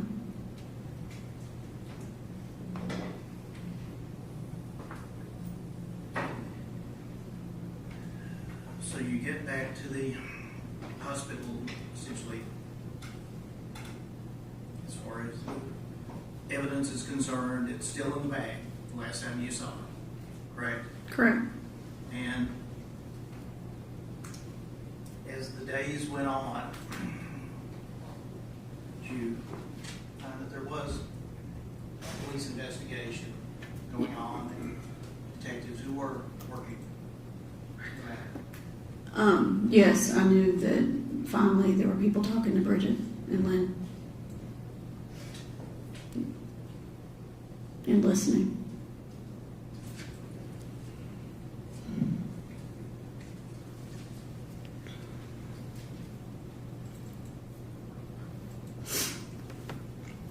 From the time you packaged the comforter in the trash bag until it was delivered there in the trunk of the vehicle, did you open it at any time during the transport?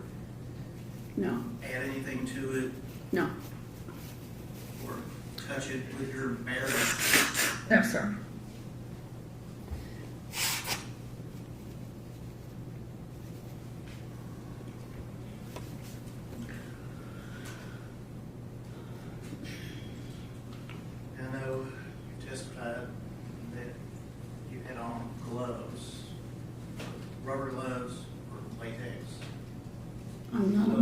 professional, but yeah. I was gonna say- Blue gloves from the hospital. From the hospital.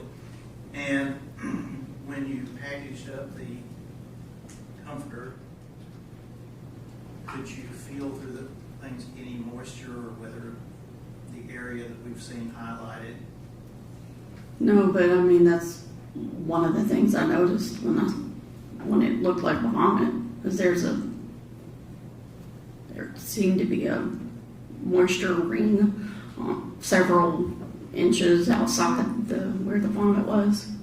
And I'm a mom, seen lots of vomit, cleaned up vomit. And I'm an educator, so I've seen it there too. And you know, that looks like there was moisture added at some point or an attempt to wipe it or something.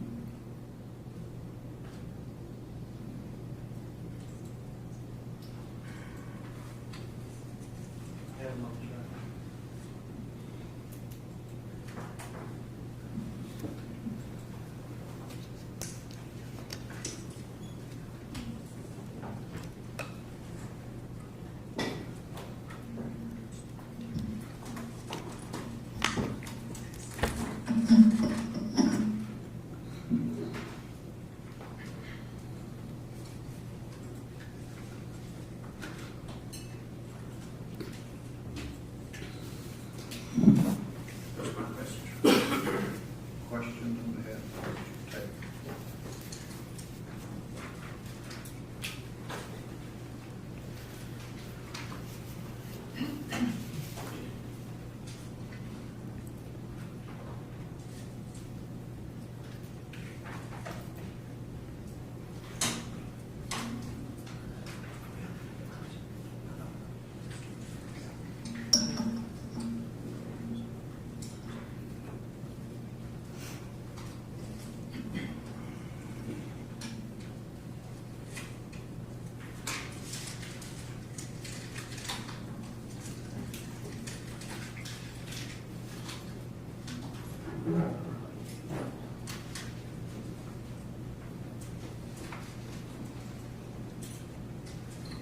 Good afternoon, Ms. Frank. I know this is extremely difficult. I can't imagine what you've been through. I appreciate you being here today and answering all these questions. I want to start by talking, kind of going back to the beginning of your testimony, and talking a little bit about kind of your background relationship with Jade and Bridget, okay? So, obviously, you've testified, you've known Jade almost her whole life, right? Is that right? Long time. And it sounds like you were a really big part of Jade's life when she was young, when she was growing up. Is that right? Yes. And you mentioned Bridget is probably one of your best friends now? Correct. And she has been for a long time? Yes. And you all are from Arkansas, right? Yes, sir. And you still live there now? Yes, sir. You still live in the same area as Bridget, is that right? I mean, we live in central Arkansas now. I don't live in Little Rock anymore. I gotcha. Okay. About how many years has it been since Jade has kind of lived in the same area that you and your daughter do? From today? Well, I guess it's been a few years since this incident, but since she passed away. So when, at the time that she passed away, how long had it been since you guys all had lived in the same area?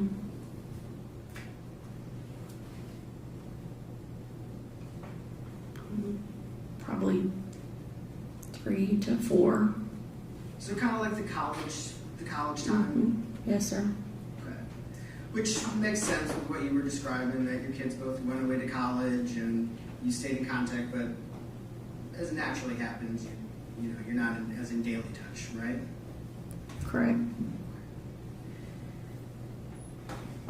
And at the time, in 2022, 2023, when Jade was living in Nashville, this is kind of, is it fair to say this is the time in your life, in her life, that you were describing where you're talking to her at Mother's Day or her birthday or maybe a big holiday. Is that right? Correct. But not necessarily like every week or even every couple weeks. Correct. So you're still keeping up with what's going on because your families are close, but you and Jade are not in daily contact. Is that right? Correct. So you're not, you yourself at least, are not sort of, you don't have personal knowledge of what's going on in Jade's day-to-day life. Is that fair? I have snippets because of Bridget. Sure. I get that. But you and Jade aren't, she's not filling you in personally on what's going on in her day-to-day life. Right? No, she's not. So she's not calling you saying, oh, I went on this date, it was great, and that sort of thing. No. And you don't have personal knowledge of, you know, some of these lifestyle kind of things, like is she drinking or doing drugs, or how well she's doing, or she's totally clean. Like, you don't know personally how she's doing, right? I know she's well. I got you. Happy. Yeah, because when you talk to her, she seems like she's doing great, right? When I talk to Bridget on a daily basis, yes. When you're talking to Bridget, and Bridget's talking to Jade, so it's coming second, third hand, right? Yes, sir. But you're not there kind of involved in her daily social life, right? I'm not in Nashville, no. And similarly, with the relationship with Blaise, how things are going, you don't have any sort of first-hand observation experience as to her relationship with Blaise. No.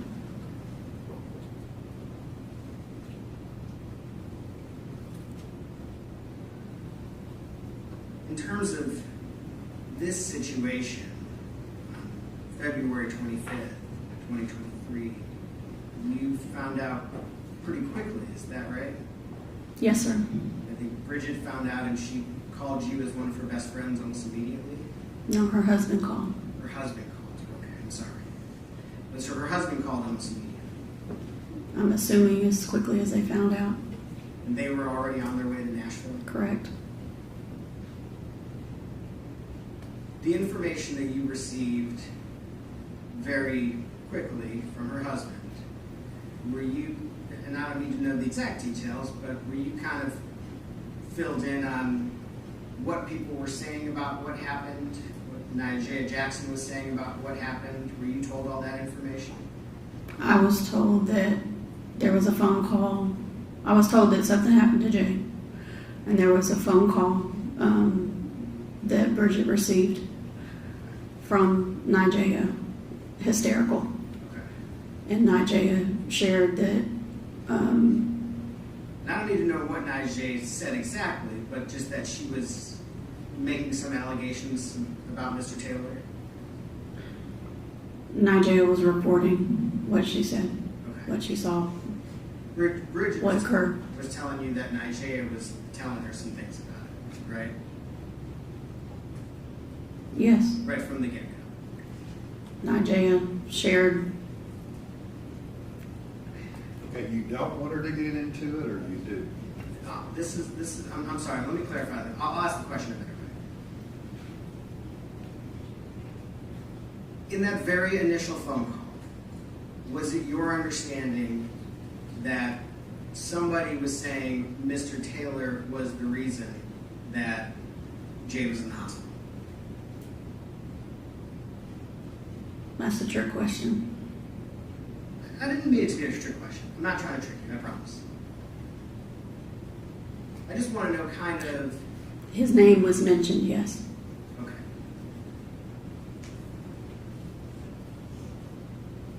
Okay. So you hop in a car and you start... The next morning, you hop in the car. Correct. You indicate to Bridget that you'll be there for her as soon as you can. Is that fair? Correct. I want to get it right. I want to make sure that I'm accurate about what I'm understanding. What's your question? I'm sorry. I'm trying to be... What is your question? Okay. Approximately how long is it from Little Rock to Nashville? 5 to 7 hours, depending on traffic.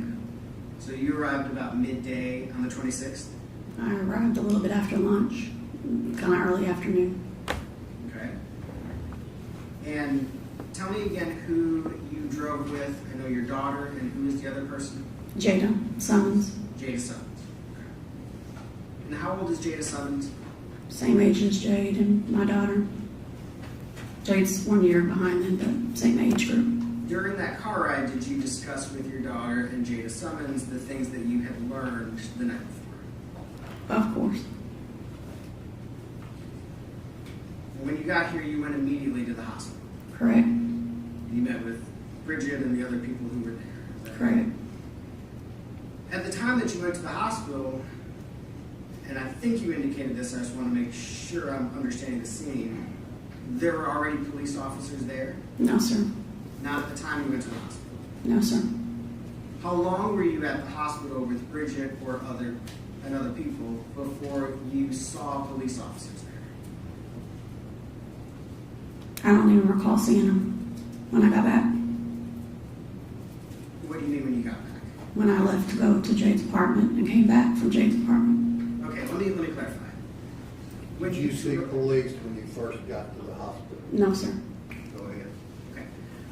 So when you first got to the hospital, you didn't see police? That's what I just asked. No. I understand. You don't have to repeat everything.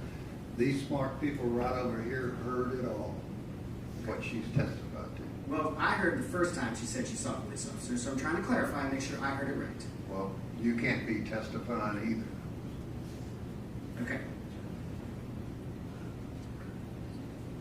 When did you first see police officers at the hospital? Did you ever see police officers at the hospital? I saw, I'm assuming it was a detective. He was not in police clothing, but there was a badge. So it was the second or the third day of me being in Nashville. So you never saw law enforcement until the second or third day you were in Nashville? That is what I recall.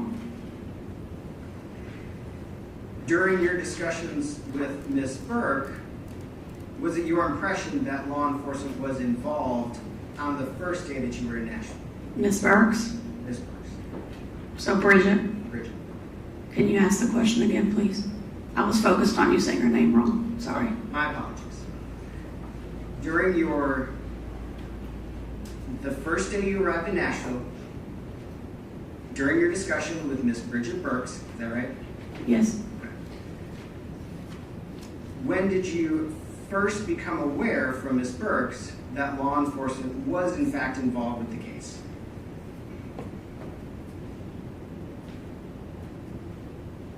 One more time, fluidly, please. Sure. No problem. I want to make sure I give you the correct answer, so I was... Absolutely. After your arrival in Nashville on the first day, on February 26th, Okay. during your discussions with Ms. Bridget Burks, when did you first become aware that law enforcement was involved in the case? Second or third day? Second day, I would say. So at no time prior to the third day was there ever a discussion that there have been detectives talking to us, there were police here last night, that never came up at all? Second day, I saw. Second day we talked. That's when you saw police? Second or third day is when I saw police. Yes, Bridget shared that she had had a conversation, where the detectives had been in touch. I saw what I thought was a detective come and speak to them at the hospital. They would pull them in a room. Now, you were in pretty regular contact with Ms. Burks between the time that she or her husband notified you and you arrived at the hospital on the 26th, is that correct? As much as can be. Sure, texting, calling, all that stuff, right? And at no time during those conversations did she inform you that there were in fact police officers at the hospital the night before, is that right? Yes, she shared there were police officers. Oh, so you were aware that law enforcement was involved in the case? Well, I was told that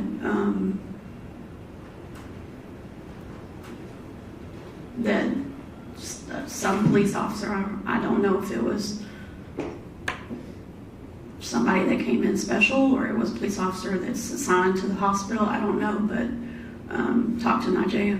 Okay, so there was a police officer that talked to Nigea, and you were aware of that, maybe before you got to Nashville.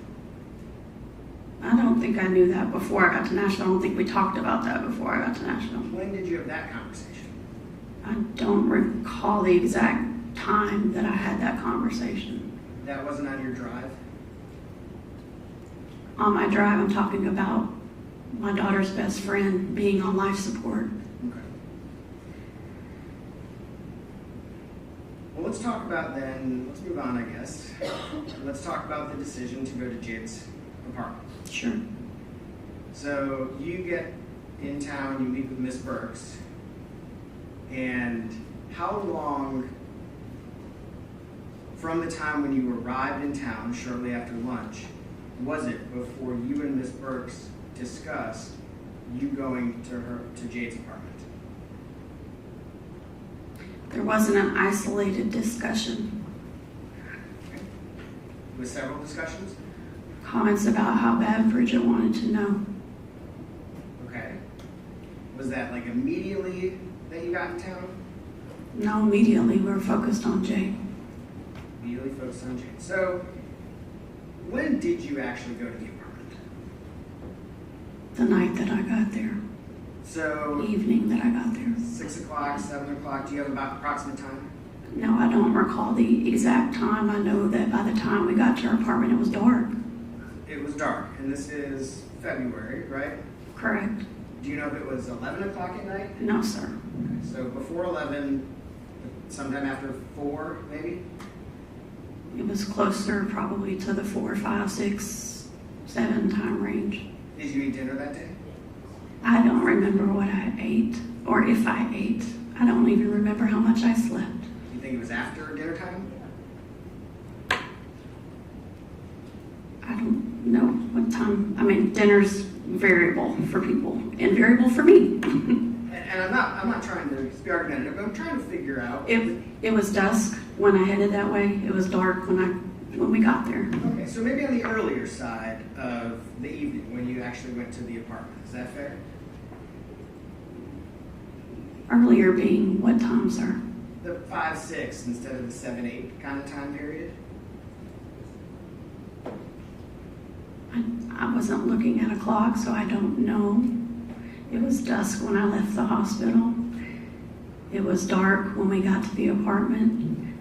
I don't even remember how far the hospital was from the apartment.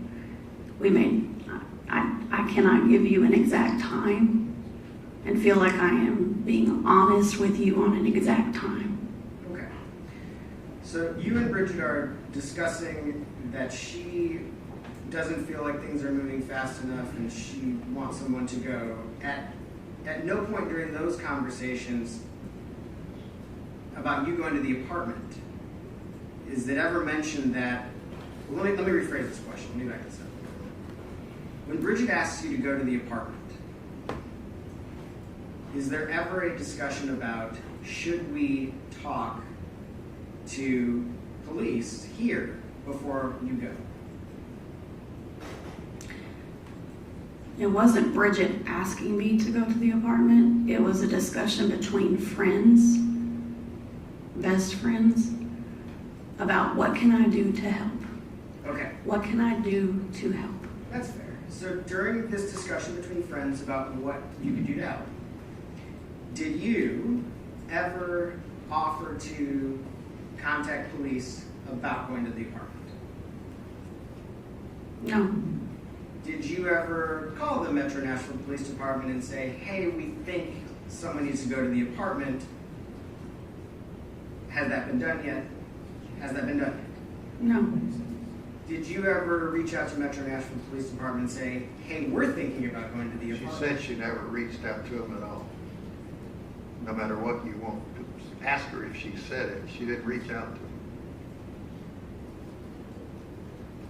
I understand. You're asking the same question. In different ways. I want to make sure that everybody understands it. Did you ever call the police and say, after I eat dinner, I'm going to go to the apartment? No, sir. Did you ever call the police and say, if I don't eat dinner, can I go to the? No, sir. No.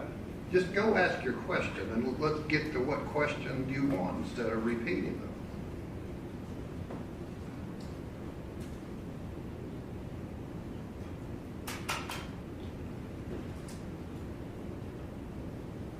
And your next question is? I'm sorry, I lost my place. I'm working on trying to find out where I was. I apologize for... You asked her, did she ever contact the police in any way before she went to the department, and her answer was no. Did you ever discuss contacting the police with Ms. Burks or with any of the people that were going to the apartment? Not that I recall. Did you ever consider contacting the police? Not that I recall. And at that point, you didn't think that the police were involved in this case? Is that what you indicated? I didn't see anybody doing anything. Was it your impression that there was a criminal investigation going on? No. Did you think a crime had been committed? I knew something. Relevant to whether she thinks a crime was committed. It's her state of mind, and if she thought a crime had been... Her state of mind doesn't have anything to do with it. So go ahead with your next question. Okay. So in preparing for this venture to the apartment, you contacted your son, who is a police officer, is that correct? Yes. And during your conversation with him, did you ask him if you should contact the police here before going to the apartment? No. And at no point during that conversation did he advise you to contact the police department, did he? No. I heard you indicate the things that he advised you to do when you went to the apartment. It included wear gloves, take pictures, don't stay long. I did not note that you said your son advised you to collect evidence. Is that correct? Could you ask the question directly? Did your son ask you to collect anything No. while you were there? No. So your son did not advise you to collect evidence while you were there? He did not say those words. Okay.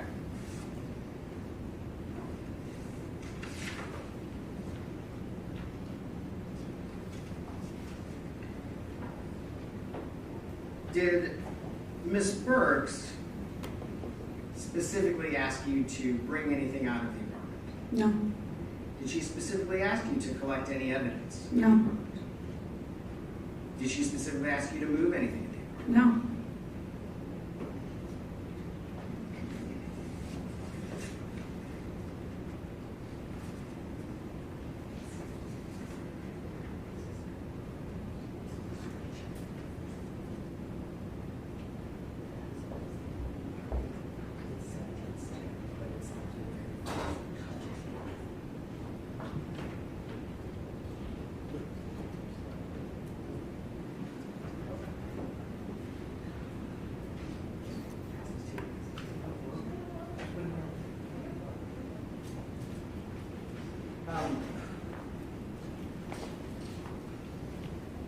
Ms. Franklin, Mrs. Franklin. Mrs. Franklin.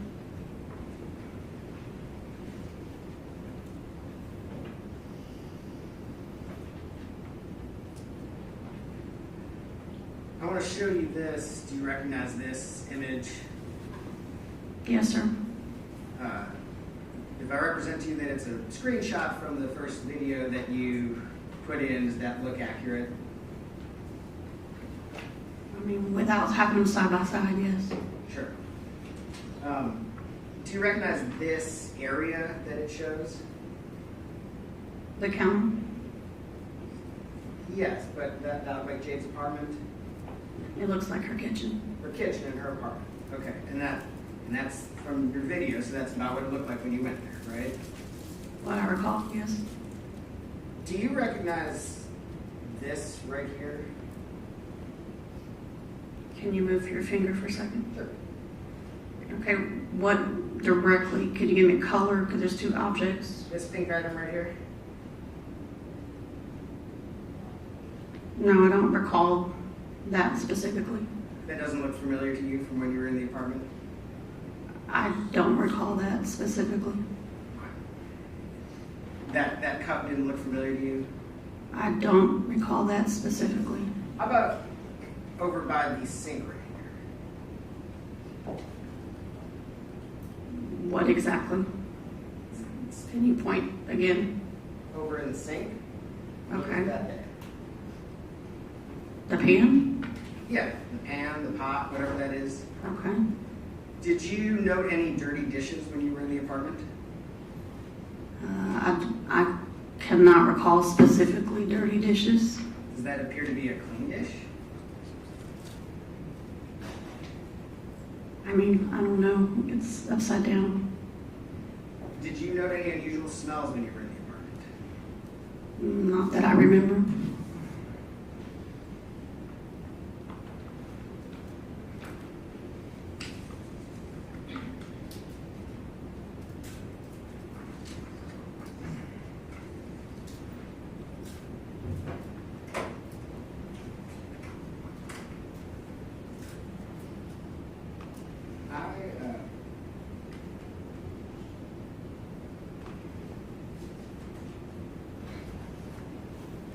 Am I able to see if I can hook my connector up? So these have been introduced as the exhibits. I don't know the exact numbers, but these were pictures that you took, right? And you've already identified? Yes, sir. I'm going to flip through and just ask you a couple questions. Okay. This picture, can you just describe what's in this picture? The inside of Jade's refrigerator in her apartment. Is there a reason why you took this picture? I mean, I took pictures of what I thought was concerning or needed to be documented. What was notable or concerning about the refrigerator? I was looking for anything pink. Anything pink? Liquid. So there's a pink lemonade in there? Yes, sir. And this you've already described as the camera, right? Correct. And here is the windowsill, or the window shade is up in this picture. Is that correct? Correct. And the camera is in the bedroom on this windowsill, correct? Yes. And we noted in the other picture that I just showed, the screenshot, the camera's not in the kitchen, right? Correct.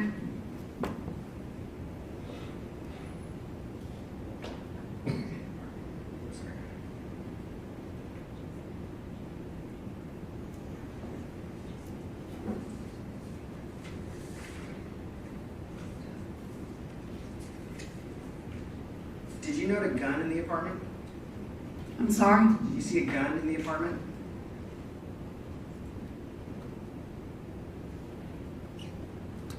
I don't remember seeing the weapon, but I think I saw a holster. A holster, but you didn't see the gun. I mean, Okay. I noticed in those videos that we watched, there was not a video of you moving the blink camera, was there? I'm sorry, can you repeat? There was not a video of you moving the blink camera, was there? No. A video? Yes. No. And there was not a video of you packaging up the comforter, was there? No. And there was not a video of you taking the comforter out of the apartment, was there? No. And there was not a picture of a washcloth? No. Did you also package up a washcloth? Not that I recall. You did not remove a washcloth? Not that I recall. You didn't take any pictures of a washcloth?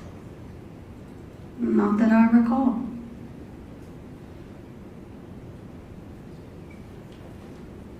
Were you the only person who touched the comforter?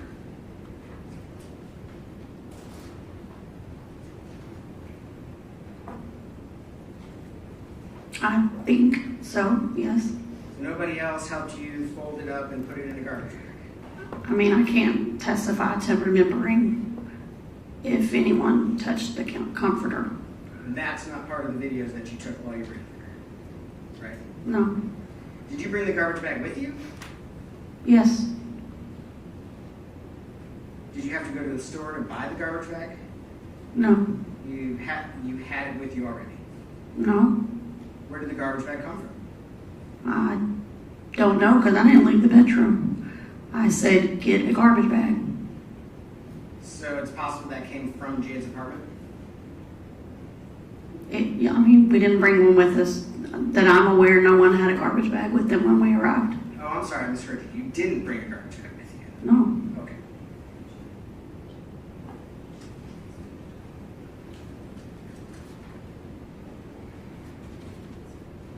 So just so I understand, so far as you were aware, there was no police officer that gave you permission to go to that apartment? I did not speak to a police officer. And not everything that happened in the apartment is on video, right? No, I didn't record nonstop.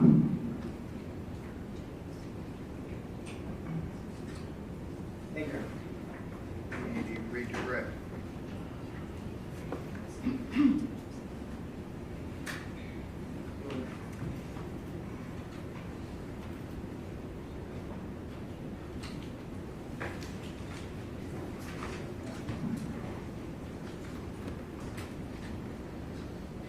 Mr. Franklin, you were asked many questions about the time you were out there.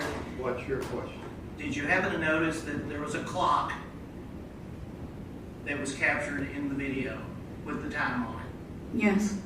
I heard asked to publish that it's the first video, still shot. Okay. And do we see the time? What is the time? 6:39. Counsel asked you a number of questions about your relationship. You testified about Ms. Burks, Bridget, and when you learned that Jade was pregnant, was she supposed to tell you that? Bridget or Jade? Ms. Burks, Bridget. Bridget telling me about Yes. Jade being pregnant? You find out later that it was supposed to not be told? Oh, I mean, no, I found that out when she told me Okay. that she was pregnant. So that's how close you are. Yes. Nothing. Any other questions? Ms. Franklin, do you know if that clock in that video is accurate? Hang on, let him ask. Oh, I'm sorry. Go ahead. No. Have a seat, General Moore. What are your questions? Ms. Franklin, get back up. Do you know if that clock is accurate in that video? I'm assuming so. Had you ever been to Ms. Benning's apartment before? No. So you don't know if it's accurate, do you? No. Thank you. Did you have other questions? With respect to the questions about the comforter, did you shake it out or fold it up? No, I folded it up within itself. So if there was something else in there, it would have been folded up in it. I did not spread it out. I didn't move it. I folded it up within itself and put it in the bag. Whatever was in the bag stayed in the bag. Yes. That's all. Was that how you were directed to package up evidence by your son? No one directed me the way to package. Now, nothing else, right? Okay. Great. Thank you. You can step down and have a seat.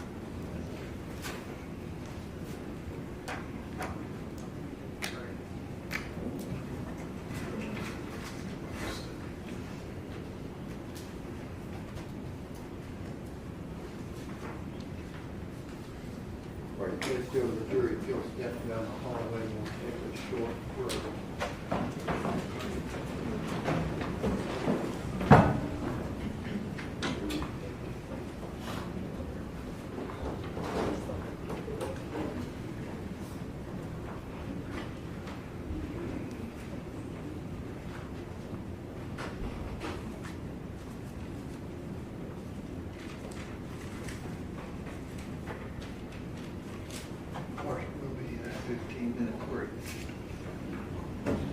nobody asked the person that would have it about it, the 911. We got it now, thank you. So no one needs Andrea Rose. Now that we have the document. Okay, well, let me ask you further, because who is Jim Willis? Who are you? I'm the investigator working with the defense. So did he want her subpoenaed or not? He subpoenaed, he went through Covert, who is a licensed investigator. And Did he want Miss Rose back to Florida? We did. So you did want her subpoenaed? But now that we have the documents, we don't need her, so we can release her. Did you tell Miss Rose anything, any court officer about being her boss? I'm sorry, Your Honor? Did you indicate to any court staff that you were somehow Miss Rose's boss? No, sir. Or that she was going to be fired? No, sir. She would not be. Did you tell anybody that if she came back tomorrow, she'd probably be fired? No, sir. I have the email exchange between she and I. I'm talking about to this gentleman. Oh, we talked on the phone this afternoon. I told him she was on call. No. You told him to resubpoena. That's why I'm trying to inquire who wants her. No, sir. Initially, we wanted her to come Was back. there any comment made to this gentleman about someone being fired? No, sir. None. So you don't need her? No, Your Honor. Okay. Can you get Ms. Skidmore to call Ms. Rose and say she's not needed at 9 a.m.? All right, who's the next witness? Officer Jack Pfeiffer. All right, let the jury step down.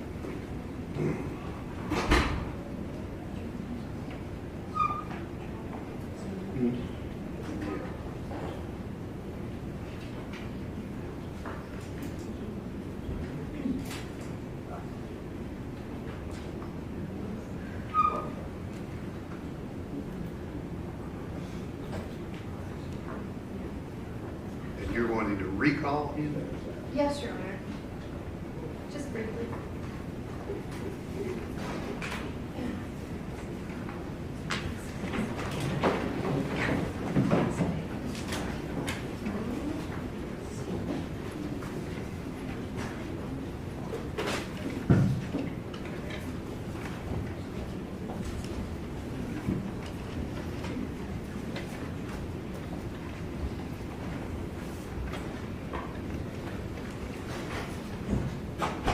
All right, Officer, you'll step back.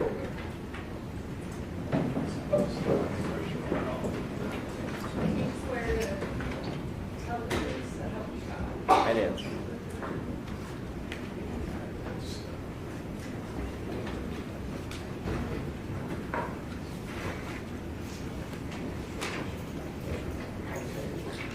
Officer Pfeiffer, have you reviewed your body-worn camera footage in preparation for testifying in the trial in this matter? I did. And specifically, did you speak to Ms. Lauren Weber that night of February 25th of 2023? I did. And when you spoke with her, did she specifically tell you that she had been at the apartment and that it had been cleaned? She did. Thank you.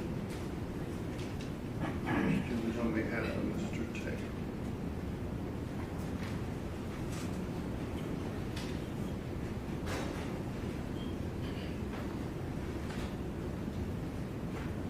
So you reviewed your body cam like today or last night, or how recently did you review it? I've reviewed it today and yesterday as well.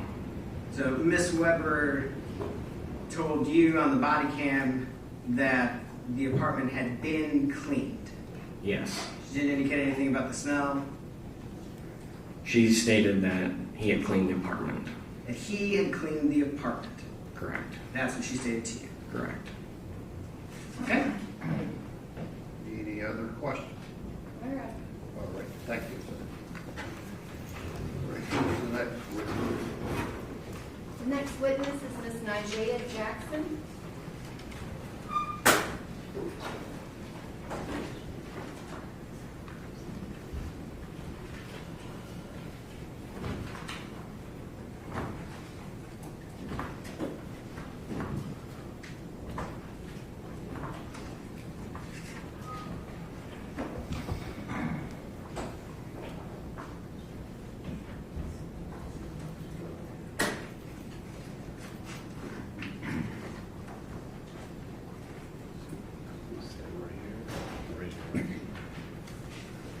swear the testimony you're about to give is the truth, so help you God? Yes.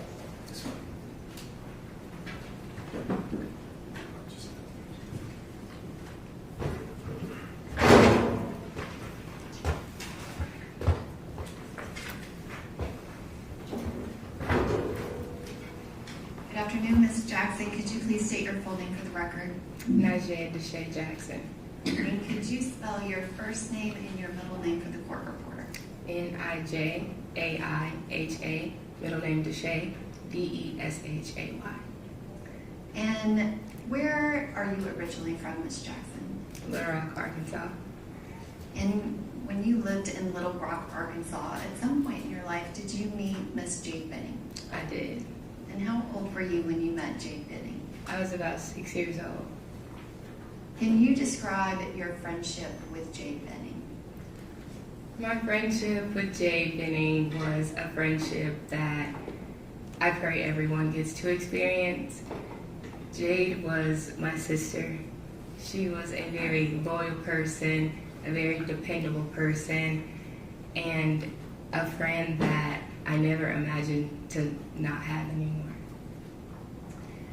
How long did you, I mean, you knew her since you were 6, but did you guys go to school together? Yes, we went to middle school, high school, and a little bit of college. And during that time, did you stay very close best friends? Yes. At some point, did y'all not live in the same place in Arkansas? Yes, we did not. There was a point when I lived in Fayetteville and she lived in Conway, Arkansas. Did you maintain that close friendship even when you didn't live in the same town? Yes. And can you describe Jade kind of growing up? What type of person was she? Jade was a very outgoing, charismatic, go with the flow type of girl. A girl that never met a stranger. She didn't care your socioeconomic background. She didn't care your gender, your race. She would meet anyone and become their friend the same day.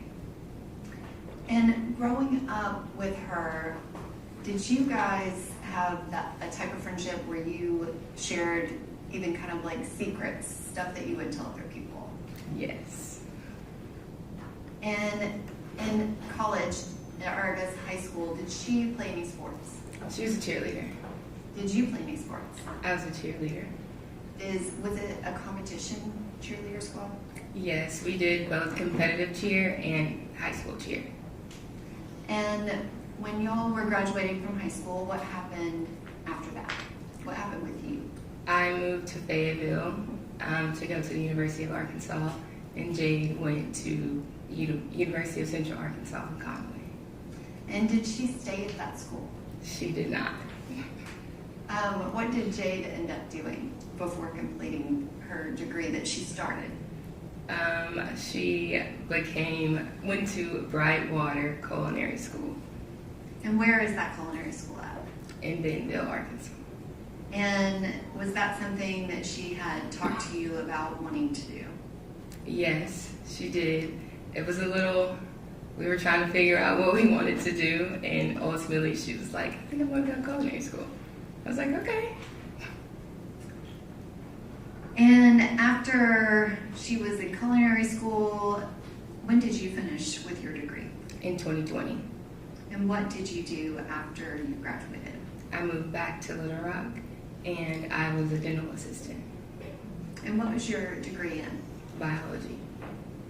And after that time, I guess you worked as a dental assistant. Did you decide to go back to school? I did. When was that? In 2022. And where did you decide to go to school? Meharry Medical College. Can you describe what was going on with Jade kind of around that same time?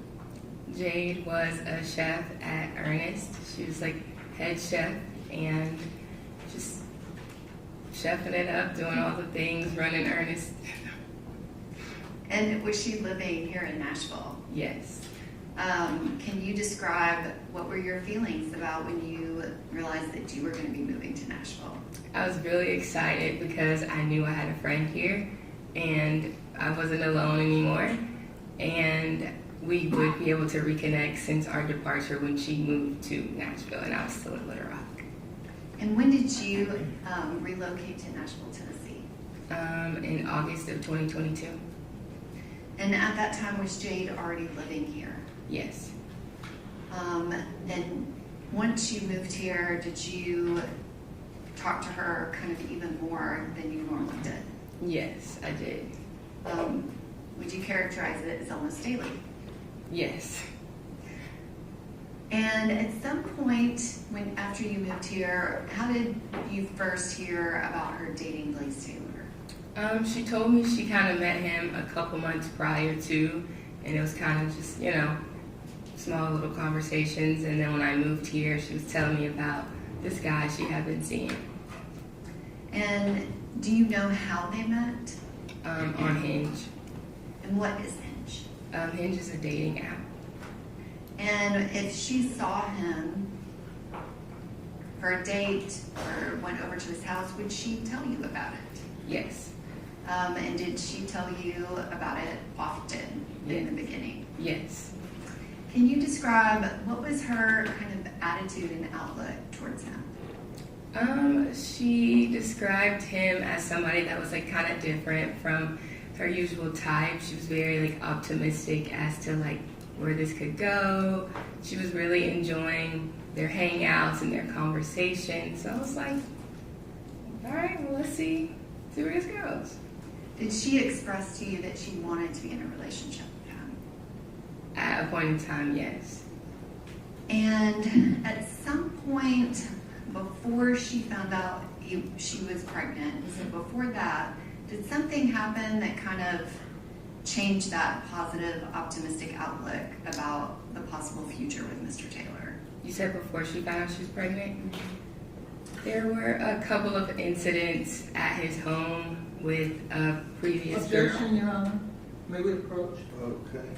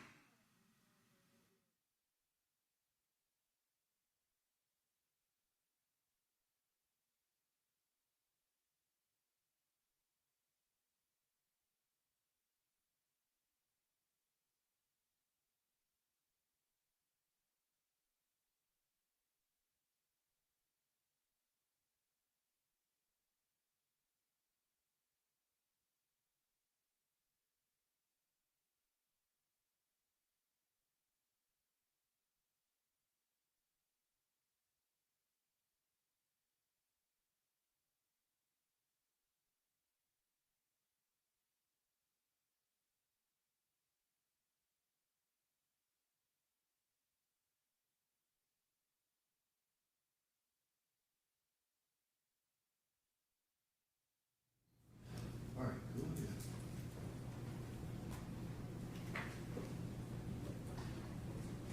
Ms. Jackson, without getting into the details of the incident, did something happen where she wasn't as optimistic? Yes. And then can you describe that time frame when she found out she was pregnant? How did you find out about that? She texted me and told me that she needed to talk to me, and she then FaceTimed me, and she was showing me the maybe 4 pregnancy tests that were positive. And are those home pregnancy tests? Yes, ma'am. And was that something that she had planned? No. Did you, I guess that day, talk to her about that positive pregnancy test a lot? Yes, I did. I did indeed. And what did you do to kind of assist Ms. Benning with this new news in her life? Well, I was telling her because these were at-home pregnancy tests, yes, they are positive, but I think that we should probably go to a clinic to verify. So I was looking at clinics in the surrounding area to see where we could get her in to get an ultrasound. And were you able to get her an appointment that same day? Yes. And was it the very same day or was it the next day? It was the next day. Okay. So were you trying to get her an appointment the same day? I was trying to get her an appointment the same day, but was told we don't do same day appointments. And did you go with her to that appointment? I did. And do you remember the date of it? November the 3rd. And what happened at that appointment? They took her back and did vitals, and then I was telling her, don't wait on me to get there so I can be with you for the ultrasound because I wanted to hear the heartbeat with her. And did you make it? Yes, I did. And I went to the back with her, and the nurse was asking her if she wanted to, well, I asked her if she wanted to hear the heartbeat, and the nurse kind of verified with her decision, and we heard the heartbeat.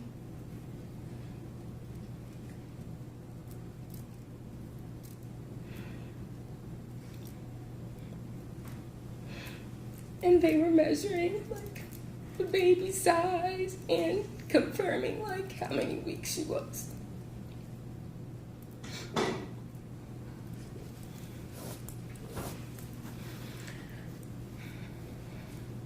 Ms. Jackson, were they able to tell Ms. Benning how many weeks pregnant she was?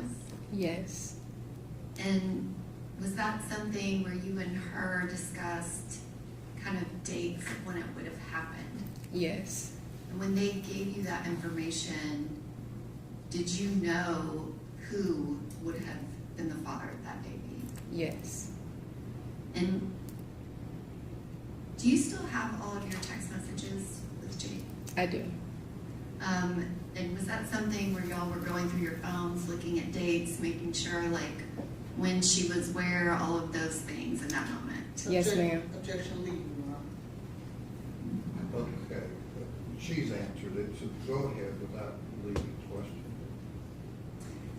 And after that day, did you know what contact Ms. Benning had with Mr. Taylor about learning that she was pregnant and then finding out the exact timing of it? Yes. And can you describe, did you read any text messages she had? Did you just talk to her about it? Or kind of how did you get information about her talking to him about it? She sent me screenshots of his response. She called me to kind of tell me that they were going to have a conversation. So I was pretty much in the loop from day one as to what was going on in her pregnancy. And can you describe, after she met with Mr. Taylor, what was her attitude after speaking with him?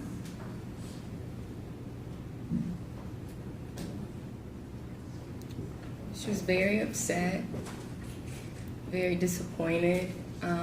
Obviously it wasn't planned, but I think the response that he gave her was not what she was not necessarily looking for, but hoping for, just in terms of a conversation. It seemed more so like he was just not really interested. Objection going into a hearsay response. No way she can know that without Jade. Okay. She was not stating his words, Your Honor, which would be hearsay. She was describing. She described Ms. Benning here, so go ahead.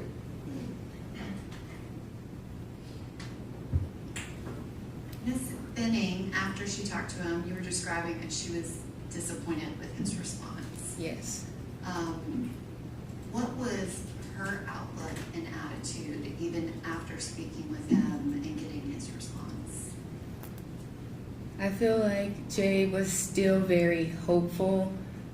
She was still like, you know what, like if this is how he's gonna act, then I'm just gonna kind of move forward with my life. Like she definitely had a positive outlook on the situation, although his response was very underwhelming. Did you have any involvement in the last message that Ms. Benning sent Mr. Taylor? I did. In November. And Yes. can you describe that? She was pretty much like, she sent me a text that she was going to send him, basically saying how she was feeling towards the situation, and she sent it to me, and I edited a little bit to kind of be more forward and for her to say what it was that she really wanted to say, and just kind of get her feelings out there regardless of what he was going to say or not. And did she share with you kind of proof that she sent that message to him? Yes. And did he respond? I don't remember. Okay. Would that have been close in time to that November 3rd appointment? Yes. After she sent that message, are you aware if they talked afterwards in November? Yes. And were they talking like on a regular basis, or what do you know about the communication that they had after she sent that text?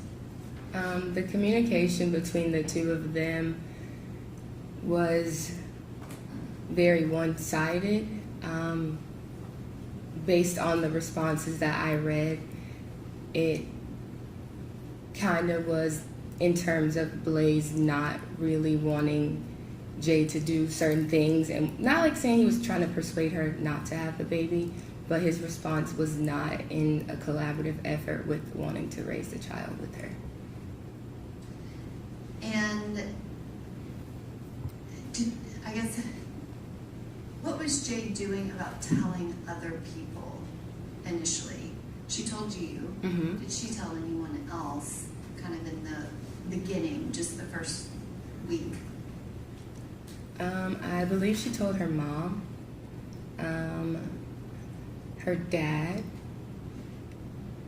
and I think that's all I remember.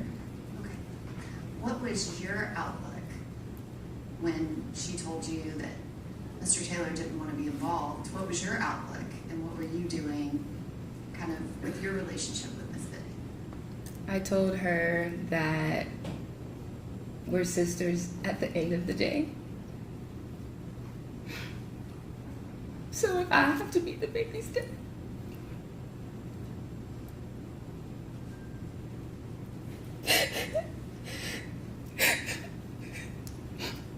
I was like, we will get through this together. I always reassured her that she's never alone.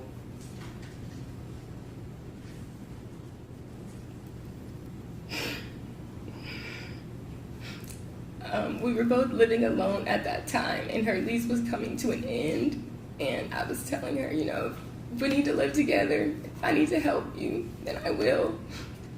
I went to the appointment.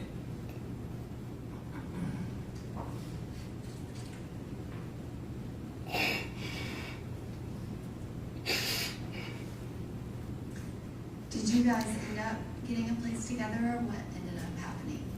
No, unfortunately, she ditched me on that plan, but she moved into a 2-bedroom apartment so Ivy could have her own room, and she was like, you know, you're in school, so she found an apartment that could house the both of them comfortably. And during that time, kind of after mid-November and December and through the holiday, was Ms. Benning planning things for that new apartment and moving? Yes. Did she share a lot of that information with you by text message, video calls, and phone calls? Yes. And then, can you describe, did y'all see each other over Christmas? We did not. And when the kind of new year began in January, can you describe what happened? She got word from Blaise, and he reached out to her wanting to talk to her, and she was very like optimistic about what was going to be said, and that is kind of the basis of that whenever the January 1st came around. And was there a break of time where she had not communicated with him at all? Yes. And was that at least 5 to 6 weeks? Yes.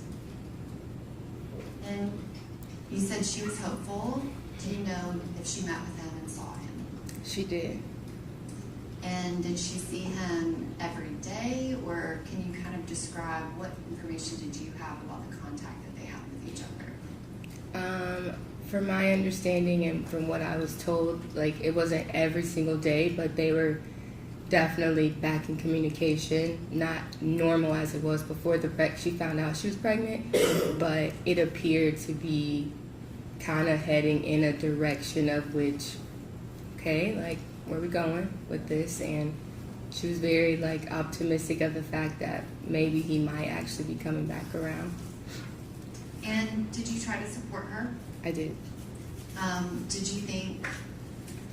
you actually want her to, I guess not want her to get back with Mr. Taylor, but were you a little apprehensive?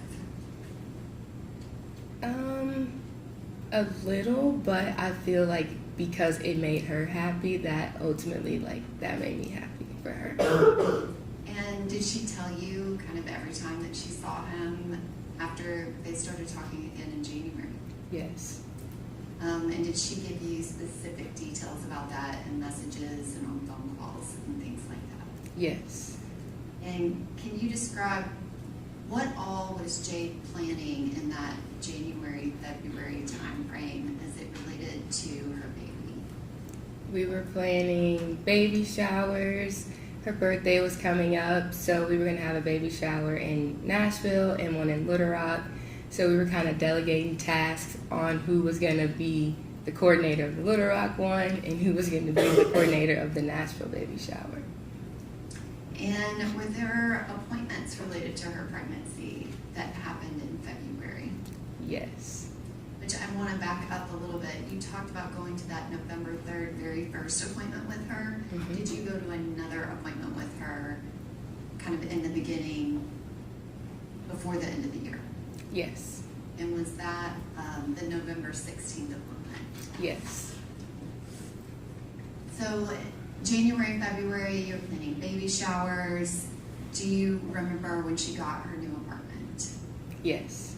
And specifically, I guess technically it was a condo, but was it a 2-bedroom versus a 1-bedroom? 2-bedroom. And was she planning things for the baby's room? Yes. Do you remember when she found out if she was having a boy or a girl? Yes. And what did she find out? She was having a girl. Did you discuss with Ms. Benning names and things like that? Yes. Were you able to go to that appointment with her? The February 2nd one, I was not. And during that time when she went to the appointment, found that out, was she talking to you about kind of what was going on with her and Mr. Taylor? Yes. And did you have any information about whether or not he went to that appointment with her? Yes. Objection, pause for your second, Your Honor. Okay, you carry her. I did not ask her what anyone said. I asked her if she had any information. There would be no way she would know. Okay, well, I mean, she's not answered yea or nay, but I'll sustain that, Jeff. During that time when Jade found out that she was having a baby girl, can you describe what Jade was doing kind of as far as social media and publicizing the fact that she was pregnant and who the father was? She never did. Never. Mm-mm. And can you explain, do you know why? Ultimately, based on the conversations with her and Blaise, I think Jade was very apprehensive to share things based on his reaction. Objection, Your Honor, goes into years. Judge, I'm trying to get to Ms. Benning's state of mind. Okay, well, rephrase your question. So you said she never was posting to social media. Mm-hmm. Was, I guess, based off of your close friendship with her, was she unhappy about the pregnancy or was she happy about it? She was happy about it. Did you feel like if circumstances were different, she would have posted to social media? Yes. I mean, was that something that she regularly did? Yes. Was it unusual that she was not? Yes. Did she continue to express kind of happiness and optimism about the baby coming? Yes.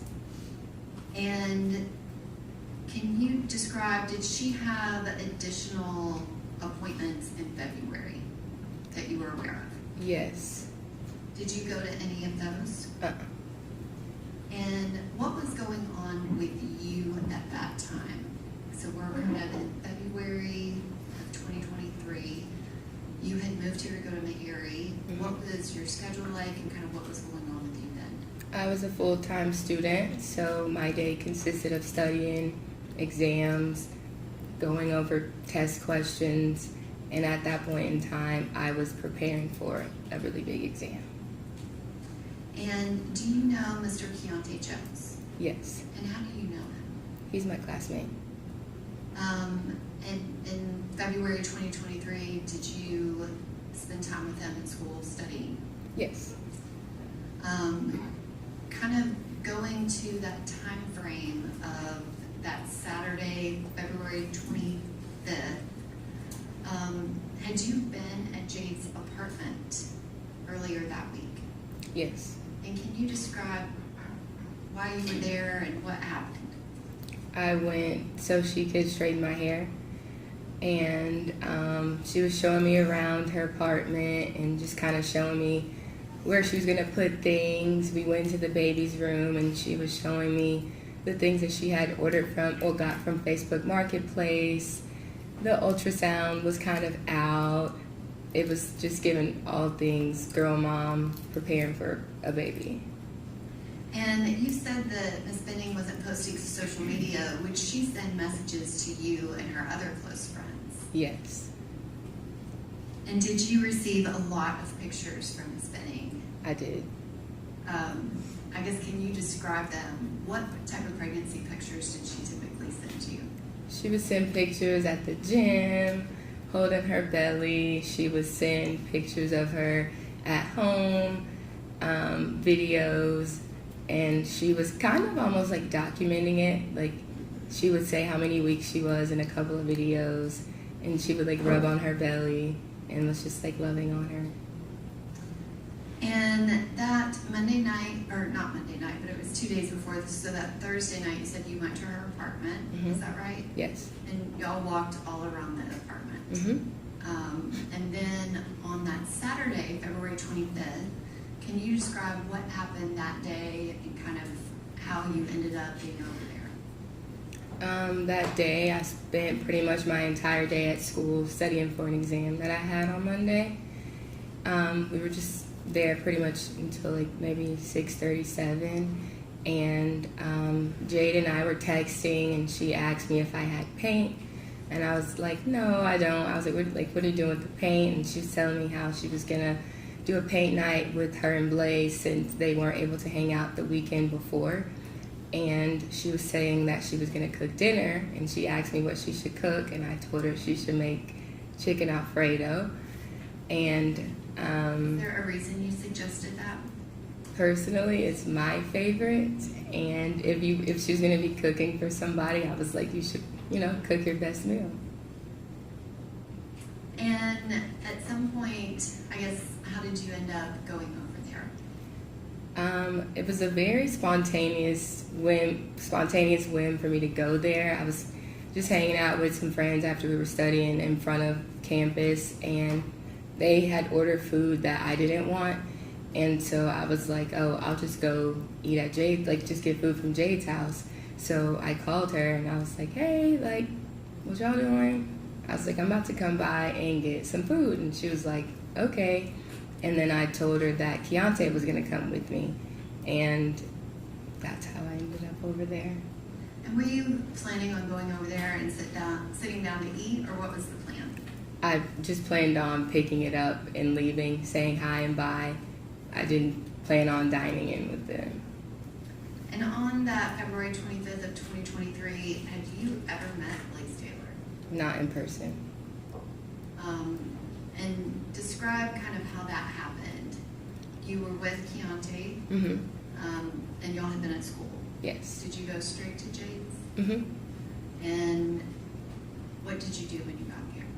When we got there, we said hi, and Jade started like packing up the food, and she like put the foil on it, put it in a bag, and kind of set it off to the side. And we were just like chit-chatting about what they were gonna paint, and we talked about like going to a concert, and we were laughing at the fact that I didn't know how to play spades. So that was pretty much like the basis of the conversation. And can you describe Jade's kind of kitchen area when you got there? Was there food out that they were eating, or kind of what was the setup at the point you got there? When I got there, the food was on the stove. It's kind of packaged. The canvases were kind of off to the side. The island was pretty clear. I didn't, and Jade had a glass of like a pink drink, and Blaise wasn't drinking anything. There was no cup in front of Blaise. And did you drink anything while you were there? I didn't drill. Was that something you brought with you? I did not. What was Mr. Taylor doing, and where was he at in the room? He was sitting beside Jade at the island, and he was engaging with some of the conversations, and he was just shuffling Uno cards the whole time. Was anybody playing Uno? No. But he was shuffling cards. Mm-hmm. And did Mr. Jones, did he interact with Mr. Taylor? Yeah, like ever so slightly. It was kind of like a conversation just in the kitchen. And do you know approximately how long y'all stayed? Probably like a little over 15 minutes, like 15 to 30 minutes. And during that time, did anything seem amiss to you? Nothing too alarming except the comment he made about his artwork that he was going to make, because the whole basis of this project was to make something for the baby's room. Hearsay. It's a statement by the defendant, Your Honor. Okay, I don't think she's gotten there yet, but do you want to ask about what? Yes. He said that he made a comment about the painting he was going to do. What was his comment? I had asked like what they were gonna paint, and Jade was like, "I'm gonna make something." Objection, hearsay. Do you care to be heard on? I think it's unnecessary, so no. I do think it goes to Jade's state of mind, Your Honor, but. All right, I'll over the objection. It goes into. Was that comment from Mr. Taylor right after the discussion with the artwork with Ms. Benning? Yes. Okay, go ahead. What did Ms. Benning say she was planning on painting? She said that she was gonna paint something for the baby's room. She didn't know what yet, but she knew that's what she was gonna paint, something to hang in Ivy's room. And when I asked Blaise what he was gonna paint, he told me he was gonna paint a black hole. And I was like, a black hole? And he was like, yeah, I'm gonna call it midnight. The further you look, the deeper you'll go. And I was like, okay, But I was like, well, why don't we just add like a little bit of white to the, canvas to make it look a little lively. And that was kind of that. But it was a very dark demeanor about this painting after Jade said that she was gonna make something for the baby's room. And were they actually painting while you were there? No. So this was discussions about what we're about to do? Yes. And was anything else amiss other than the comment that you made about the painting? Not that I can think of or remember. And did you get food? I did. And did y'all leave? We did. And after you left, did you communicate with Jade after you left? Yes. And you don't have to tell me what you said, but how did you communicate with her? I texted her. And did she respond? Yes. And did you have a couple of texts back and forth? Yes. And can you describe Jade's demeanor when you left? She seemed really happy, very excited to spend the rest of the night with Blaise, and probably excited that I was leaving now. When you left, where did you go? To Keontae's house. And what did you do when you got there? I ate my chicken Alfredo. And were you planning on hanging out with Mr. Jones all night, or what was your kind of plan for that night? No, I just stopped by. We were just studying, got food. We were just like hanging out, and I was about to go home. And did you actually leave Mr. Jones's house? I did. Did you stop anywhere before you got home? Yes. And where did you stop? A gas station. And what, if anything, happened while you were there? I was pumping gas. And as I was walking back to my car, I get a phone call from Jade. And I answered it, and I was like, hello? Just normal. And she immediately starts saying, what did you do? What did you put in my drink?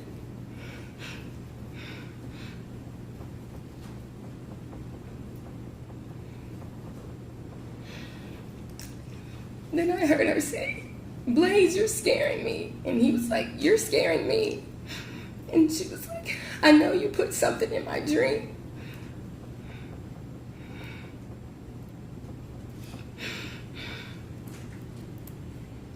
She's like, I knew my drink tasted funny.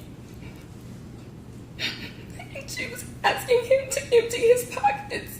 And she was like, let me see what's in your pockets. Let me see. And he was like, I don't have anything.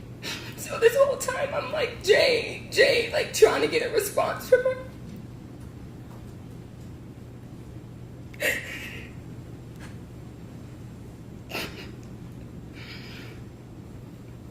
So because I didn't get a response from her, I texted her and I was like, are you talking to me? What's going on?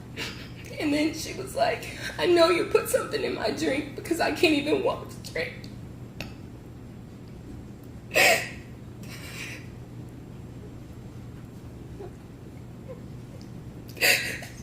She was saying that she couldn't feel her legs. And then she said it again. And she was like, you put something in my drink. You did this so something could happen to me. Give her just a moment. You need Kleenex. I want everybody to be able to hear you, number one, but then let you calm down.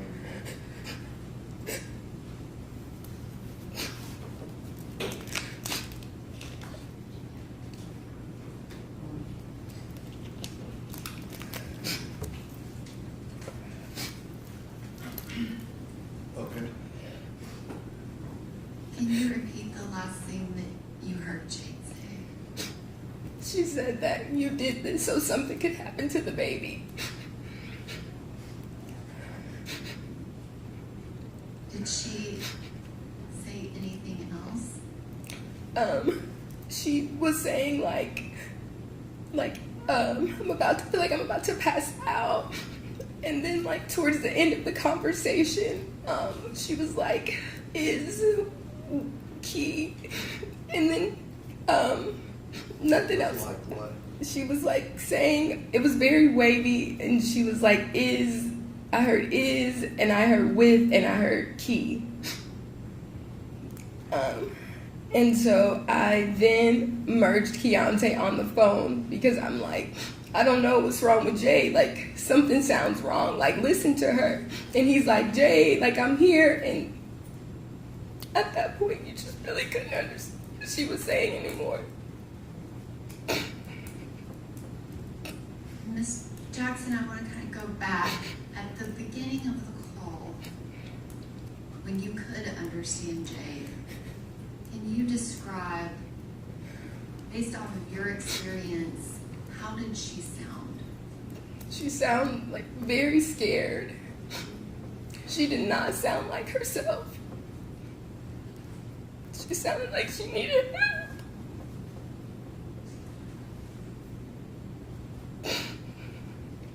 Did you say she sounded like she needed help? Yes.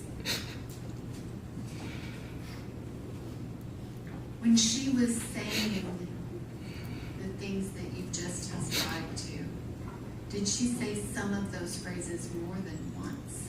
Yes. And you said at the beginning, she said, Blaise, you're scaring me. Yes. And you heard him respond.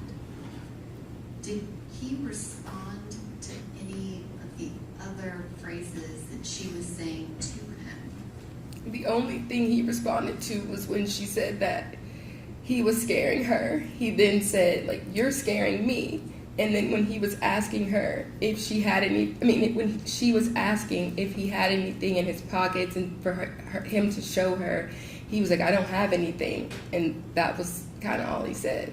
So you could hear him on that call? Yes. And that's all he said during that whole time that Jade made all of those statements, so that she couldn't feel her legs, and she's asking him, what's in your hand? Show me your pockets. What did you put in my drink? I knew my drink tasted funny. He did not provide a response to any of that. No. And can you describe that call is a 6-minute and 9-second call? Kind of at what point, is it just at the end, those last few words that you really couldn't understand her? Yes. And you said you heard her say kind of 3 words. What were those again? I heard is, I heard with, and I heard key. And did you try to connect that to what that could possibly mean? Yes. I didn't understand what she was saying, but because she sounded so scared and Keontae was just there, we all call him Key. So I was like, okay, like, she's obviously scared, like, she needs him to help her because she's with another man and Keontae is a man. So when I added him on the phone, he's talking to her, and is she responding at all? no. At any time did you think that Jade Benning was saying those phrases to you? No. And you heard Mr. Taylor respond, and you heard her say to Blaise, you're scaring me. Yes. How did that call end? The phone hung up. Did you hang up? No. At any point did Mr. Taylor say anything to you? No. And what did you do after that line got cut? I called back. Did you call back more than once? Yes. At some point, and you're calling back Ms. Benning's phone, is that correct? Correct. Did you have Blaise Taylor's phone to call him? No. At some point, was her phone answered? Yes. And who answered it when you called back? Blaise. And can you describe what was said in that phone call? I answered the phone, and he answered the phone, and I was like, Blaise, like, what's going on? What's going on? Like, FaceTime me. Like, let me see her. And he doesn't FaceTime me, but he tells me that he's about to call 911. Did you ask him several times to FaceTime you? Yes. And you said that you asked him what was going on. Did he answer you? He just kept saying, I don't know. I don't know. Do you remember him saying anything else on that call? There was a point where he asked me if she had an EpiPen. Did that make any sense to you? Not at all. Did Jade have any allergies? Not to my knowledge. And at that moment, can you describe, do you know what's actually going on with Jade? No. So what do you do? After Blaise tells me that he's calling 911, he's like, I gotta go, like I'm calling 911, the phone disconnects again. That was not on me. And then I called Jade's mother. And Ms. Jackson, do you remember, was Keontae Jones on that second call? Do you remember that specifically? And when I say second call, the call where you called her and Blaise Taylor answered. Yes. And do you remember if Keontae said anything to him or if he said anything back? He was asking him, what did he do? And you said that call got disconnected, but not by you. Yes. And then you immediately called Jade Benning's mother. Yes. And were you still at the gas station, or what were you doing? I was on the interstate trying to get to Jade's apartment. And did you make it to Jade's apartment? Yes. And can you describe when you got there, what was going on?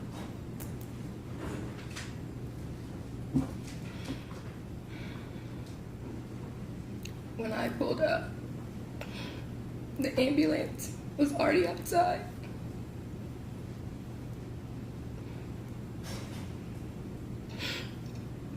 Jade was already in the truck.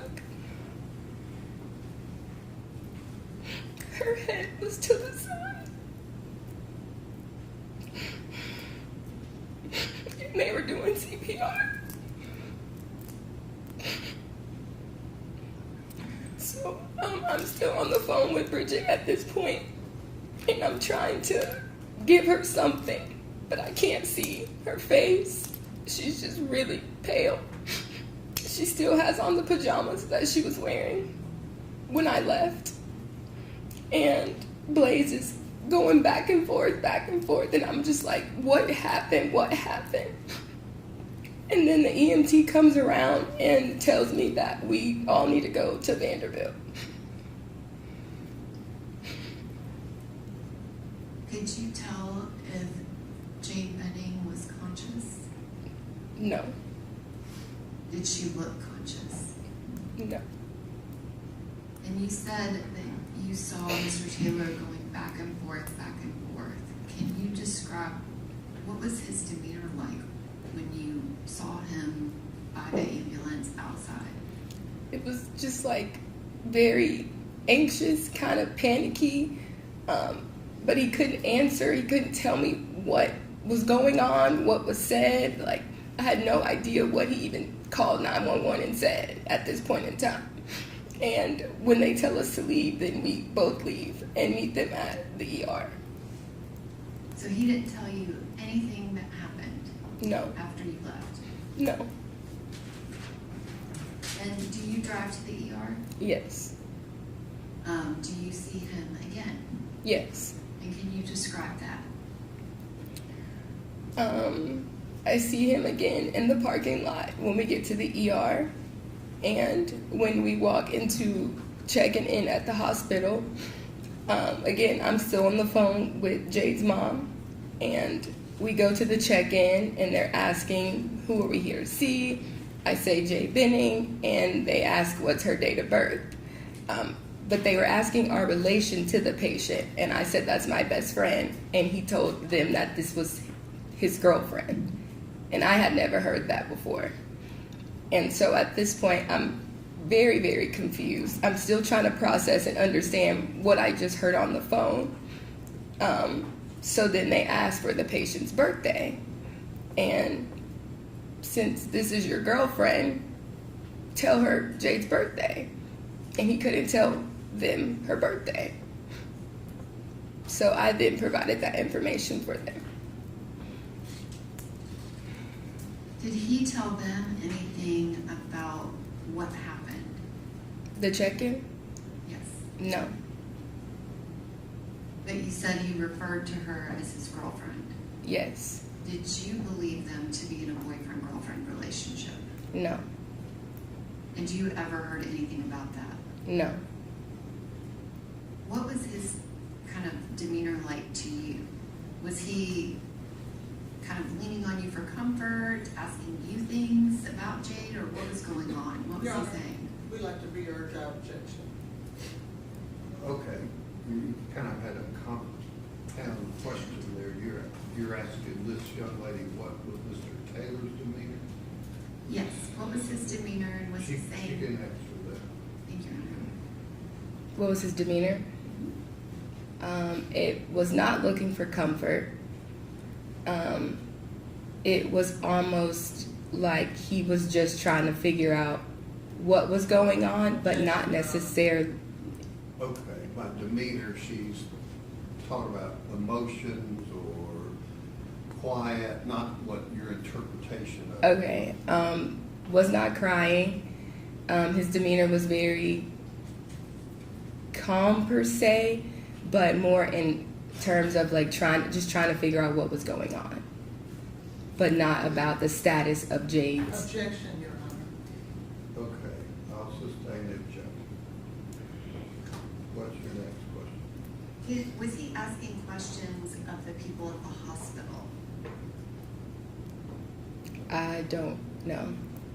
You don't remember him asking them anything? No. What were you doing?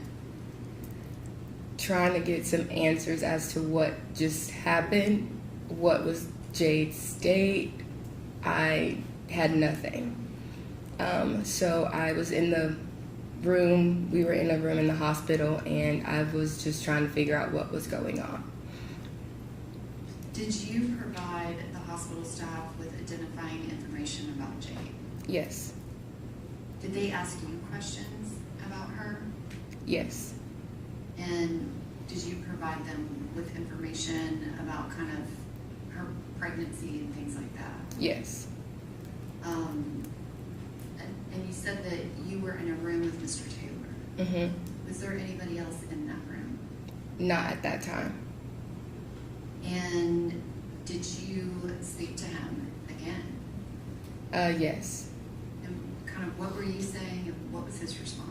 I was asking him what was going on, like what happened. He kind of wasn't really giving me anything. He kind of explained a little bit like that she just didn't feel good. And at this point, Keontae then calls again and he's asking what's going on. And I'm obviously very flustered and upset. And Keontae then asks to speak to Blaise. And did you give the phone to Keontae? Yes. Well, to Blaise. Can you describe, you said that Mr. Taylor said that Ms. Benning wasn't feeling well. Mm-hmm. Do you remember anything specific he said about that? He said that she felt woozy. He said that she felt woozy and needed to lie down. And that term woozy, was that something that was familiar to you? No. Is that something that Jade had she ever used that word? No. Did he say anything else about what happened? He said that they danced, that they ate, they played games, and then they painted, and then she felt woozy and she needed to lie down, and that she threw up. At what point, kind of in the progression of events that night, did he say that she threw up? When other hospital staff came in and they were basically asking both of us kind of what happened from each of our perspectives, and when he's explaining it to someone, he then adds that in there. But I had known that she had thrown up prior to that statement. Was that the first time you ever heard him say that? Yes. And is it fair to say you had asked him a multitude of times what happened? Yes. And so you're present when he's telling the hospital staff about what happened? Yes. Does he ever tell them what you heard Jade say to him on that phone call? No. At some point, did you tell him that? I did. And was he there when you told him? Yes. What, if anything, did he say when you told them what Jade said to you? He started talking over me and then says, "You act like you care about her more than I do, and that's the mother of my child." Can you explain what did that statement mean to you based off of what you knew? Can you ask that one more time? That statement, was that a normal statement or an unusual statement? Your Unusual. Honor, I'm gonna object. She's already stated she doesn't know Mr. Taylor. This was the first time she met him. Okay. Do you want to rephrase your question? Because I don't know that I understood that. Had you ever heard him say that before? No. Did you find that to be, I guess, can you describe, what did you think when he said that? Objection, irrelevant. Care to be heard on the relevance? Yes, Your Honor, I think the context of their relationship, his state of mind, I think that it's relevant But to you're asking the her answer. to interpret that. I'll sustain the objection. What did you do at that point? At that point, I tried to stay away from him as much as I could because that upset me. Why did it upset you? Because she's my best friend, and that didn't matter about the relationship. Like, we should be focusing on her health and the baby's health, not about who was closer to her in that moment. Did you tell multiple people at the hospital about what Jade said on that phone call to him? Yes. And at some point, did police officers arrive? Yes. And did you speak with them? Yes. And did you speak with multiple officers? Yes. Did you tell them about the phone call? Yes. And at some point, did a detective show up? Yes. And did you meet with him? Yes. And was that separate from Mr. Taylor? Yes. And did you give him a statement about everything that Jade said to you, to him on that call that you heard? Yes. And at some point that night, did you leave the hospital? Yes. And can you describe, when did you do that? Maybe around like 2 a.m. And what, if anything, did you do? I left and went home and was trying to make sense of what I just heard. At any point, did you see Mr. Keontae Jones again that night? Yes. And can you describe that? He picked me up. I was telling him that I just felt uncomfortable because at this point it was just Blaise and I and a couple of other people, and I just didn't want to be there anymore. So I asked him to come and pick me up. And can you describe, did anyone else that knew Jade show up at the hospital before you left? Yes. And who showed up? Lauren and Natalie. And did you know them? Yes. How did you know them? I met them through Jade. They were her coworkers. At some point, did you go back to Jade's apartment? Yes. And when did you do that? Maybe like a day or so after. And did you go by yourself or did you go with other people? Other people. Your Honor, may I have permission to publish a portion of Exhibit 14 to this witness?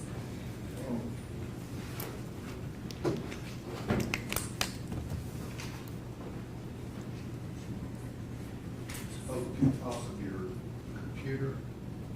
Yes, Or sir. the, okay.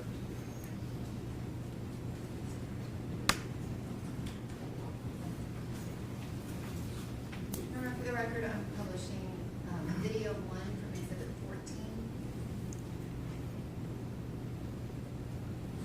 Mr. Jackson, do you recognize what's shown in this video?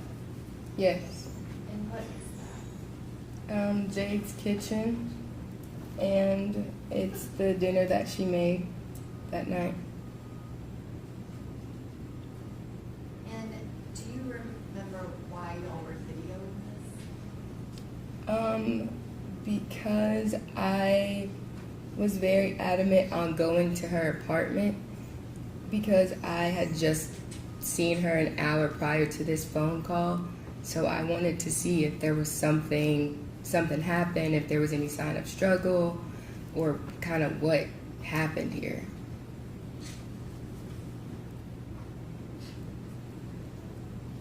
And this video, is that exactly the way that it looked when you left? No.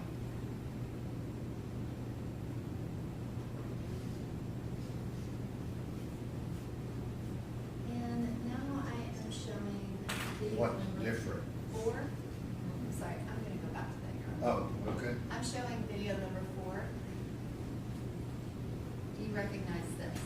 Yes. And specifically, is there anything about this video that stood out to you? The camera and the blinds. And explain what you mean by that. Every time that I've been at Jade's apartment, that white camera has been in her kitchen area. So I was very concerned as to why it was moved in her bedroom. Jade also lived on the first floor, so I was confused as to why her blinds were up and the camera was facing outward. She kept the camera in the the kitchen, I'm sorry, because the front door was right there. So this was very alarming because Jade would never leave her blinds up like that, especially at night with the camera moved away from, can't see anything there. Had you ever seen the camera in that location at this apartment or even her previous apartment? No. I am gonna go back to video number 1. Ms. Jackson, can you describe where is it that camera normally would be? To the right of the Happiness is Homemade sign. And if you touch that monitor in front of you, it will actually make a mark, so you can mark this specific spot that you're referring to. Right here? Mhm. Oh. Oh, my God. You need to redo it.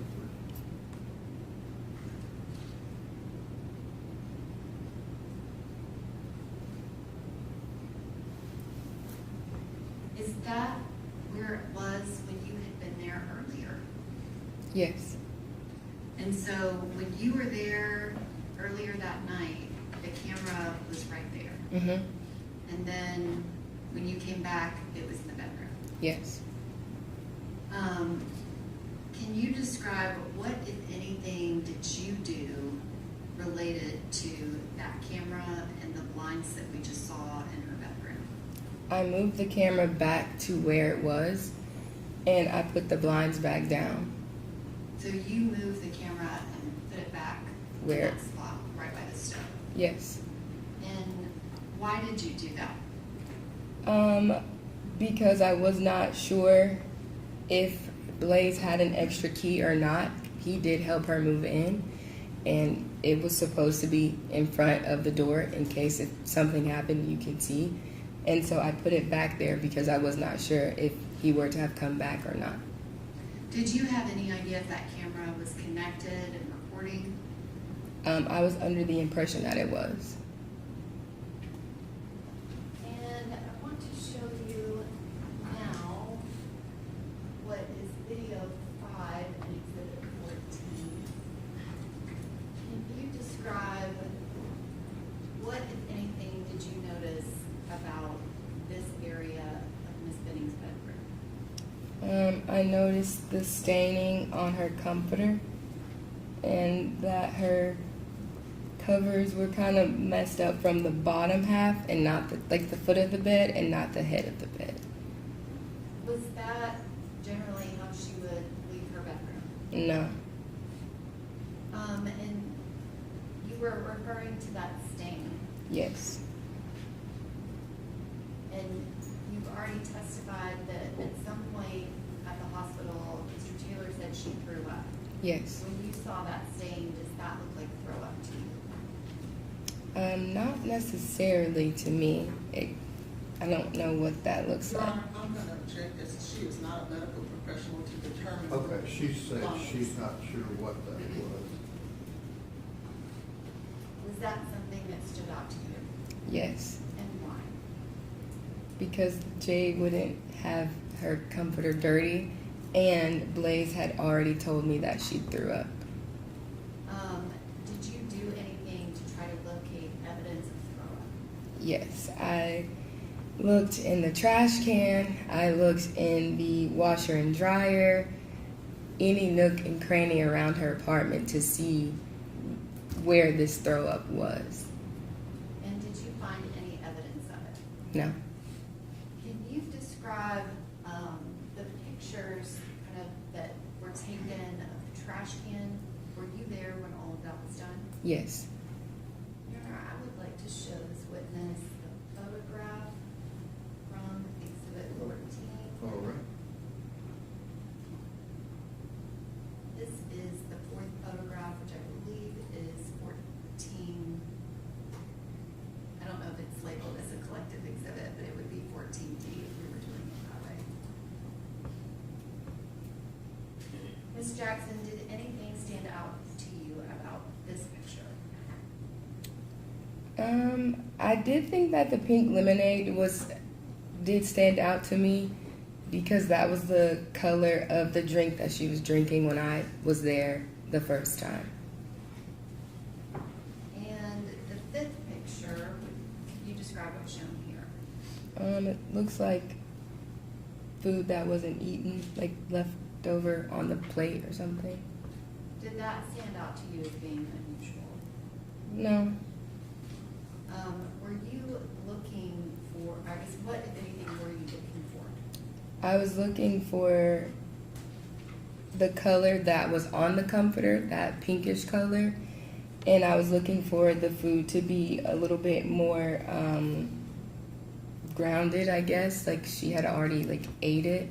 So I was looking for food that was not in whole pieces, like I see here. So when you saw that, you were checking to see if that was throw up? Yes, And what was your determination? it was not. Did you find any evidence outside of what was on that comforter? No, not that I recall.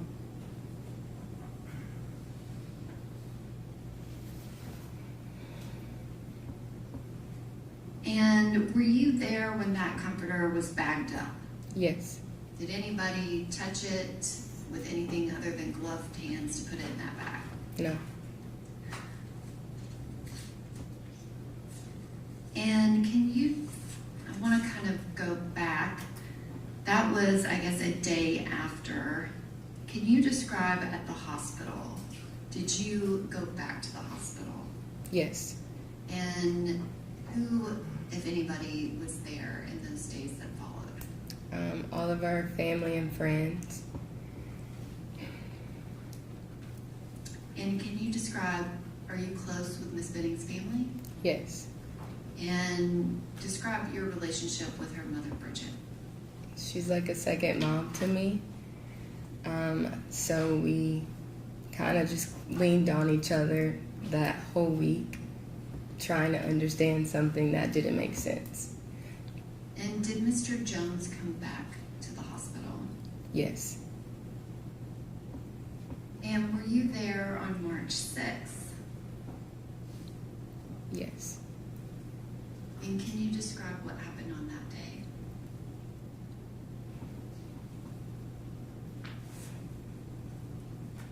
I went to Dollar Tree.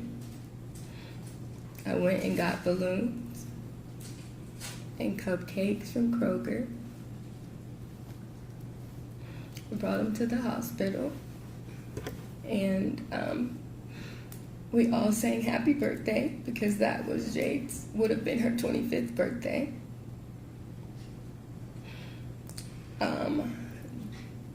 They told us that she was brain dead that day. There was no active brain activity. And ultimately, Jade died on her, what would have been her 25th birthday.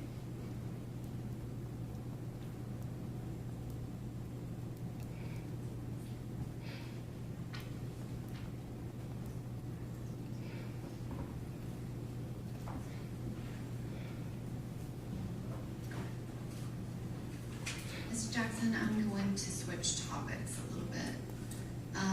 Prior to Jade learning that she was pregnant, that November 2nd, November 3rd of 2022, prior to that, did Miss Benning, did she drink alcohol? Yes. Did she ever get drunk in her life? Yes. And was that something that happened on a daily occurrence, or was it sporadic? Sporadic. Did she use any other substances? She smokes marijuana. Did you know, did you know of her using any other substance other than marijuana? Mushrooms a time or two.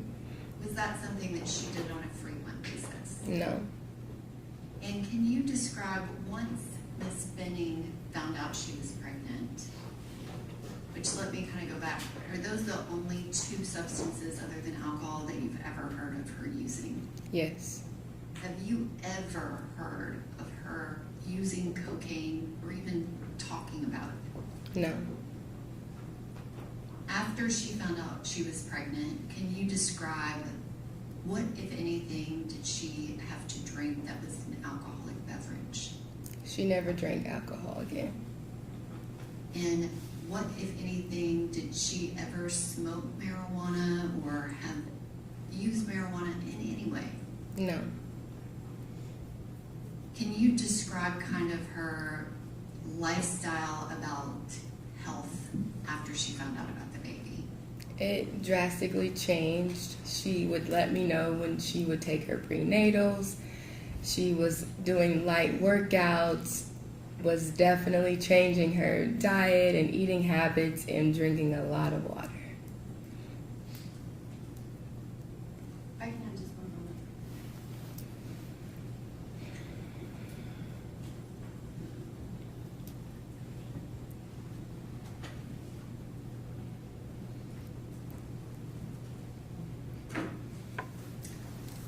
Thank you, Ms. Jackson. I don't have any other questions. Questions on behalf of Mr. Taylor? Yes, Your Honor. It's going to be pretty lengthy. Okay, I checked with the jury about staying longer tonight, and they're okay. I could just have a minute. Okay.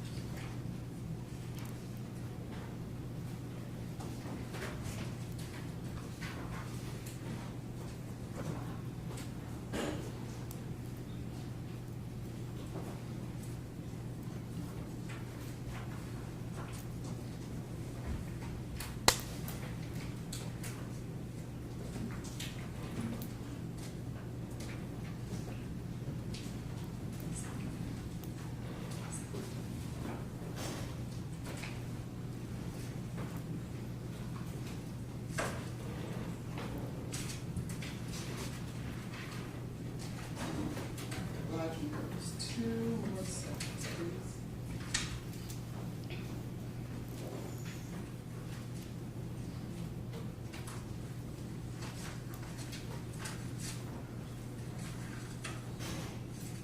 Ms. Jackson, my name is Letitia Quinones Hollins, and I'll be asking you a few questions. Well, a lot of questions. At any time you don't understand something, let me know, and I'll do my best to rephrase, okay? You said you met Jade when you were 6 years old. You guys at some point went to the same middle school and high school, right? You were very close. Correct. And You guys also went off to college. Was it the same college that you went to? Or different colleges but at the same time? We went to the same college at one point and a different college at another. Because she left and went to culinary school. Mm-hmm. Is that right? And the culinary school was where? Bentonville. Now, are you both from Little Rock, Arkansas? We are.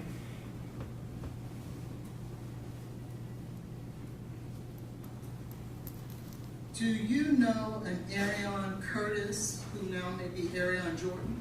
I do. Is she also from Little Rock, Arkansas? I believe so. And do you know Apple Denny? I know of her.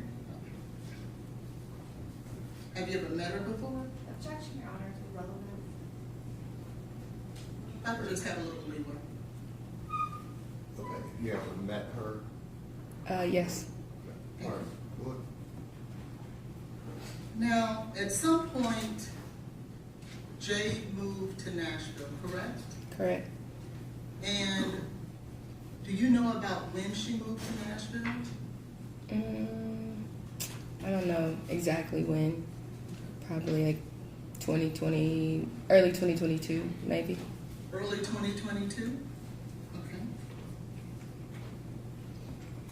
And when she moved to Nashville in early 22, you were where? In Little Rock. Were you guys speaking during that time? Yes. How often? Maybe like every couple days or maybe once a week. Okay. But significant, you were talking. Yeah. And then at some point, you moved to Nashville. Correct. When did you move to Nashville? In August of 2022.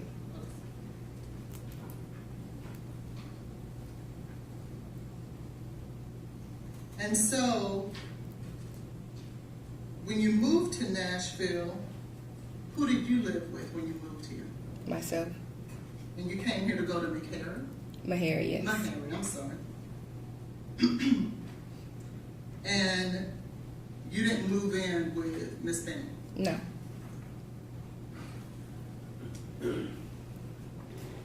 Now, when you moved here, how often did the two of you get together? It would just depends on when our schedules would align. Okay. So what would that be? Maybe once a week, twice a week. So once or twice a week? Maybe, yes. And what are some of the things that the two of you would do when you got together? Objection, Your Honor, to the relevance. Your Honor, this witness testified that the basis of a lot of her testimony today. Okay, what would y'all do when you hung out? Go eat dinner, go walk, just all kinds of fun stuff that best friends would do. Okay, would you smoke marijuana together? Yes. Objection, Your Honor, to the relevance. All right, it's been mentioned, so she's answered it. Go ahead. Thank you. Would you drink together? Yes. And would she opt, or at least at some point, would she suggest that you do mushrooms together? No. No? She didn't suggest. Did she ask you to do mushrooms with her? Maybe. I don't recall. Now, would a text message between you and Jade help refresh your memory? Yes. Yes, sir.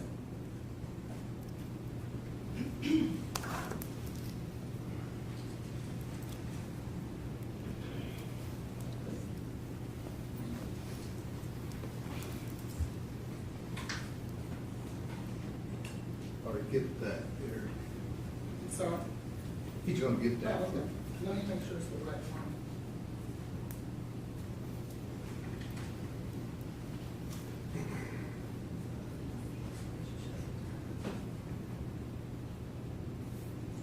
This is it. I have a copy.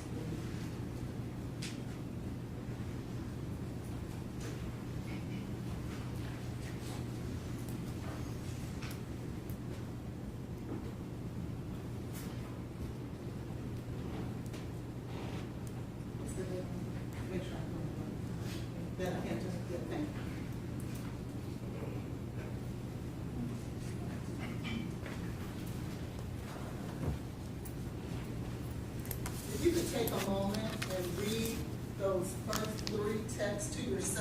me know when you're done. Or maybe go down Vortex.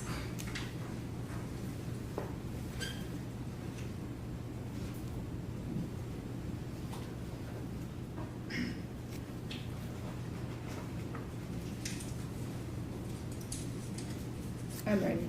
Okay. Did she suggest that you guys should do it together? Yes. Okay, thank you.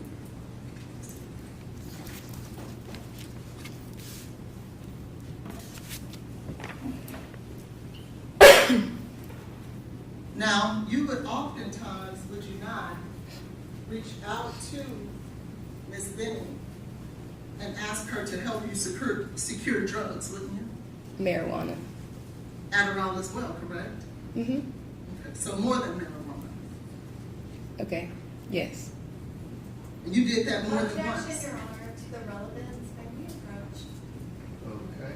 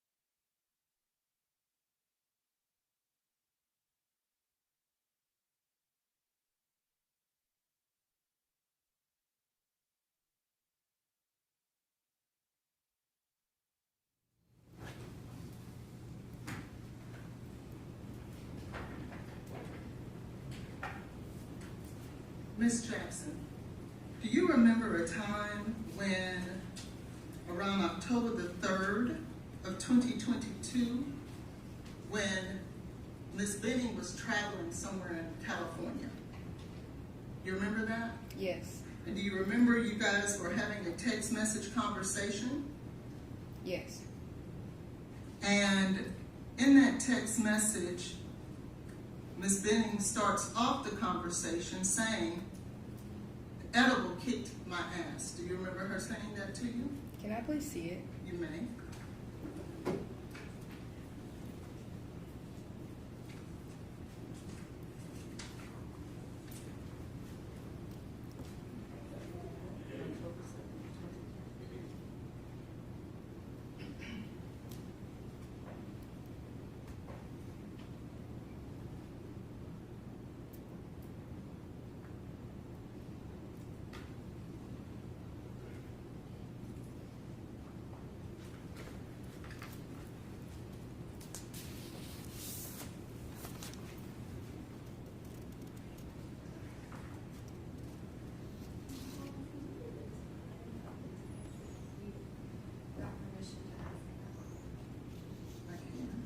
Okay, what's your question? Do you see there where on October the 3rd of 2022, Ms. Benning says to you, "Edibles kicked my ass." Do you see that? Yes. Do you see that later the next text message she sends says, "Smoking, edibles, and tequila, laugh my ass off"? Do you see that? Yes. And do you see where your next text to her is, "Weed or some other shit"? Yes. What is some other shit that she could be smoking, Miss Jackson? Mushrooms. Because you can smoke mushrooms? I didn't say smoke. I said or some other shit.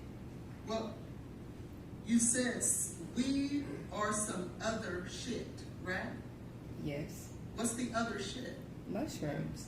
Okay. You get. So when you were referring to weed, because you hear above it, it says smoking, but it doesn't say what she's smoking, right? Mm-hmm. It says smoking, and then you respond, weed or some other shit. Mm-hmm. And your response is she was going to smoke mushrooms. I didn't say smoke mushrooms, but I was asking her, was that what she talking about? Okay.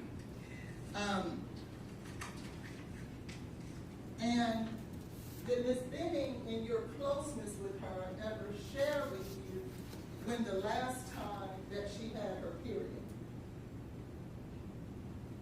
I don't recall. You don't? Would you have learned that the last time she had her period was September the 12th? Is that a question? Yes. Yeah, I mean, you're putting words into her mouth. I thought you asked, did you know? And she said no. She said she didn't recall. She said she didn't know.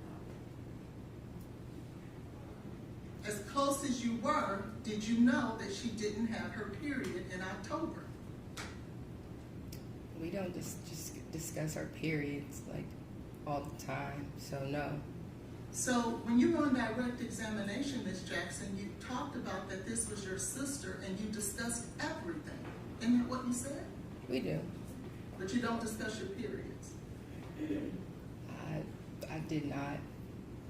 Now, but didn't you, isn't it true that you and Ms. Benning was trying to calculate who was the father of this child? Mm-hmm. You wouldn't discuss the last time she had her period if you're trying to calculate when was the last time who was the father of the child? I don't recall talking about a period. Well, how would you figure out who was the father? Objection, Your Honor. She's answered this question.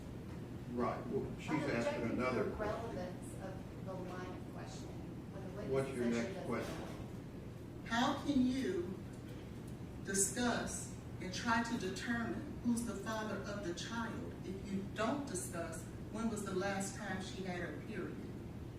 Based on the how far along she was in her pregnancy. Well, how would you know how far along she was if she doesn't go to the doctor? She did. But you were talking about that before she went to the doctor.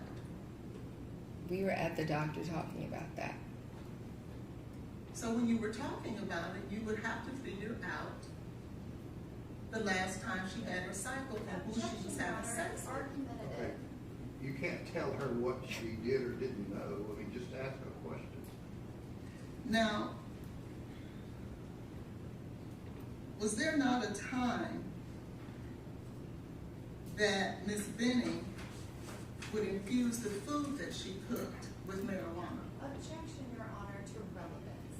We've already had that discussion with other witnesses. So did you know anything about that? I did.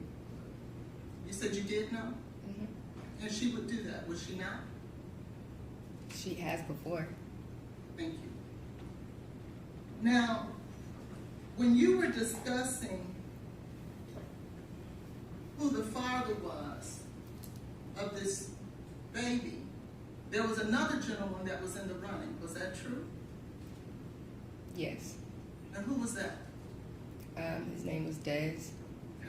And at the time that you guys were making this discussion, or having this discussion, this was a time that she was in fact pregnant, correct? I'm sorry, could you repeat your question? This was That a time. was the discussion with Ms. Benning about Des after you knew she was pregnant. Yes. And in that same conversation, you were asking, and she was talking about the mushrooms, and you were asking her to ask Des. Objection, Your Honor, to the hearsay. What is your question? This was a discussion they were having together. Well, it still may be hearsay, but what is your question? You guys were discussing drugs then too, were you not? Objection, Your Honor, to the hearsay. Do you care to be heard? Yes, there was a conversation that she was a part of. This is what she was saying with Miss Benning. And it goes to Miss Benning's state of What mind. hearsay exception is there? It goes to Miss Benning's state of mind as it relates to drugs. This is a drug overdose. Mr. Taylor has to be able to put on a defensive theory.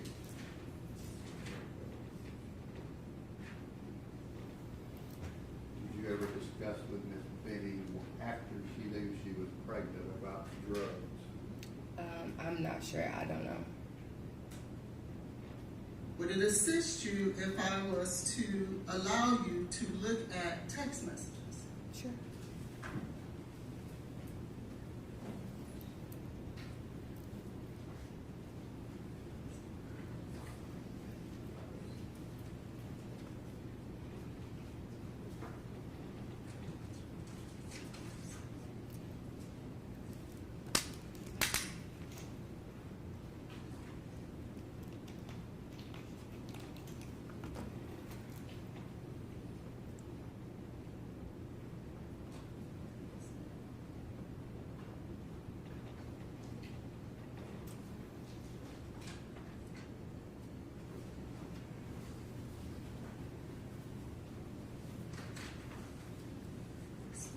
And when checks, what time frame checks are you want to ask about? It is 10:29, Your Honor, and 11:02. Sorry. I'm sorry, I gave him the 10:29. Let me just give you. See if there's multiple copies of that. This is 11:02. I'm going to give you a copy of all of them so you can have them ahead of time.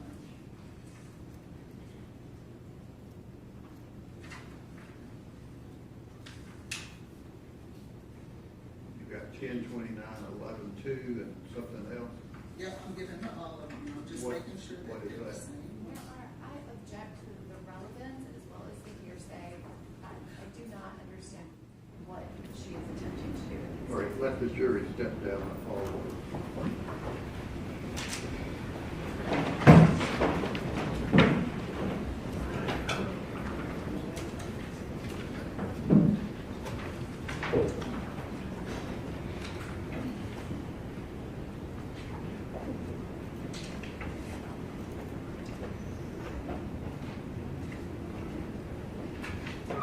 It's the 10:29. You gave me the 11:02. I gave her both copies of it. How many texts are you wanting to show this young lady? I'm trying to get them all to her at How one many time. are you wanting to show? About 8, Your Honor. All right, let me have copies of them. Let me have copies of them.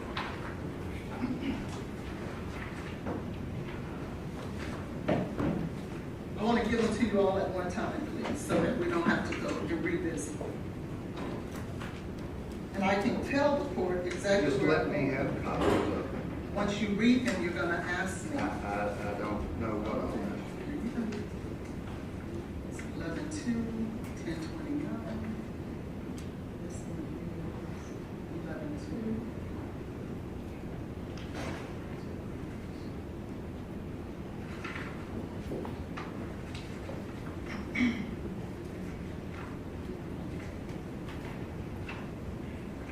Here's another one for 11-2.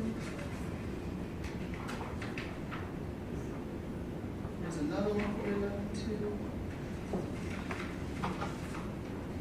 There's another one for 11-2.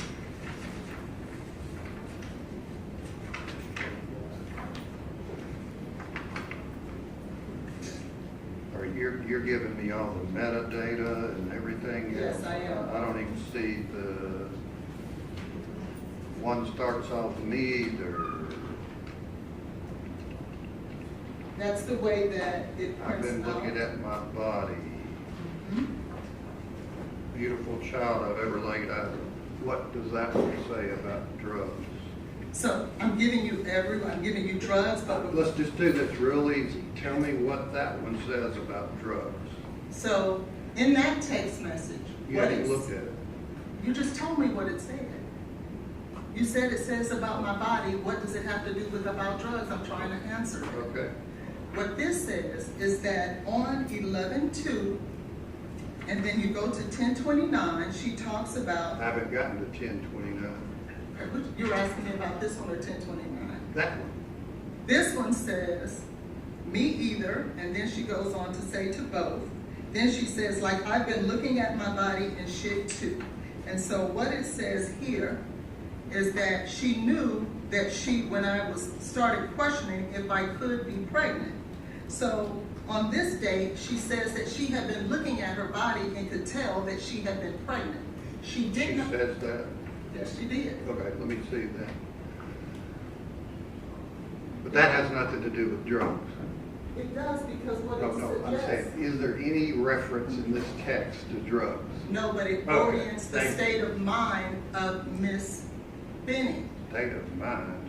Yes, as it goes to our defensive theory.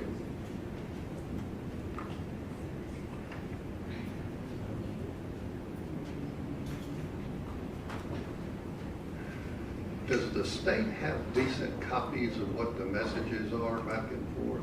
I can. This is make like that. reading a dictionary. I agree. Yeah, I'm not sure why they're putting them in that format. It's the way that we did it. I can only print out the way the metadata is given to me. Like I've been looking at my body, okay? So that's what you say on that. The next one I'm looking at is 11/2 at 1:50 p.m. You need to find out ASAP. Indiana is the closest place to go if I made that decision. What does that have to do with drugs? Because that one is dealing with abortion because she was. How do we know that? Because that's what they're talking about in regards to Indiana being the closest place. How do I know that? Because in text messages before that, I she don't have says, those. you do. What does this have to do with drugs? I just said, I'm giving you all the text Does messages. this have anything to do with drugs? No, but it has to do with abortion that I'm going to go into, and I don't want to have to stop and do this again. I'm just dealing with the state's objection about you're wanting to grill this young lady about drugs. That says something about abortion. It's weird, been like you've been drinking. What does this have to do with drugs? It has to do with alcohol.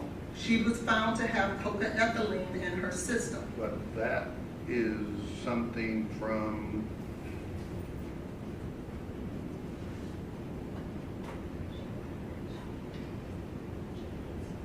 where's the answer to from Ms. Jackson, but like you've been drinking?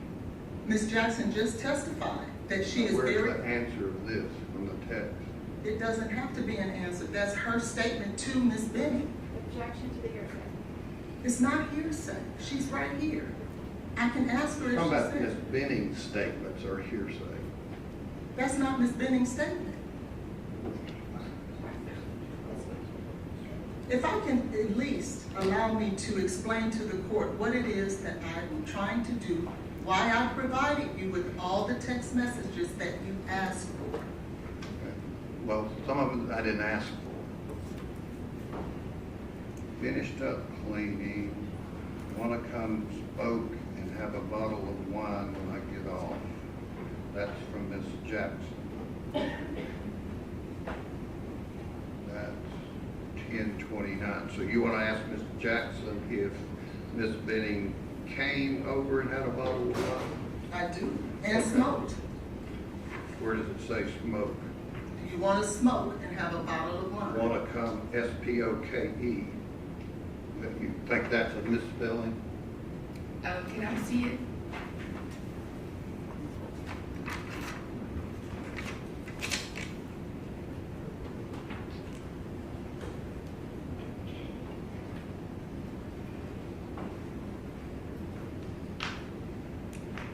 And while she's looking at that, one says, I'll be done in like an hour. You're not going to the party. I was going to, but my body is just really exhausted. I think I'd rather chill tonight. What is that? What's the relevancy of that?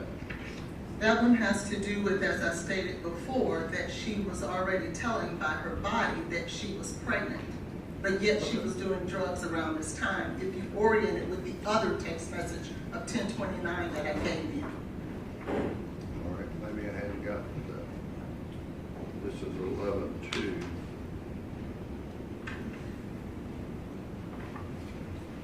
The 10:29 one says she's doing drugs.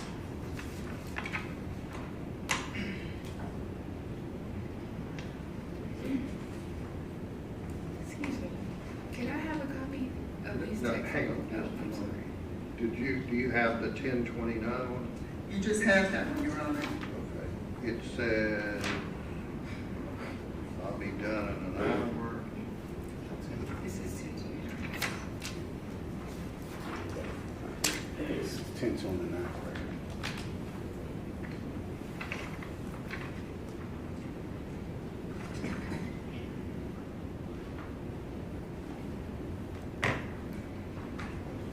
Okay, and after you looked at this, is that a typo on your part? Probably, yes. Okay, so you would say you're texting Ms. Benning about wanting to smoke and have a bottle of wine? On 10:29, yes. Did she come over and do that? I don't remember. Okay. All right, we can do that. That. You've already asked about that.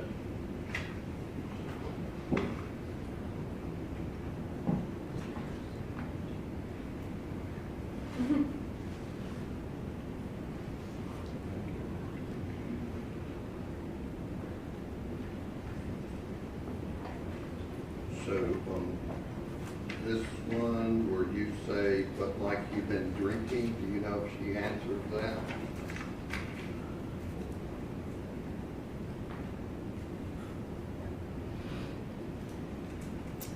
If I may, Your Honor, that's Ms. Jackson's observation of Ms. Benning. In a text? Yes, in a How's text. she observing her in a text? She is finding out that she was pregnant. Ms. Jackson's response is like, you've been drinking. I don't see that one. I don't see that. Yeah, it's hard to. And if she feels like that's not what it means, that's what she could tell the jury.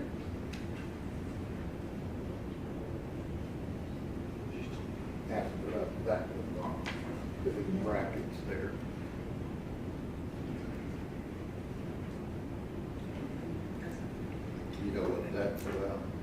The conversation is incomplete. Like, I can't really make I don't know. And then this is, excited in a way. I will be more okay when I know for sure it's his.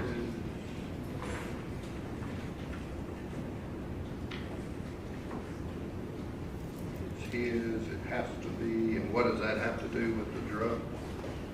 That's in regards to Mr. Taylor. Like I said, I was giving you everything so that we didn't have to go through this again. Okay, so this is relevant in terms of going back, finding out who the father is. Correct. And this shows that they're just discussing it.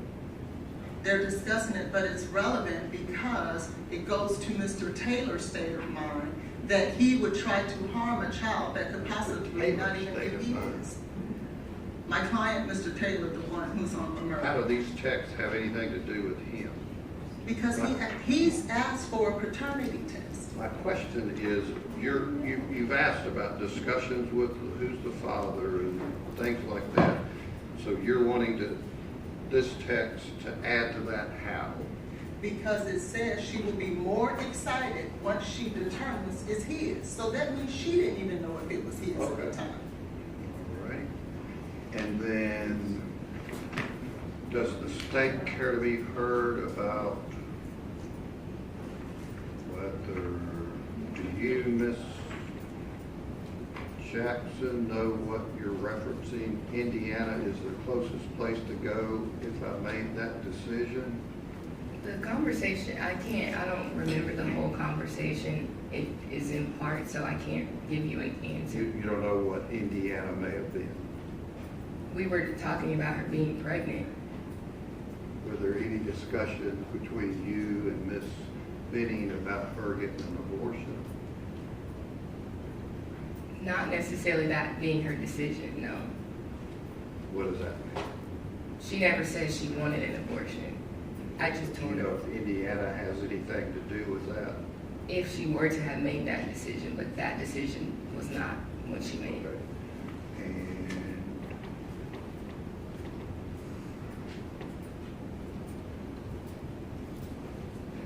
And this one says because you could be 8 and 2 weeks would be 10 and then too late. Do you know what that was about? If she were to have an abortion. Okay. And the state, these are 11-2, 11-2. And the state's objection about these is what? Your Honor, I just want to be clear, we're talking about those specific texts that you just asked Yes. Ms. Jackson about. So my objection is that, number one, they're incomplete to the conversation. But Do you have the complete download? You can give it. I didn't ask you. Right. Yes, I mean, I have access I to it. mean, you would agree with me, I'm just trying to be fair, you would agree with me that you asked a lot of questions of various witnesses about Miss Benning wanting to have her baby. Yes. And these would indicate that there were discussions about not doing that. And But Your Honor, yes, no. my objection. Yes, no. I would like to ask the witness the question, but I Ask understand that the Ms. Jackson a conversation. question? Yes. Go ahead. Ms. Jackson, those conversations that you have snippets of, did those all occur before Ms. Benning confirmed that she was pregnant? No. Are they all from November 2nd? Yes. And you went to the appointment to confirm it on November 3rd? Correct. So they're all before she confirmed it? Yes, I'm sorry. Once she confirmed that she was pregnant, was there any discussion that she was suggesting that she might have an abortion? No.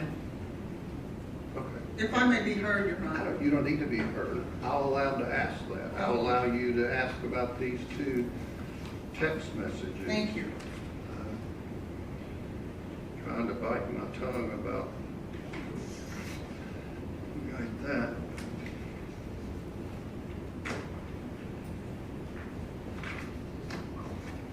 And Your Honor, state's objection is that this witness has already testified that there was drug and alcohol use, marijuana and alcohol, prior to her finding out she was pregnant. She found out she might be pregnant on November 2nd. She confirmed it on November 3rd. Any questions about drinking or drug use prior to that are completely irrelevant. It's cumulative. It's already been testified to, and the specifics of it have no relevance to the trial. They're wanting to argue the jury that she continued to be a drug dealer and may have overdosed on her own unintentionally. Your Honor, those messages are before she knew she was pregnant. Correct. And you can point that out. They want to argue, good thing, bad thing, I'm not going to say, but they want to argue that Ms. Benning may have unintentionally overdosed on cocaine. Now, it is important to note while we're speaking about it that she also had fentanyl in her system. This lady doesn't. I'm not speaking about that, but it goes to the relevance. I don't need to hear all of your argument at this point. I'm just saying why you think it's relevant. So I'm allowing you to ask those questions. So bring the jury back down.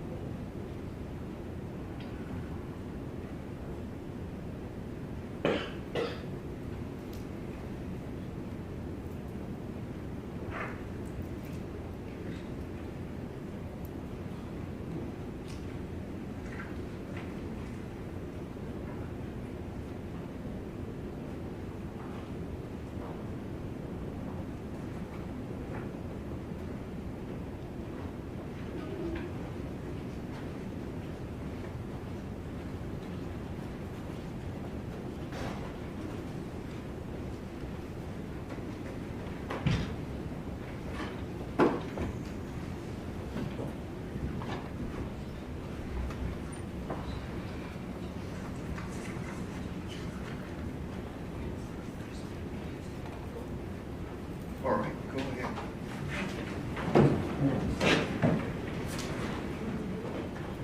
So, Ms. Jackson, during the month of October,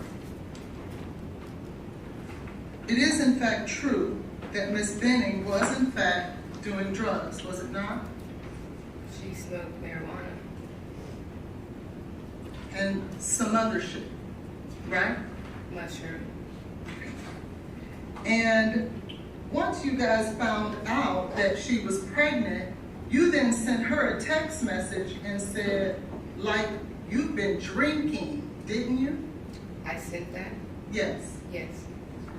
And what you were doing was calling her out that, oh my God, you're pregnant and you've been drinking. Isn't that correct?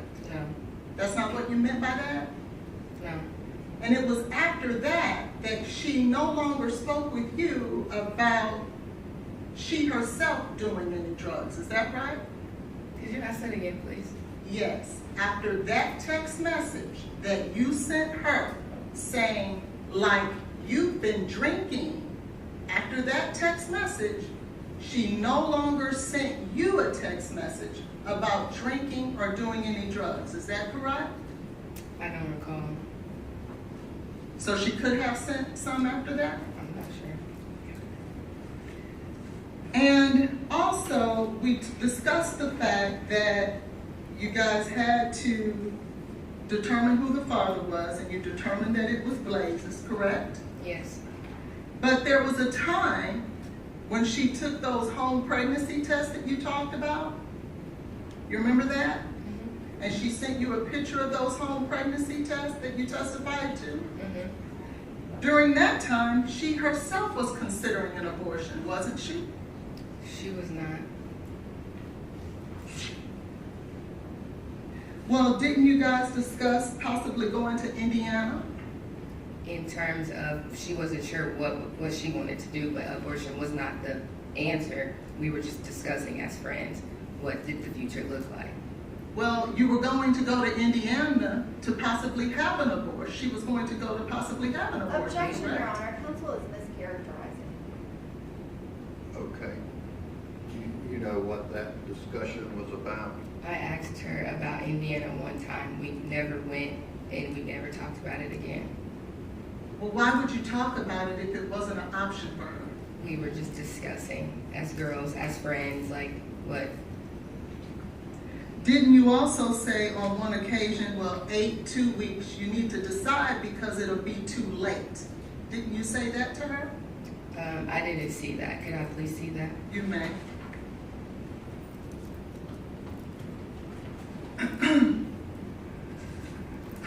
Get that.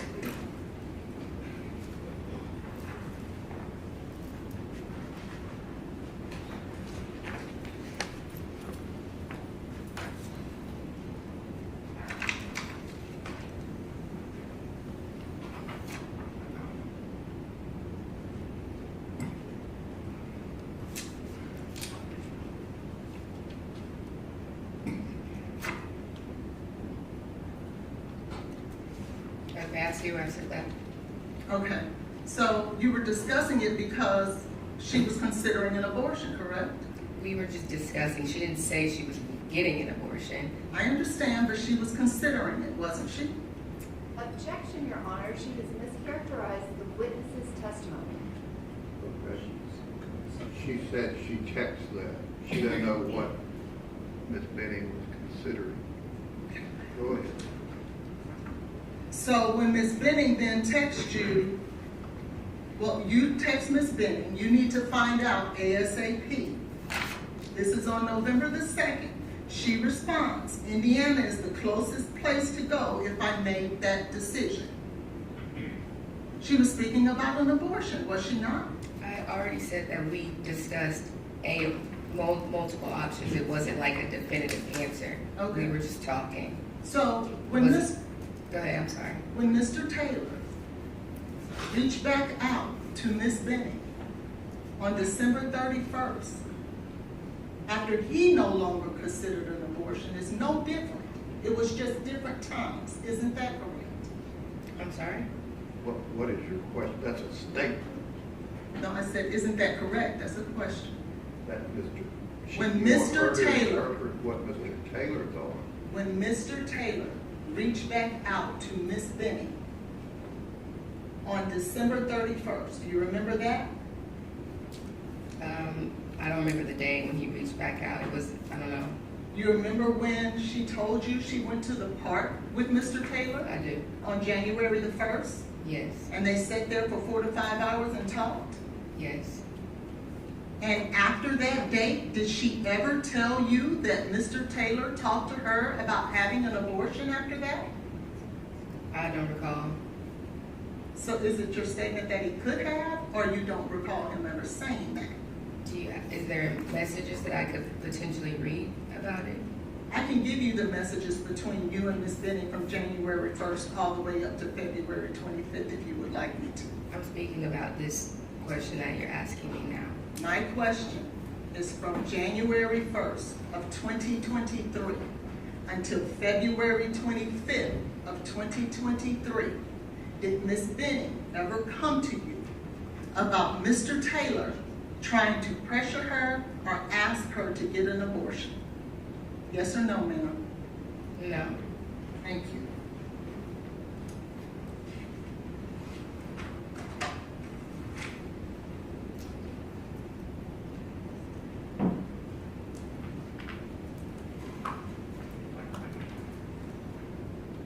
Now, during this time that from the January 1st until the February 25th, isn't it true that you believed that Mr. Taylor was trying to work on the relationship? I can't necessarily speak for what he was doing. Okay, well, did you remember talking to one of the detectives? Saying what again? I'm sorry. That Mr. Taylor was trying to work on the relationship. Okay, yeah. Okay. And that's what you shared with the detective, right? Okay, yeah.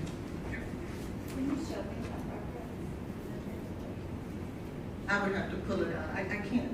This witness is not going to understand. Okay, what's your Thank question? you. I'd like to move on. All right, go ahead. Now, when it talking about Mr. Taylor and Miss Benning from February 1st until February 25th, Miss Benning never complained to you in any form or fashion about Mr. Taylor being abusive to her, pressuring her in any kind of way. Isn't that true? Correct. Now, when Mr. Taylor and Miss Benning parted ways on November the 6th of 2022, it was Miss Benning who sent the text message to Mr. Taylor that they should go their separate ways. Wouldn't you agree? Not initially. So are you saying that Mr. Taylor wanted to part ways first? He made mention of it. Okay, and when did he make mention of that? When she found out she was pregnant. And where did you see that? Did she tell you that in person or via text, or how did she tell you It that? might be in the text messages, or she might have told, or she probably told me on the phone.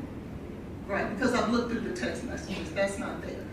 On the phone. Okay, do you want to ask questions or testify? So, when Miss Benning sent the text on November the 6th, in fact, she said, we're at an impasse. Isn't that what she said? Because she sent the text message to you. You testified to it, remember? Yes, can I see this text message, please? Yeah.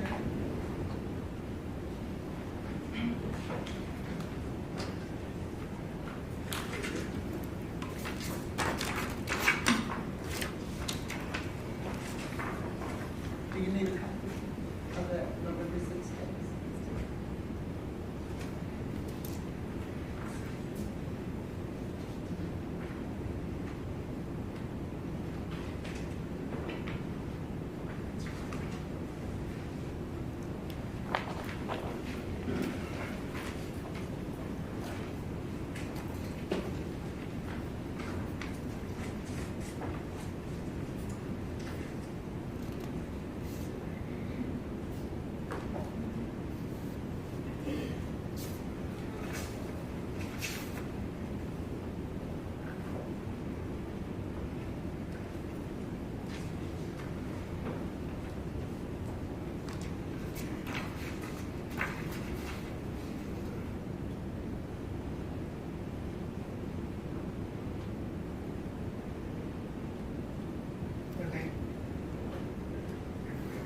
That's the text that you testified to on direct examination that you edited, correct? Mm-hmm. And that's the one where it was Miss Benning who sent the text message to Mr. Taylor, isn't that right?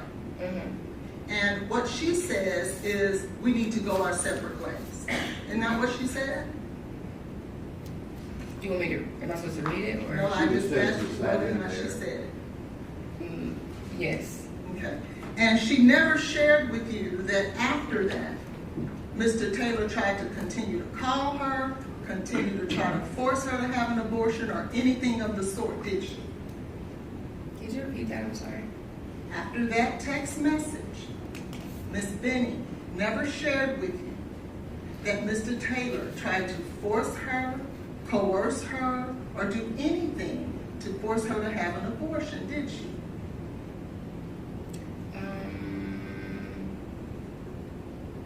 No. Okay.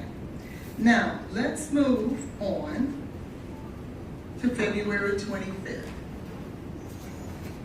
But before we do that, you did state on direct examination that you were willing to be this child's father, correct? Mm-hmm. And you were gonna move in with her to help raise the baby, correct? If need be. And I think, did you refer to them as your babies, her and the baby, Jade and the baby were your babies? When did I say that? I'm asking if you ever referred to them as that. I don't remember.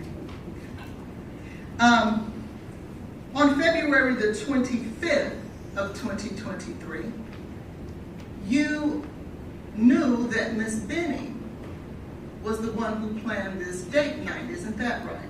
Correct. And she reached out to you about what she should cook. Mm-hmm. And you stated she should cook the chicken Alfredo, right? Because you wanted some, that's your favorite food, right, from her? It is. Okay. And so she and Blaise were going to do painting with a twist, and she had created this special night for them, right? Mm-hmm. And even though she had planned this special night for her and Blaise, you decided that you were going to stop by with Keontae to get a plate. And she wasn't necessarily super excited about that initially, right? I can't say if she was or not. Well, didn't you at one point represent that? Well, I bet that girl was saying this bitch. Do you remember saying that? Not in that way, no. What way was it? Because I said that about Blaise was probably thinking that about me because I came by. But didn't she suggest that she would pack the food up for you to get the next day? She didn't say the next day. Okay, when did you think she meant? That night. Okay. And so then you and Keontae then came by, correct? Correct. And when you went there, you talked about that y'all had a group conversation, talked about future plans, correct? Activities, yeah. Future plans of doing things together. And Mr. Taylor was involved in those future plans, right? And that he actually invited you guys to stay that night, didn't he? After we left. Well, he didn't invite you to stay and play cards, and you said, no, I don't want to intrude? Not when I was there. Oh, this was after you left? This was when I left. And who told you that? Jade. Okay. And so you stated that he then, when all of that was going on, you called it a cute interaction. Do you remember that? But you testified on direct that it was somewhat obvious with the black hole thing, right? When discussing the painting. Okay. So just the painting and not Mr. Taylor and his view of it. I'm sorry? So when you were discussing that it was dark, you were only talking about the painting and not Mr. Taylor? I was talking about the painting. Because you actually characterized it as a cute interaction, didn't you? Because we were all talking and we just met him for the first time.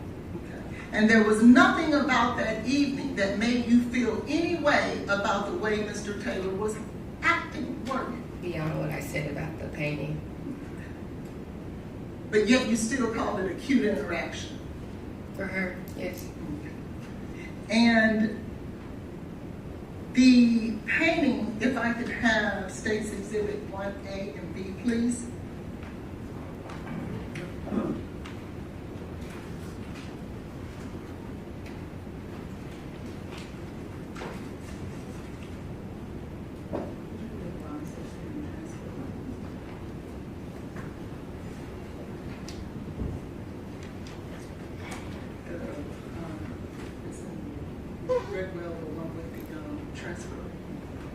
I want to show you the regular chair.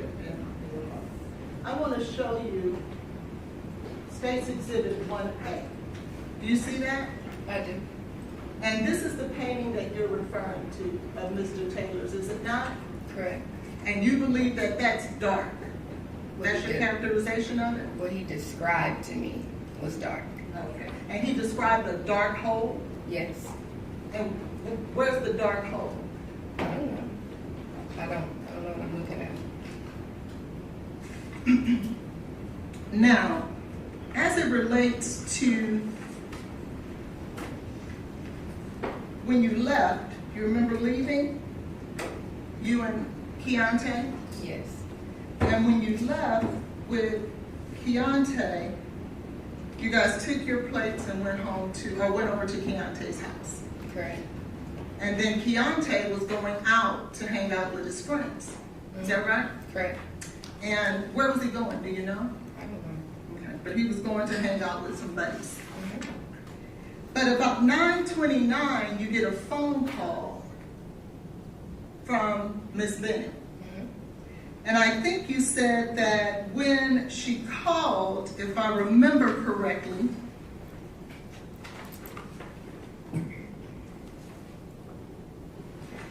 you said that when you picked up the phone, what you heard was, "What did you do? What did you put in my drink?" Is that right? And then, "Let me see what's in your pockets." She said that after she said those two things. Is that right? She said those things, correct. But at 9:30, you sent her a text saying, "Are you talking to me?" Why would you think she's talking to you if she's saying, "What did you do? What did you put in my drink?" I didn't think she was talking to me about those things. I was wondering what was going on because she never acknowledged me on the phone. Well, wasn't there a time when you were talking to one of the detectives that you said that she was trying to say your name, Nigella? Didn't you say that? I don't remember that. Okay. We'll put a pin in that, and after, I believe you said that after that interchange in regards to that, you say that it was something like you've never heard before. Isn't that what you said? Correct. And that it appeared like she was in danger. And that you had never heard your best friend in that way. Correct. And that basically she was accusing the man that she was alone in an apartment with for trying to kill her. Correct. You didn't think it would have been important to call 911? It was important to call 911. So why didn't you? I was not there. You didn't have to be there to call 911, did you? No, but I didn't have anything. What was I going to report? What you just said. Everything that you reported to those police officers at the hospital, you could have reported to 911, correct? And if they would have asked me questions about her physical state, I would have not been able to provide those answers. Well, didn't you say to those officers, she sounded sluggish? She said that I can't feel my legs? Didn't you say that she said, "I feel like I'm about to pass out"? Isn't that directly related to her physical condition? I was not there to answer any questions that they would have asked me, additionally beyond what I provided for them, if I would have called. But you were so concerned that you stopped what you were doing and you drove over there. Yes. What were you going to do? What was I going to do when? When you got there. If 911 wasn't called, I would have called 911. I would have rendered aid. You had that opportunity 29 minutes before you got there. Is that a question? Yes, why didn't you do that? You've asked her that. Then you stated that at some point that she asked you to call Keontae. Isn't that true? I didn't say she asked me to call Keontae. I mentioned the words that I heard of his name. Okay, and so she never then, are you stating that she never told you to call Keontae on the three-way? No. May I have a moment, Your Honor? Did you ever tell Detective Smith that?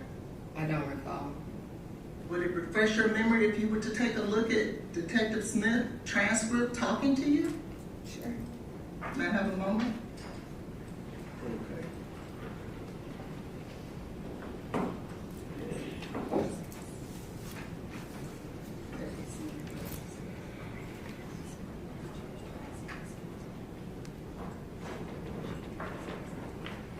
Your Honor, we have a recording. You said you wanted to show her a transcript. Where is that? Right here. Okay. Let me make sure it's the right. There are 4 different transcripts for her.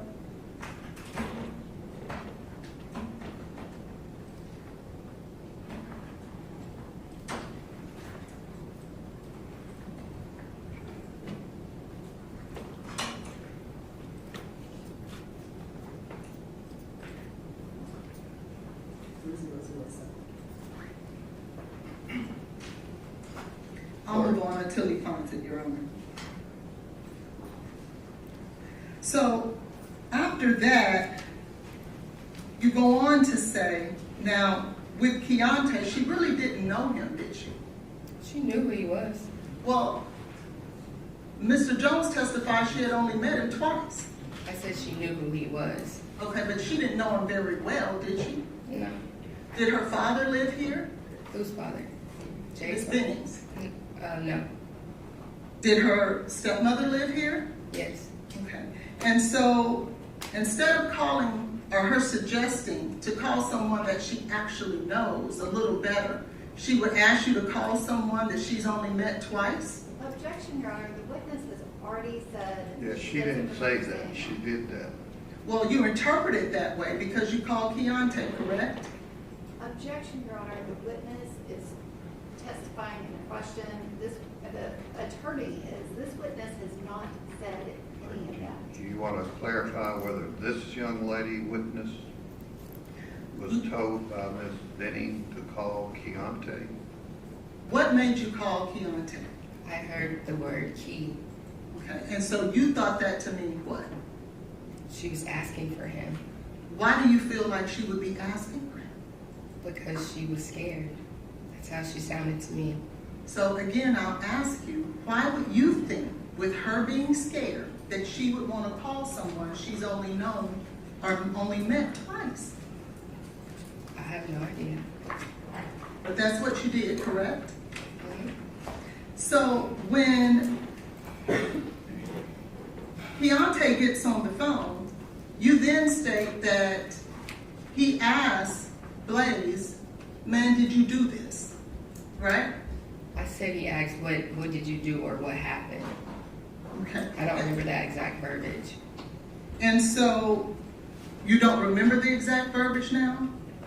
I just said what I said. He said, what did you do or what happened or something along those lines, yes. And how did Mr. Taylor respond? He said he didn't know. Okay. He didn't know what happened. Mm-hmm. And so when you finally hear what's going on, you drive over there, correct? I was already on the way over there when she called me.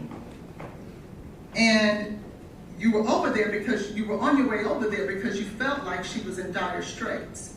In what? Dire straits, meaning she was in trouble. She was, yes. Okay. And so you get over there.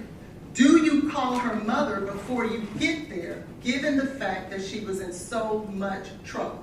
I called her mother, yes. Before you got there, did you call her mother? Yes. I thought you didn't call her mother until you got there. Is that not right? I never said that. Okay, so when exactly did you call her mother? After Blaise told me he was calling 911. Okay. And so when you got there, you actually, well, before you got there, you talked about at 9:47, you made the second call. I don't remember what time. You don't remember what time you said that you called the second time? I don't remember exactly what time, no.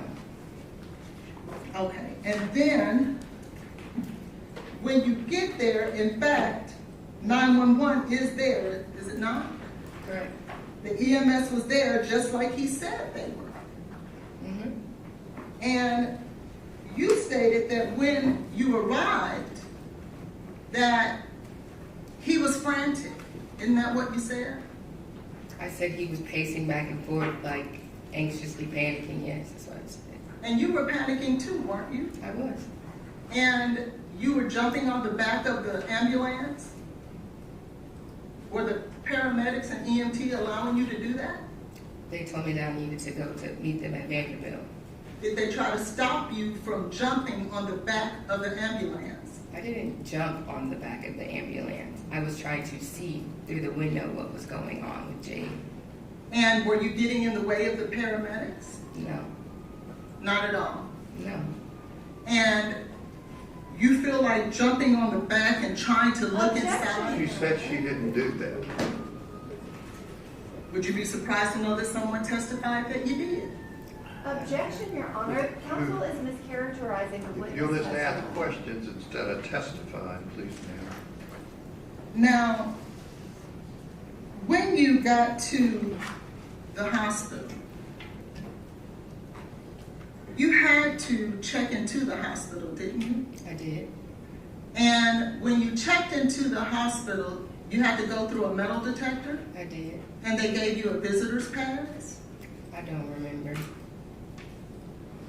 But you did have to go through a metal detector? I did.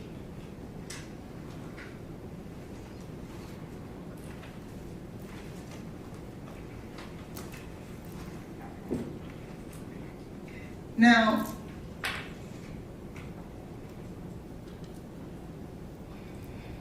when you guys left Miss Benning's home, Mr. Taylor didn't go back upstairs, did he? No.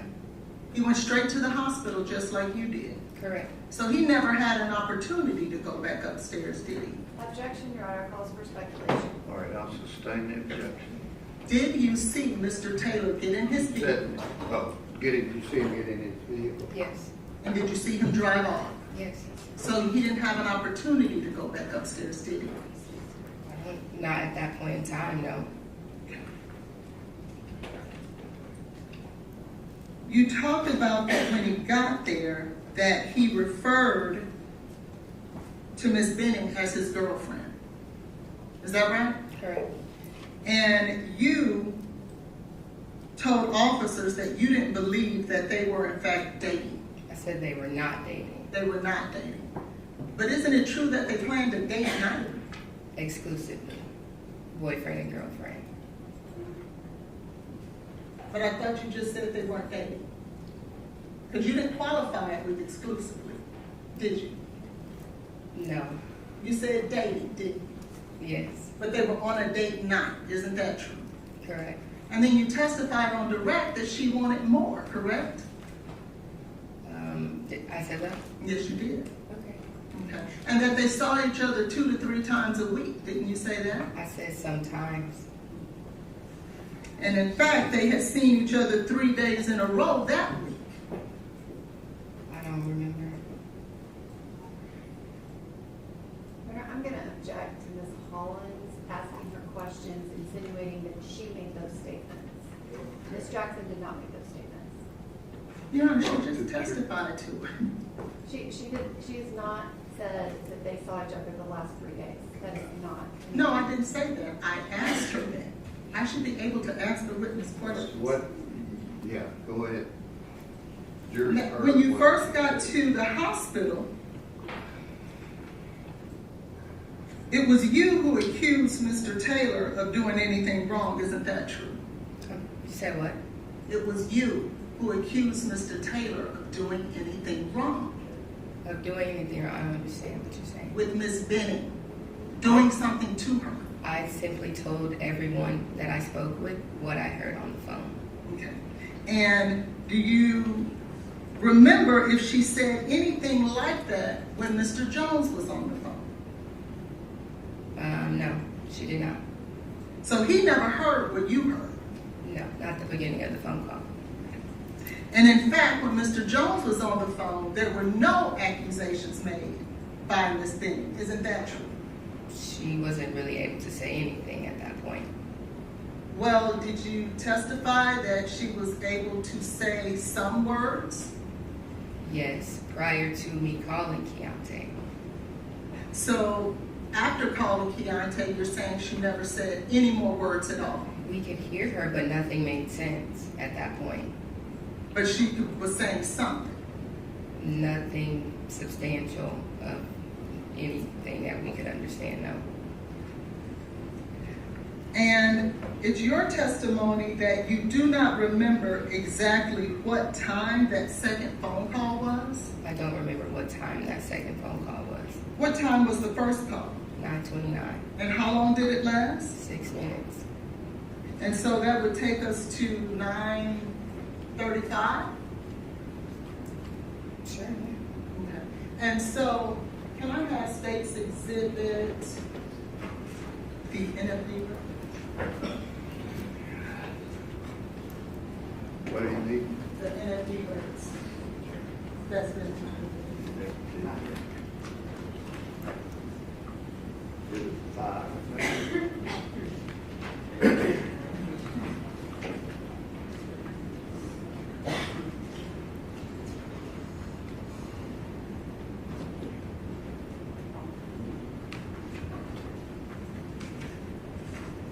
Your Honor, the state will agree that the time of, it's Okay, not. let's just see what are you wanting to add?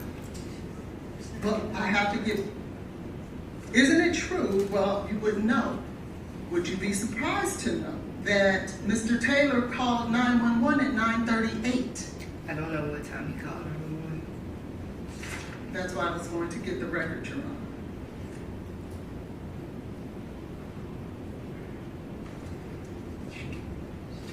If he called 911 at 9:38, you called back a second time, correct? I did. And when you called back the second time, how long did that conversation last? I don't remember. And when you got to his house, you will agree with me that EMS was already there. I did not go to his house. I'm sorry, to Ms. Benning's house. EMS was already there, yes. And didn't he, when you talked with him, didn't he tell you that, I think I hear them outside? He said I hear sirens or something. Yeah, he may mention that he heard something. And that would have been on the second call, correct? Correct.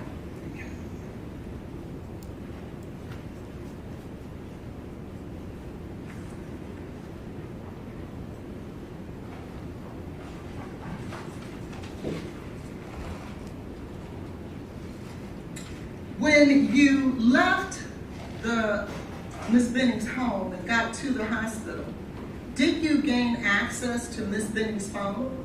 No. You didn't have Ms. Benning's phone? Oh, I'm sorry. I had her phone, yes. Okay. And who gave you that phone? I got it from Blaise. Okay. And where did you get it from? I don't remember. Do you know when he gave it to you? No. But you had it at the hospital? I got it from him at the hospital, yes. Can you tell the jury about how long it was before you got the phone? Was it an hour, 2 hours? Do you even know? Her phone? No, I don't know. What did you do with the phone when you had it? I had it in my hand or my purse. I don't remember. And what, if anything, did you do with the phone? I didn't do anything with the phone. You testified that Keontae showed up, is that right, at the hospital? Yes. Did any of the police officers tell you that they wanted to speak to Keontae? No. I mean, yes, I'm sorry, yes. Okay, so when Keontae showed up at the hospital, did you tell him, hey, the police want to talk to you and get your side of the story? They didn't specify when. Well, they talked to you that night, right? And they asked to talk to me. Well, my question is, they talked to you that night, didn't they? Yes. How many police officers did you speak with? Your Honor, argumentative. I also, How many police officers? Is that That's your argument? it's argumentative what she's saying to her about asking about police officers wanting to talk to Keontae. She's answered the question. Okay. These questions Her are question relevant. was, do you recall how many police officers you spoke with that night? Maybe 2 or 3. I don't remember exact number now. And you were certainly concerned for your friend, weren't you? Yes. And you wanted to make sure that the police officers got as much information as possible, right? Mm-hmm. Now, Keontae is the one other witness to how Jade was sounding and feeling. Would that be right? Correct. There's nobody else with that information but him. Okay. You didn't tell him, hey, go inside. Tell these police officers what happened. You didn't do that? No. Why not? I don't know. I don't know. you think that would have been important? They would have said something to him. I'm sorry? I said if they wanted to speak with Keontae, I feel like they would have spoken with him. You didn't feel it was important enough to tell Keontae that night, but you did feel it was important enough to accompany Miss Franklin to Miss Benning's home and to remove evidence out of the apartment. Is that right? What's the question? You didn't feel that it was important enough for the only other witness to Miss Benning's situation, medical emergency, to go talk to the police, but yet you felt it was Your Honor, important. she has answered that question. She asked me to repeat the question. You asked the question No, I have after not. that and went back to the one before. May I Did finish you the tell question? Mr. Jones to stay and talk to the police? I did not tell him to stay. But That you wasn't- did go to the apartment? Yes. Okay. And when you went to the apartment, you had spoken to 3 officers, 2 to 3, is that right? I don't remember how many I spoke with, but I spoke with officers. And surely you knew, because you told them everything that was going on, that they were going to investigate, correct? Correct. But yet you felt that it was on you to do the investigation. Is that right? No. But you went there before the police went there. Objection, Your Honor, she answered the question. Okay, she went there before the police went there. Why did you remove evidence? Because according to you, that's a crime scene. Why would you remove evidence from a crime scene? It was not a crime scene when I went there. There was no one that told me I could not go, so I went. Didn't you accuse Blaise of a crime? I told them what I heard on the phone. Well, let me ask you this.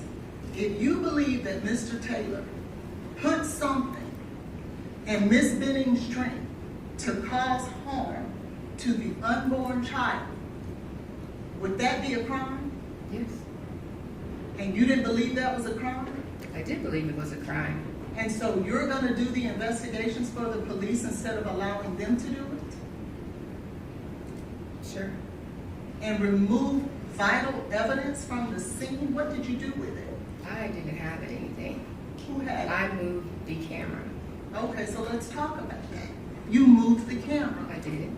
The camera had the potential to video or record Mr. Taylor doing anything that Ms. Benning was accusing him of. Isn't that true?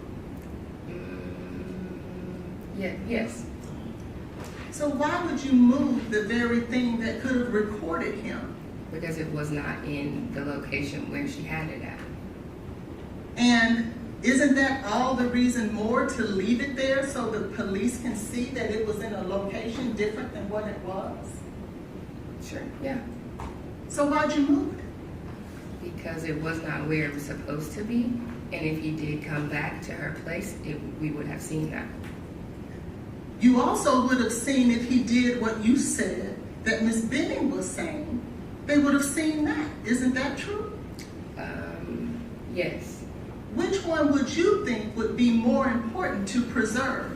What he did according to what you said Ms. Benning said he was doing, or him coming back into the apartment? Which one do you think is more important? I'm not sure. And so you then moved that camera into the kitchen area. Did you look at it? No. Why didn't you take the camera and give it to the police? I didn't take anything out. You were there when Ms. Franklin took it out, right? Correct. Did you assist Ms. Franklin in taking it out? Objection, Your Honor, she has asked and answered that question. I've never asked that question. Assist her in what? Did she assist Ms. Franklin in removing evidence from the scene? I walked out with her. But you didn't have the comforter? No. Did you see a washcloth there? No. Did you see a glass on the counter? Yes. And isn't it true that you stated that Miss Benning was drinking out of a glass? Mm-hmm. And that same glass was on the counter, was it not? Yes. Why didn't you take that? I didn't take anything. Well, you moved the camera. I did not take anything. Well, why didn't you move the glass? It didn't have the same drink in it that she had earlier.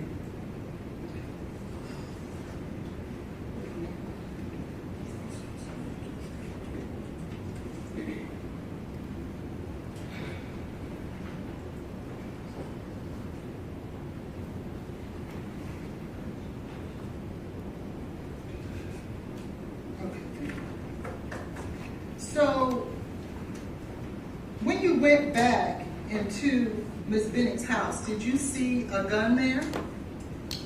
No. Do you know whether or not Miss Benning had a gun there? I'm not sure.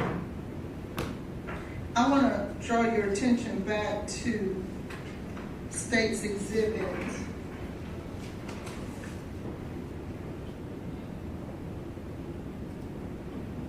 1B, which is the comforter. Is this the comforter that you removed? That Miss Franklin, you watched her remove? Yes. Did Miss Franklin video you guys packing up that comforter? I'm not sure who videoed. Was someone videoing? Yes. Who? I don't know. How do you know if you don't know? I know someone was recording, but I don't remember who it was. So, what made you put gloves on? I didn't want to touch anything. You mean with your bare hands? Yes. Why were you so careful about not touching anything, but you weren't careful enough to preserve the scene? What was the difference? I'm not sure.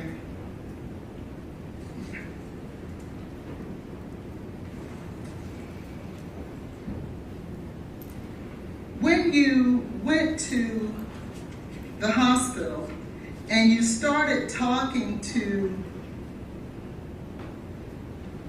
police officers, did you talk to them about Lauren Weber, who had gone to the apartment earlier that day?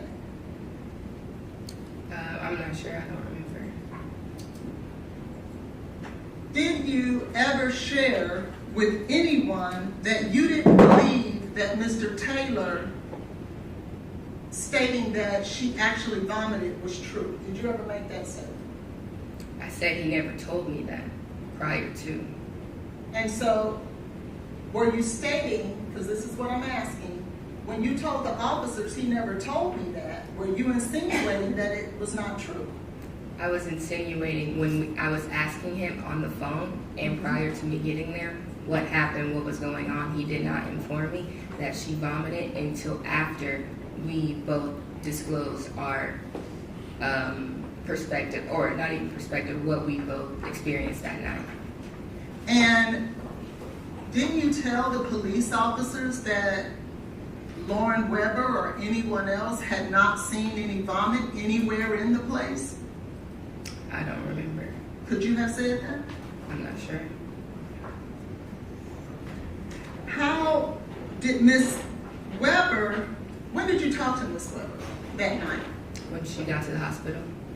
What time was that? I don't remember. Was it before or after she went to Miss Benning's home? I really don't remember. You remember talking to her about what she saw when she went into Miss Benning's house? I don't remember us talking about it. You don't remember you guys talking about it? Objection, Your Honor, this has been asked and answered. Okay, she's answered that. Let's talk a little bit about the allegations that you made or talked to the police officer about as it relates to Mr. Taylor, okay? You remember talking to them about a cup that was missing. I don't remember.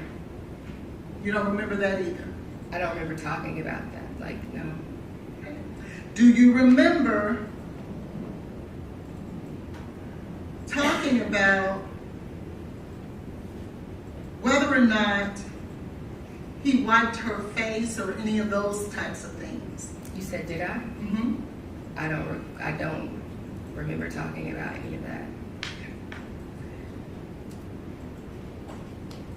And do you remember whether or not the allegations you made in regards to what he was saying in response to what you were saying? Remember you said he didn't say anything? Objection, Your Honor, she's mischaracterized the witness's testimony. Your Honor, may I respond? When are you talking about? Do you remember that when you were talking to the police, and in fact you just said it on direct examination, you said that when the accusations were made, Blaise didn't say anything to you. Do you remember that? To me on the phone? Just here today, ma'am. No, I'm saying, are the accusations that he did not respond to, are you responding, saying that in regards to the phone call? Yes. No, yes, no, he did not. He did not say anything. He said he didn't know, he didn't do anything. Right. He said, I didn't do anything. I don't know what's going on, right? Correct. He asked you if she had an EpiPen. Mm-hmm. He said, I don't have anything in response. According to you, he says, I don't have anything. Mm-hmm. And it's your testimony that in response to questions being posed of him, he said nothing. I mentioned that. So why would you characterize it as he didn't respond? I said he did not. I already said what he responded to. When Jade said that he was scaring her, he responded that she was scaring him. When she asked to empty her pockets, let me see her hands, he said he didn't have anything. I already mentioned that. And then you said, you also said that he would never FaceTime me, right? Mm-hmm.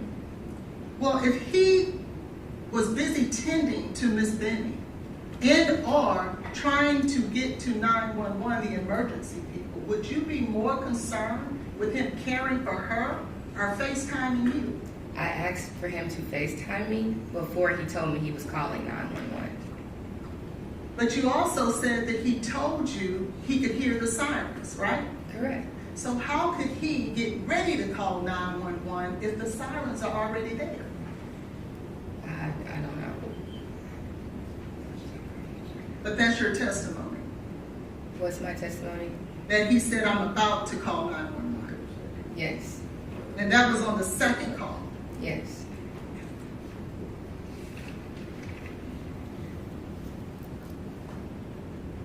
You said the last few words that he made is key with you. That's what I heard, yes. She made, I'm sorry. And if that was the last few words that she made, how did you know to call Key? I decided to call Key. So now you're saying she never told you to call Key? I said she never told me to call Key. Did you ever tell anyone that she did tell you to call Keontae? I don't recall saying that. Okay.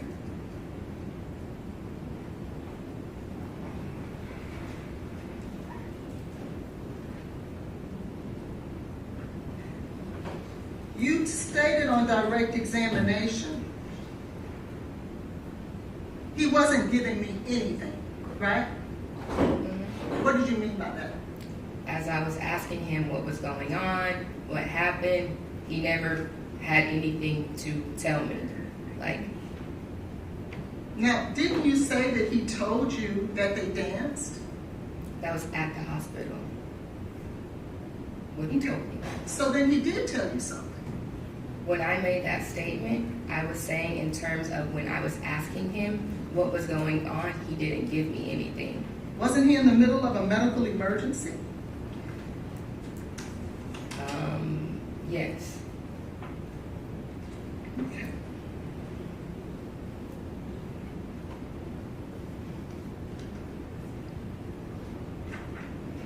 When you left the apartment with Miss Franklin and the two other girls, with the evidence that you removed and relocated in the scene, did you immediately then go to the police officers that you met with and inform them of what you guys had done?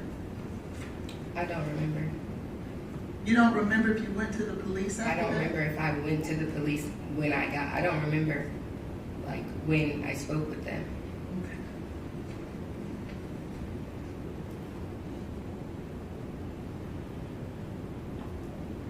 And who told you, or how did you come to the decision that you were going to participate in going back to the scene?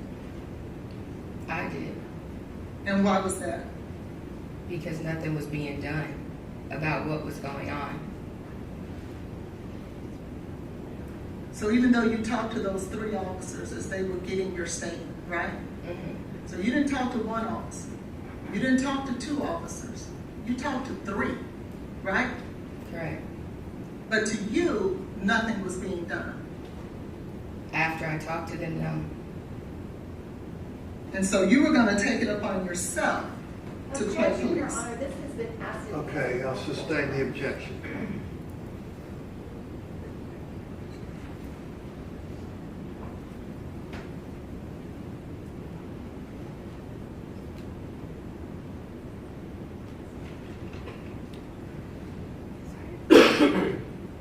Is there any other person, Ms. Jackson, besides you, who heard any of these alleged allegations No. that Ms.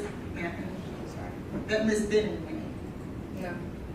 Is there any other person besides you and the other 3 women that went into that house that manipulated evidence from the scene? Can you say that question again? I'm sorry. Does she know of anyone else that went into the apartment? Yes. Do you know of anybody else that went in? No. Well, I thought you knew Miss Weber went into the scene. Oh, yes, she did. I'm sorry. I'm sorry. What did she remove out of the scene? Objection, Your Honor, she has a lack of personal knowledge. All right, I'll sustain. Can she respond to that instead of the prosecutor? I Did Ms. objected to Weber the say question. anything about what she did? No. Okay, she doesn't know.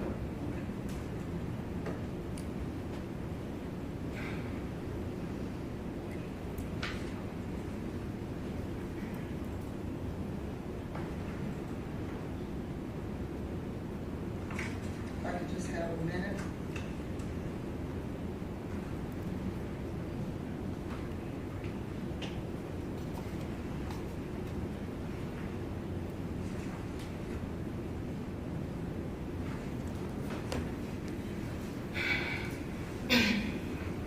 Now, you talked about that Ms. Benning did not post about her pregnancy on direct examination. Do you remember that? Correct. And you stated that that was something that she wanted to do, right? I'm sure she would have liked to. Okay. But she didn't, right? She did not. What are you insinuating when you say that she did not post? I'm sorry, what did you say?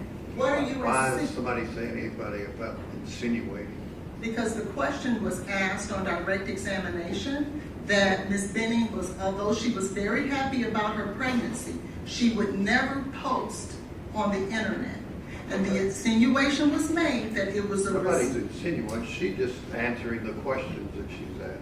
Well, So rephrase your question about insinuating anything. Why do you feel that Ms. Jackson did not post about her pregnancy?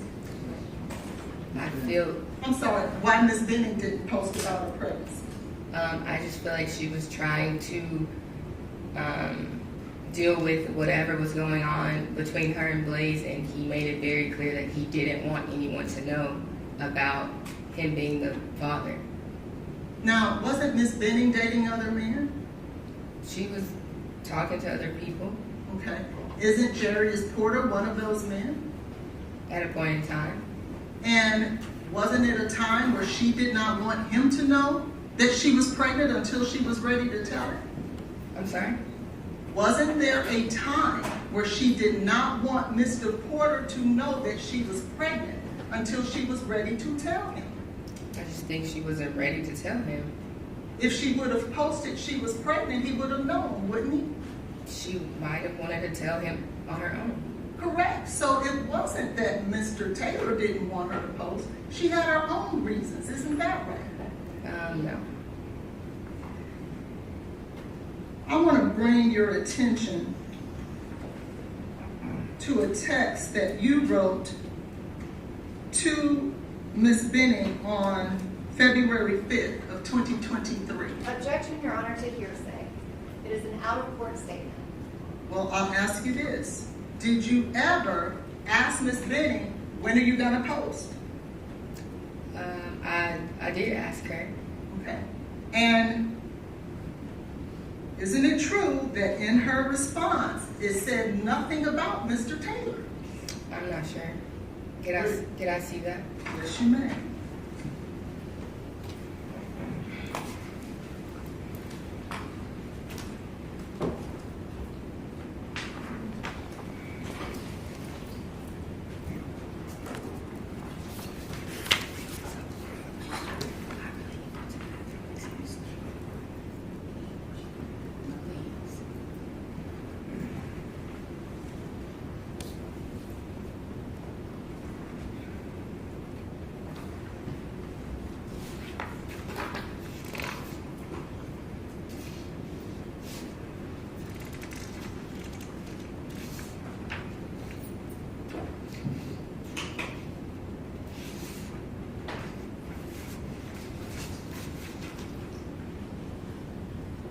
Okay.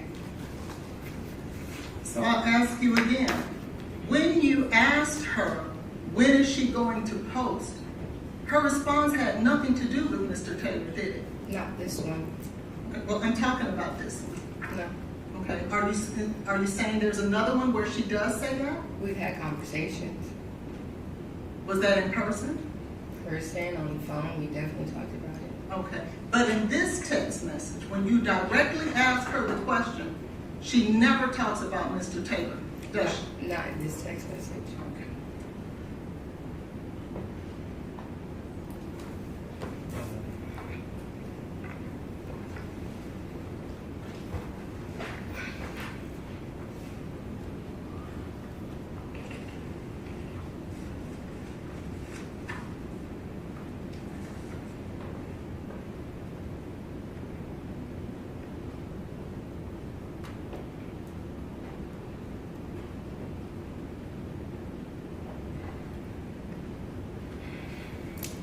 Do you remember a time on November the 9th, after Ms. Taylor found out that she was pregnant, that she talked about eating gummies with her aunt? Do you remember that? I remember the conversation. And isn't it true that her aunt offered her some gummies after that day? Her aunt did not know she was pregnant. And Ms. Benning's response was, I told her I needed to eat first. Do you remember that? Mm-hmm. Not, no, I'm not taking them. That was not her response, was it? She wasn't. No, it was not her response.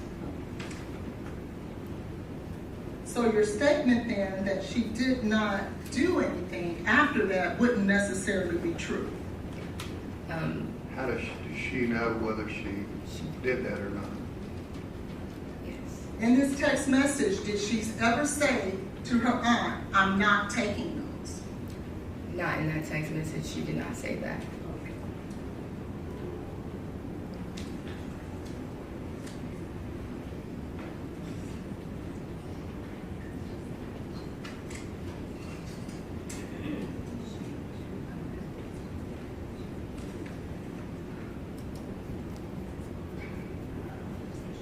Speaking directly about Mr. Taylor and Miss Benning, did she ever tell you that in any way that he was violent towards her? No. Did she ever tell you in any way that he threatened her? No.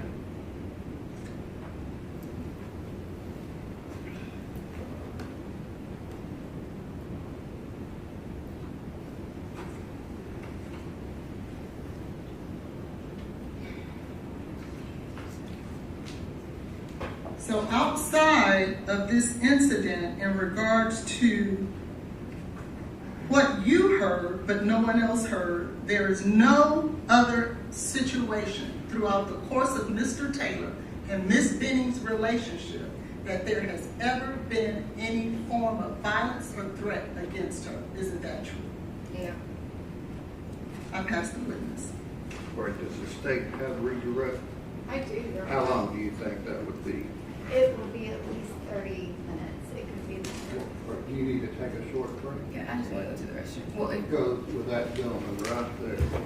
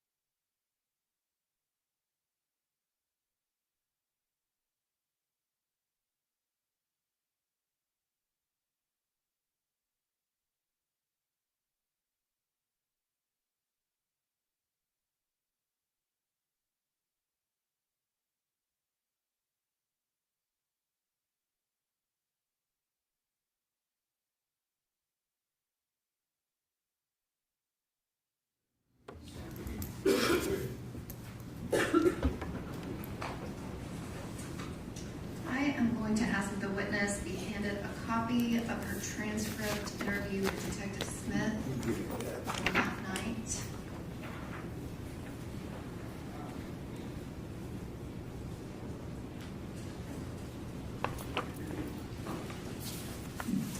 Ms. Jackson, if you could please turn to page 2 of the transcript, if you could go to line 27 through 30. And can you read out what you said about Chianti and anything that Ms. Jade Benning said about Chianti to Detective Smith? Your Honor, I'm going to object to her reading for something that has not been offered into evidence. The prosecutor can pose the question, but to read from something not into evidence is inappropriate. I'm happy to ask it in question format, Your Honor. Go ahead. Ms. Jackson, is it true that you said, it sounded like that, it sounded like I can't even explain it. Like it was like, get here ASAP. And she was trying to say the guy's name is Chianti. And she was like, is Chianti. But she was trying to say his name, but she couldn't. But I could tell that's what she was trying to say. I'm going to object to counsel testifying and reading the witness. Okay, I'll overrule the objection. Is that what you said to Detective Smith about what Miss Benning said about Keontae? Yes. And you never told Detective Smith that Miss Benning asked you to call Keontae, isn't that correct? Correct. And you called Keontae on your own, and why did you do that? Like I said, like I feel like she was scared. I heard Key, and I was just with her, and I wanted him to hear the way that she sounds. So that's why I made the decision to call Keontae. And if you could turn to page 4 of that same transcript, and if you could look at lines 42 through 47. When you were asked about Miss Benning and Mr. Taylor's relationship after January of 2023, you responded to Mr. Smith, "She doesn't send him any pictures, ultrasounds, like I just went to her house 2 days ago and the ultrasounds were on the countertop.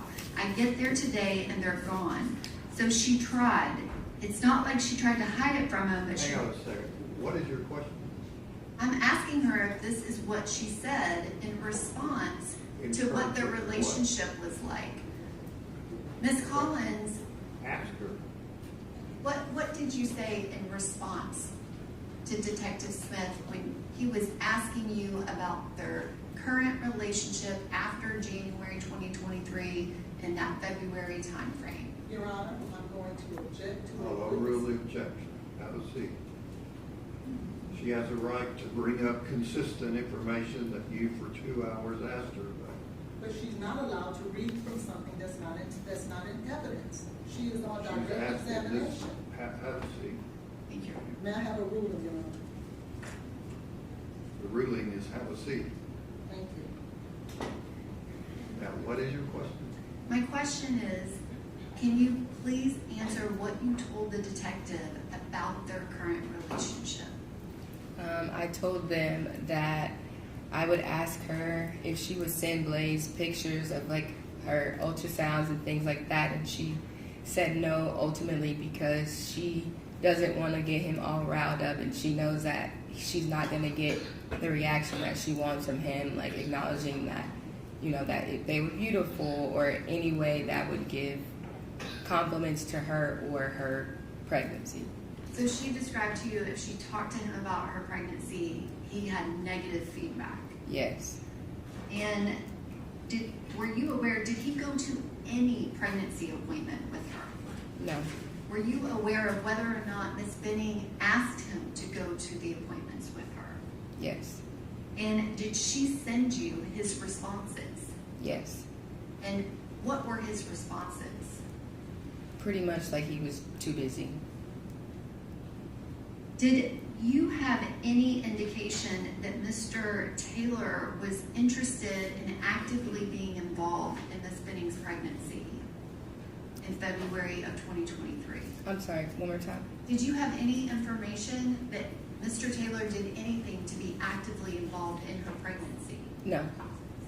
And you were asked questions about if there were any discussions about abortion. Could you please describe what your discussions were with Miss Benning about abortion? We briefly talked about it in terms of like, just like I said, girl talk, having conversation, but she never like actually said that she wanted to have an abortion. Did she ever say that she wanted to have an abortion? No. Did she actually say the opposite of that? Yes. And when abortion came up, what was the context of that conversation? She was saying she was not having an abortion. Was there anyone that was party to that pregnancy that wanted her to? Yes. And who was that? Blaise. And did she express that to you? Yes. And what was Miss Benning's response to him wanting her to have an abortion? She was basically saying, I've made my decision of keeping my baby, and there's really nothing you can do to change my mind about it. And is that what ended their communication in November of 2023? Yes. that text message that you assisted her with drafting, was that in response to him wanting her to get an abortion? Yes. And then he completely stopped talking to her. Correct. And that November 16th contact, are you aware that he asked her to unfollow him? Yes. And do you know why Ms. Benning was asked to unfollow Mr. Taylor on social media? He said he did not want to see anything about the baby. He wanted to know parts. He didn't want to see anything that she posted or any mention of Jade being pregnant on social media. And you were asked about Ms. Benning and not posting. Did you know why she was not posting to social media? About the pregnancy? Yes. Yes. And why was that? I think that she did not want to upset Blaise, I guess. I'm not really sure. Like, she just didn't want to cross that bridge with him simply because he made it very clear that he did not want that. Did he in any way claim to be the father of that child prior to that statement he made in the hospital that you testified to? No. And you were asked a lot of questions about drug use and specifically some random text message about edibles. Are you certain of whether or not Ms. Benning did any marijuana or alcohol after she found out she was pregnant? Yes. And what is it that you absolutely know about that? She was not. If I can have just one moment.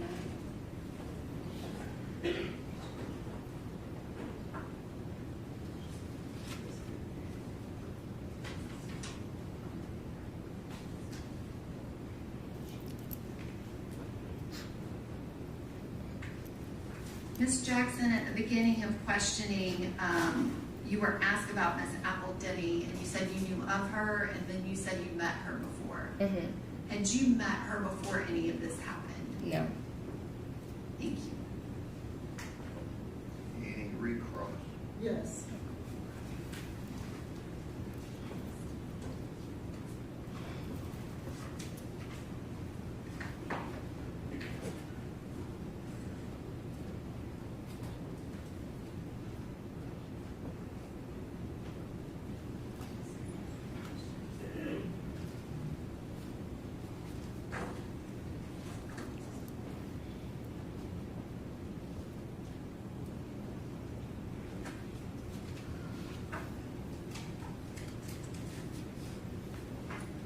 I asked you earlier. What's your question? My question is, you stated before that there was no call, you didn't know what time your call was, a second call. You remember that? Mm-hmm. And in fact, that call was at 9:47. That wasn't asked on redirect, so where are we going on that? Well, when you talked about the drugs on redirect, do you remember that? Yes. And do you remember stating at the bond source hearing, you testified under oath that the only drugs that you and Ms. Benning did was marijuana. Do you remember that? Correct. But that wasn't the truth, was it? Yes, it said me and Ms. Benning. Well, didn't we talk about the fact that y'all were going to do mushrooms together? I never did. Okay.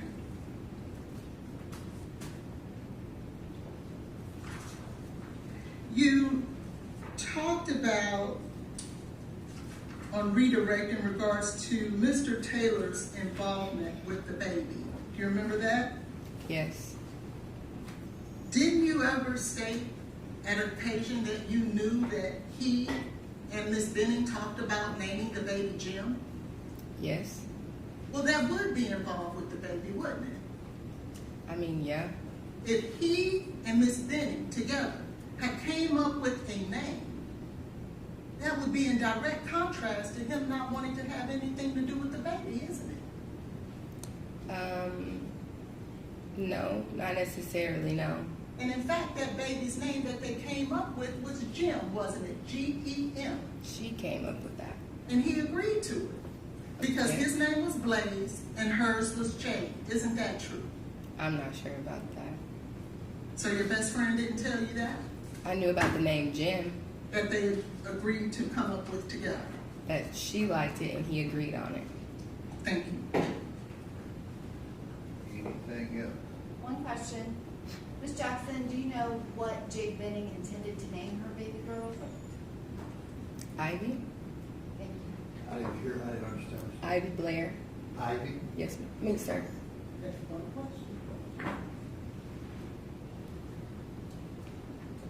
If she intended to name the baby Ivy Blair, then what were you just talking about when you said that he agreed to Jim? You just said she came up with the name of Jim, right? Mm-hmm.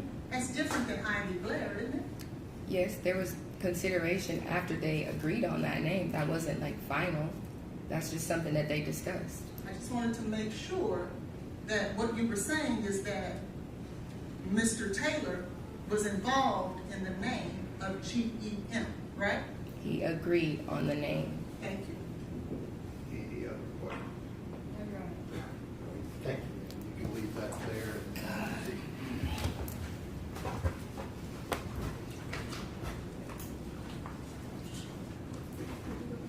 Yeah, you can have a seat.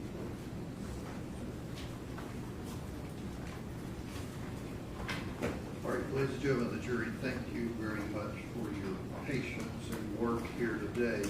We're going to recess for the day. Tomorrow, you report like you did this morning downstairs in the jury assembly room at 9:30. We'll let the traffic die down. You've been up here later tonight, so give you that extra period of time. Leave your notes up here. Remember about not discussing the case, looking anything up, or any of the other admonitions that I've given you. You can step down the hallway with the